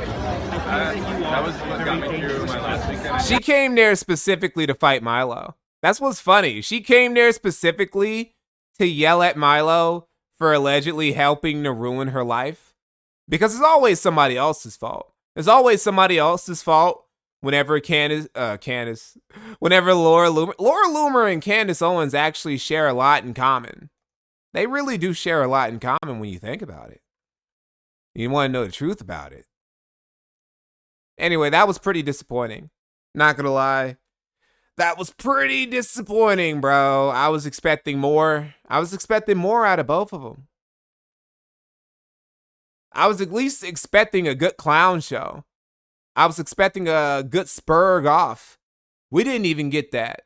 Anyway, closing statements for me.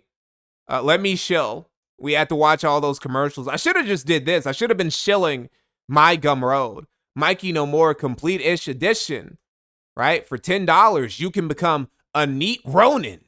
A neat Ronin. And I'm basically using this as a Patreon and also as an archive. So this stream will go in there, right? Future videos will go in there. And actually, some videos are coming up. Some videos are working. I've been working in the lab. I got like 3 scripts for 3 different videos because I got different plans for different channels, both on Rumble and on YouTube. And they're like, Mikey, but wait, Mikey, you're banned. You're banned from YouTube. How can you make videos for YouTube when you're banned? Don't worry about it. That's not for you to worry about. You don't worry about that shit, right? You just wait for me to give you the content. You just wait for me to give you the content. Bateman, thank you for the full send. You wait to get this content, and you don't worry about all that complicated shit, all right? Just know you're going to be entertained. Thank you for turning up for the stream. Thank you for supporting the nigga. Shout out to all my neat Ronins. Hail chat. Thank you for sitting through this bullshit with me. And I'll see you guys later. Peace.